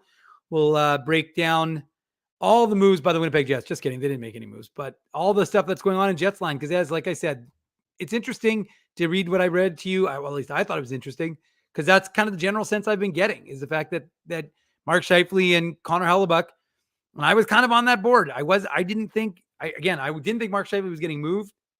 Wasn't certain about Connor Hellebuyck. I mean, I said that a couple of weeks ago back on our Saturday show when we talked about it. And I knew Dubois would be gone, and I was iffy on Wheeler, but it seems like Wheeler is going to be gone. I would imagine by what is today? Tuesday. Friday. Today's Wednesday. By Friday, yeah. So Wheeler, I suspect, will be gone. But whether Scheifele and Hellebuyck, and look, it's a tight rope to walk. But I mean, if you're Kevin Cheveldayoff, you can't give them away for nothing, especially Mark Scheifele, but especially Connor Hellebuyck, and at the same time. What do? You keep them. You work them towards the trade deadline when a team could acquire them. But then what happens if you're in a positive spot? What happens if this team is gelling? And I guess that becomes also has Mark Scheifele's mind or has Connor Hellebuyck's mind changed a little bit? I mean, I would think more likely, Hellebuyck is still a guy who's going to be moved. I don't know when that's going to happen, right, Dave? But you wonder if, Mark Scheifele clearly at this point in his career, he's 30 years old, 29, 30 years old, right? I forget. He doesn't want to be on a rebuilding team. But now that Pierre-Luc Dubois has been traded and Gabe Vilardi and Alex Iafallo are coming to Winnipeg, not to mention Rasmus Kupari, but obviously Vilardi, Iafallo, those are the big ones. Now you know that you've got, some pretty good talent there on your second and third lines. Plus, Connor Hellebuck might be starting the season with the Jets, right? So that maybe changes Scheifele's mind a little bit. But I'm not Scheifele. I don't have a good read on, because it seems like the trade scuttlebutt has been minimal involving Mark Scheifele. Boston obviously is a team, because they're going to lose Patrice Bergeron and David Krejci. Scheifele makes a lot of sense as a center for the Bruins. But Hellebuck, I'm not too sure what's going on there. I mean, I'm still not confident in saying that Hellebuck will start the season with the Jets, because as we know, the Jets have talked to other teams about Hellebuck. So we'll see what's going to happen. But yeah, it looks like there's a strong chance that Scheifele at the very least will remain a Jet next year. All right, well, let's take our final break of this Illegal Curve hockey draft show. Hopefully Colby Barlow will be able to join us relatively soon. It sounds like Huss is hogging all the airtime, but we're going to send it to break. You bear with us, listen to our sponsors. Please give them support. This, of course, is being brought to you by our good friends at Betway. Okay, as one last commercial break, and then we're going to do the final segment, which is still going to be about half an hour. So don't fret, folks. We'll be here for a little bit longer. Keeping Winnipeg laughing for over 30 years. Rumors, Canada's longest running comedy club, bringing you the biggest laughs from the best comedians on the planet. Jerry Seinfeld, Chris Rock, Jon Stewart, Dennis Miller, Brad Garrett, the greats, and all the up-and-comers too. When was the last time you laughed out loud? Make it a great night out with friends, or book your office or birthday party. Even a fundraising event at Rumors. Get all the details and dates on upcoming shows at rumorscomedyclub.com. Hi, Ez. A strange question for you. But why are you lying on the ground being crushed by a piano? Well, Drew, I definitely tried to carry this baby grand piano down the stairs by myself, and somehow I failed miserably. Right. I'm sorry. That was a silly question on my part. My apologies. Would you like me to call Rolly's Transfer Moving and Storage to help you move the piano? They are the most experienced piano moving company in Winnipeg, after all. Yes, please call Rolly's, and hurry. This piano is very, very heavy. Rolly's Transfer Moving and Storage offers stress-free residential moving services while taking great care of your personal belongings, including your piano. At Rolly's, no job is too big or too small. For more information, visit rollys.com. Hi, it's Drew from Illegal Curve here. Selling your home can be stressful, but it wasn't for me. Thanks to my friends at Zappia Group Realty, they made the process so easy. My home sold within 48 hours and with multiple offers. Zappia Group Realty took care of everything with their exquisite customer service and attention to detail. If you want to sell your home for more in less time, get started by talking to Frank and Mauro Zappia of Zappia Group Realty. Online at zappiagroup.com. Hey, Drew. Ezzy, whoa, what a smile! Yeah, I got my crowns done at Linden Market Dental Center, and they whiten my teeth. I see. They're so bright that every time I smile, they go... We have hockey tonight. Do you have a mouth guard to protect those pearly whites? I sure do. Whoa, they even ting through the mouth guard. Linden Market Dental Center covers all your dental needs, from restorative to cosmetic dentistry, and will fit you with a sports guard for that active lifestyle. 877 Waverly. See lindenmarketdental.com. Boston Pizza harnessed Fanalytics to help optimize no-look dipping. Ooh, making adjustments so you can stay focused on the game. The playoffs at Boston Pizza, powered by Fanalytics.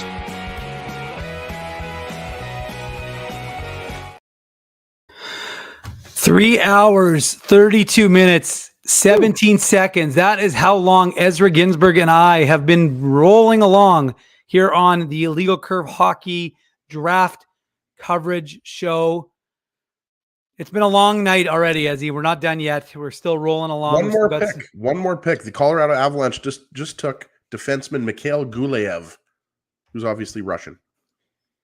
It's lots of Russian. Not obviously Russian, but he's not he's obvious. Russian. It could be Belarusian, i.e., like who's from Belarus, Ezzy? Mikhail Grabovski? No, Dmitry Kuzmin. But also Mikhail Grabovski. Yeah, well, I'm just saying. Anywho, lots of is your boy Bruce is telling us to keep it rolling. And by the way, just as an aside for folks who are still waiting on their Jets merch from this contest, it's funny. I got an email from someone saying, "How did you deliver to this person? I live like 2 blocks away." Well, I try and have it all geolocated and done, but I'm only one person. Ezzy and Depends Drew do where not Dave help. is. If Dave's in the north end, he hits the north end. He might, venture over to Transcona. But if Dave is nestled into the south end in River Heights, he might go to St. James, maybe Crescentwood, Osborne Village. But my office is in Elmwood, so I'll stop. I'll have no problems dropping into Transcona or anywhere along North K, any of that sort of thing. Don't spend a lot of time in St. Vital, but unless Spency invites me. East St. Paul. I do East St. Paul, yeah. Headingley. Nice. West St. Paul? Well, Headingley. It's a little too bourgeois for me, Ezzy. A little too fancy. It's more of a Mandel hang up. By the way, shout out to the great folks in Oakbank. I have family in Oakbank. Chicken Days. What was that? 3 weeks ago, 4 weeks ago? Yeah, I saw you at that. Or if you don't have to have kids, if you just like to party and like to have a good time, Chicken Days was a really good time. Well, nobody likes to party like Ezra Ginsburg. Yeah, love to party, especially when there's chicken involved. Speaking of issue boy Bruce, we ran into him at the Bombers game. What was that? 3 weeks ago. Great to run into issue boy Bruce. There you go. Is your boy Bruce? Okay, well now I'm seeing that the interview with Huss, so we'll be able to throw that up on the website after the show, and we'll see if we're waiting on the Jets. See if we're going to get him to join us. He's got a lot of friends and family who are in attendance, and it's tight to the timelines. So we'll see if we can get him on for 5, 6, 7 minutes. If not, again, like I said, it won't be the end of the world, because that just means more time for, Colby Barlow, more time for Dave Minuk and for Ezra Ginsburg to keep this yapping on.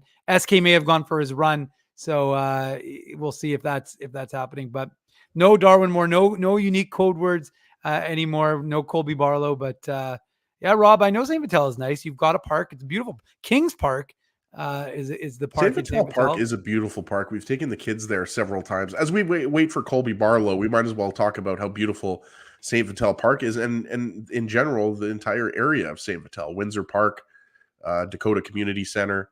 I love all of it. It's like, are you just going to name every area in the city that has a park? Look, it's an interesting time to be covering the Winnipeg Jets, or for fans of the Winnipeg Jets, seeing what's happening with this organization. The draft, hope springs eternal. There's a lot of optimism surrounding all 32 NHL teams, maybe not the Leafs. Folks are questioning what they're doing, or the Arizona Coyotes. But for 30 of the 32 teams, there's a lot of optimism surrounding the draft as they acquire new players, new blood, adding it to the stable, if you will, as of their prospect pools. And again, we'll see. It's amazing to me. It's kind of like what I was talking about yesterday on the show. We're already declaring people want winners and losers. I'm like, we don't know. And even today, we're going to hear about, this guy's going to be absolutely, a home run. And this guy, it's a reach. Well, again, like I said, these guys are 17 years old.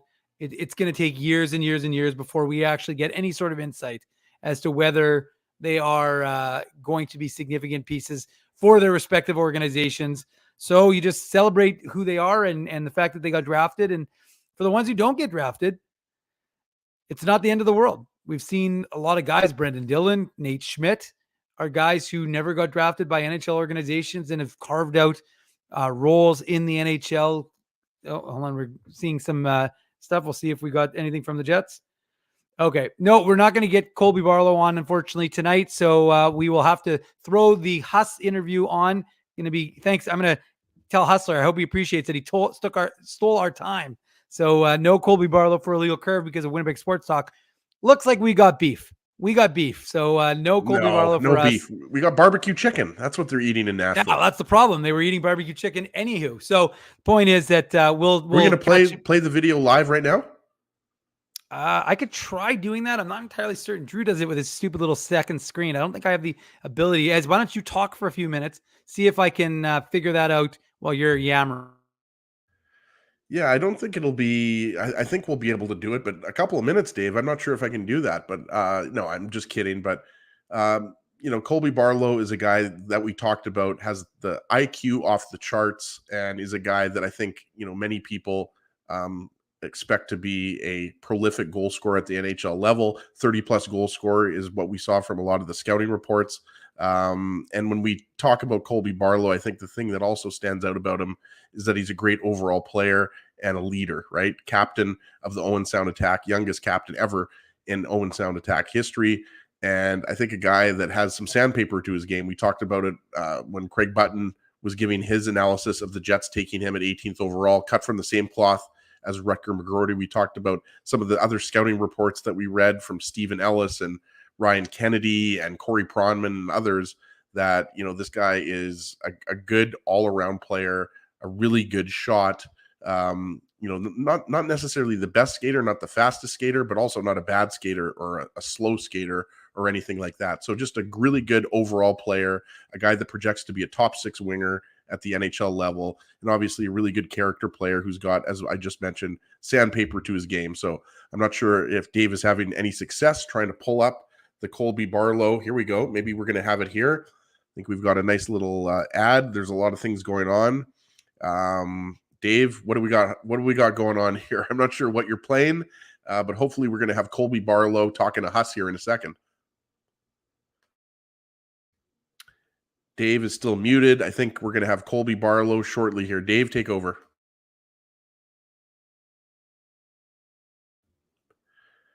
Dave, I'm sorry, I muted. I got to mute myself. Folks are seeing stuff now. I always make fun of Mindell for his inability to make this happen, but now we'll see. Hold on, I think we've got. You got to go full screen there. Full screen. Yeah, I'm going to go.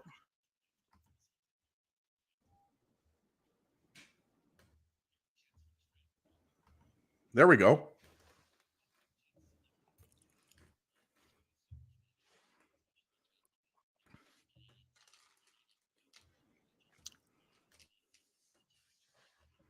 No audio though, Dave.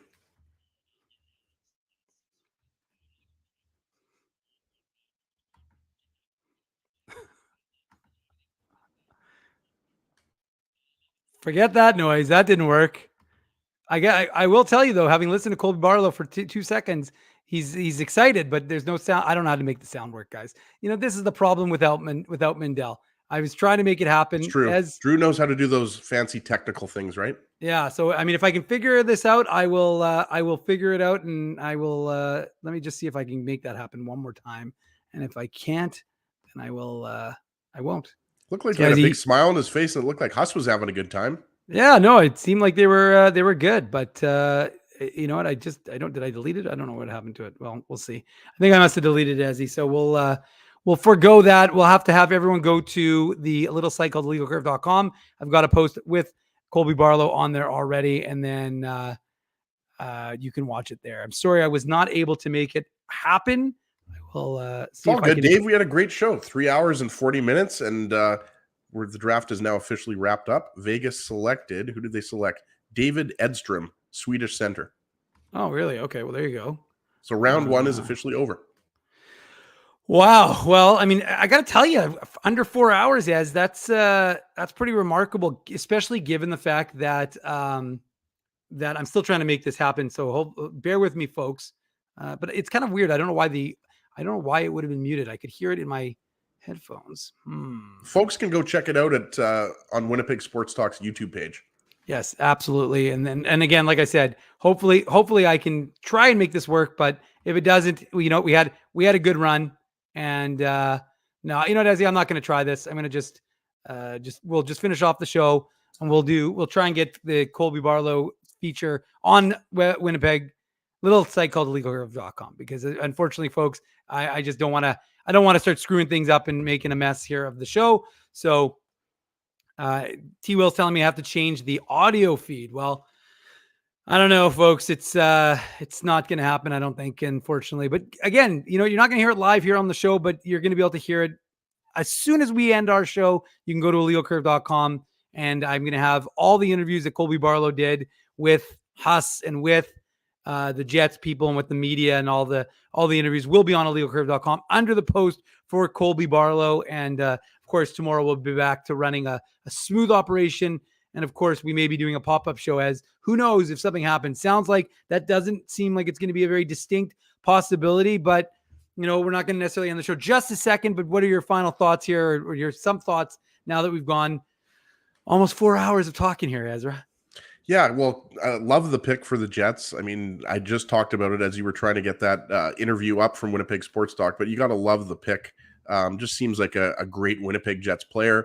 I mean, macro level thoughts of the first round. I mean, starting with Leo Carlsson going second overall to Anaheim instead of Adam Fantilli, there were definitely some surprises. 5th overall, David Reinbacher, and then 6th overall, the biggest surprise probably in the entire first round, certainly in the top 10, was Dmitry Simashev, Russian defenseman, going to Arizona instead of Russian forward Matvei Michkov, who obviously went the next pick, 7th overall, to the Philadelphia Flyers. So yeah, there were some surprises in the first round, but that happens every year. We've been covering these drafts since 2011, and there's always a lot of surprises in the first round. Some guys who go later than you thought they were going to go, some guys who go earlier than you thought they were going to go. So love the pick from the Winnipeg Jets perspective. And as you mentioned, Dave, a lot of moving parts. I mean, there could be a trade tomorrow from the Jets. There could be a buyout tomorrow from the Jets, or it could happen Friday.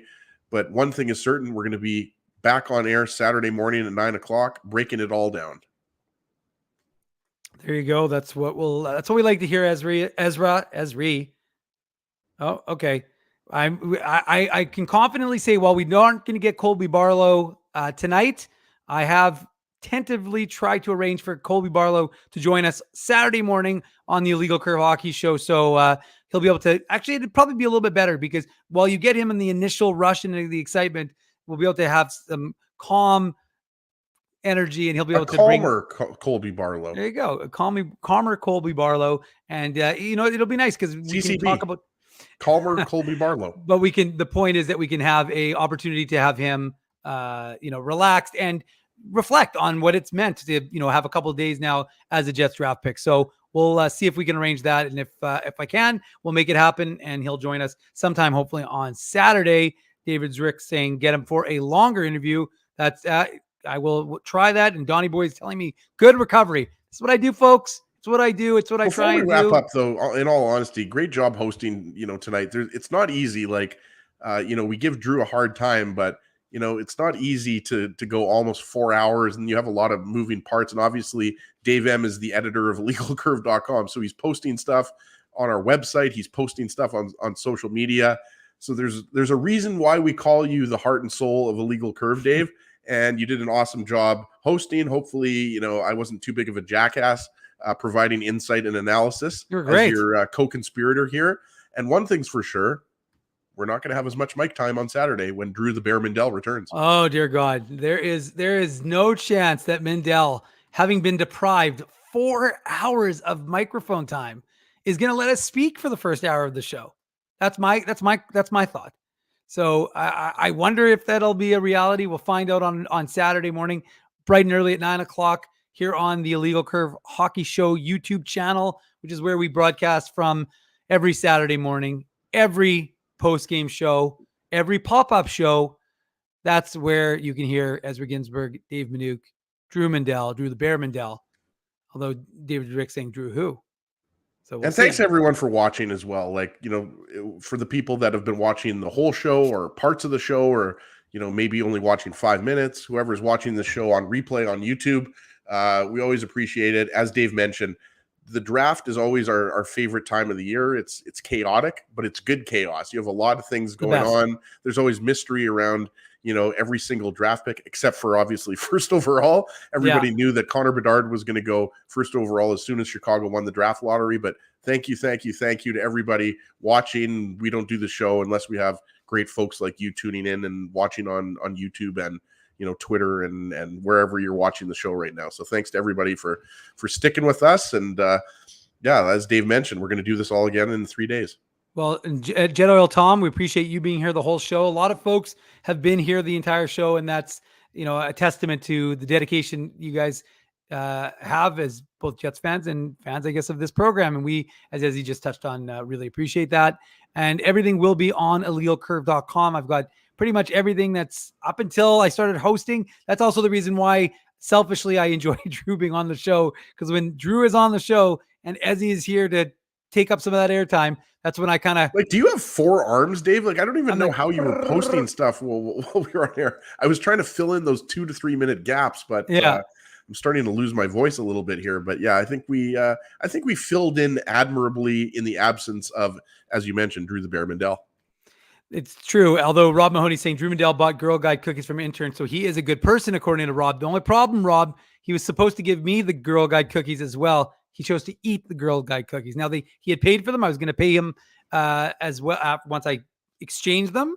Little exchange for said Girl Guide cookies, and then Drew said, "I've already eaten them." So a lot of people don't know this. I'm sure Rob doesn't know this. Drew, not only does he like Girl Guide cookies, he actually was a Girl Guide as well. That's true. Although I don't think we're allowed to make fun of him now for that. But back in the day, we did because he was. The best is on Saturday. Everybody's gonna be asking Drew about being a Girl Guide, and he's gonna have no idea. Anyways, you can go for some of those Girl Guide cookies right now. It's been a long show.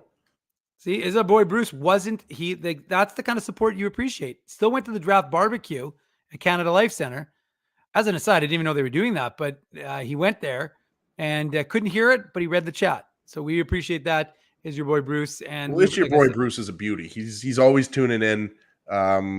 Good friend of the show, so I'm not surprised at all that Is Your Boy Bruce was tuning in with us the whole time. Well, I mean, I got to tell you, the fact I didn't even tune in with us the whole time. I'm exhausted just from being here for almost 4 hours. I was kind of hoping we could do another 9 minutes, Ezzy. I mean, if you want, I'll do it. We can just keep rolling. We can talk about the Jets cap situation. I'll go to a legal curve. I'll just start reading things off of legalcurve.com. John Shannon's comments, Kevin Cheveldale. Share some of our favorite recipes. Well, I will say, just as an aside, though, because I've been so focused on this, I do want to tell people, though, if you do want to see anything from the draft that is posted, I will have it on this website. So Kevin Cheveldale spoke earlier today in advance of the draft. He'll speak also after the draft. Gabe Velarde spoke both on a Zoom call, which I was on at 10:30, and then he was also on Jets at noon. So I've got both those. But one's video, one's audio. You can listen to that. Jet setting, Ted Wyman and Scotty Billick. They did kind of an analysis of the Dubois trade and the pieces and looked ahead. So we've got about 10 posts on illegalcurve.com right now that if you are lacking Jets content following 4 hours with Ginsburg and Minuk, then you're welcome to join illegalcurve.com for the after party. Make sure you hit that, just keep refreshing it. Give me all those impressions. We like it. Make sure you visit our sponsors. We want to thank our sponsors. Where's Frosty? I need some help here. My brain is not functioning enough to remember all the sponsors. So if Frosty isn't going to provide same as we're just going to have to wing it. I don't think Frosty's here to provide it. And again, we want to thank all of our sponsors. This, of course, this special show is brought to you by our friends at Betway. They are a title sponsor of the Illegal Curve post-game show. We appreciate all the support that the fine folks at Betway have been with us. They've been a great friend to the Illegal Curve hockey show and illegalcurve.com. So thanks very much to Betway. And of course, all of our sponsors. I'm not going to go through all of them because I'll probably forget one and then I'll be insulting. As we've been talking so long, my TV was ready to shut off. It's like, clearly you've fallen asleep because the TV should be off by now. No, you haven't changed the channel.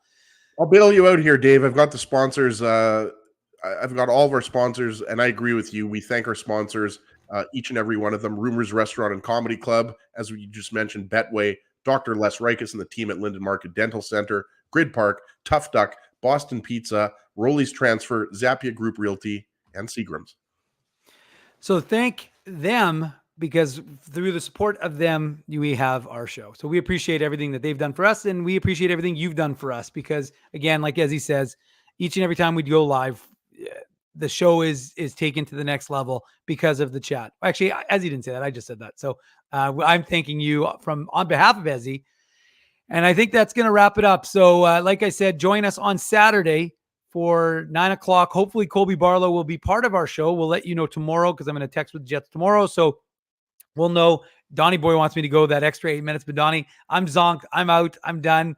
I still got like 4 hours of work. People. Hey, that's close. 3 hours and 53 minutes. I'll take that. Yeah, for sure. And I've still got a lot of work to go. So we're gonna have to cut it here. But again, we're hopefully gonna have Colby Barlow on with us Saturday. I don't know who maybe we'll also speak to on Saturday to assess the Jets draft picks. Maybe Scott Wheeler, someone like that. That's always a good guy to have some sort of an assessment. We'll figure that out. We'll let you know. Tomorrow is Thursday, so stay tuned to illegalcurve.com for all the Jets news. I am Dave Minuk, your host for tonight's show. He is Ezra Ginsburg, my main man. Drew Mandel is not with us, but He'll be back on Saturday. So if you've been listening to the show, you know it is the Illegal Curve Hockey Show draft coverage of 2023 round 1. Good night, everyone. I am done.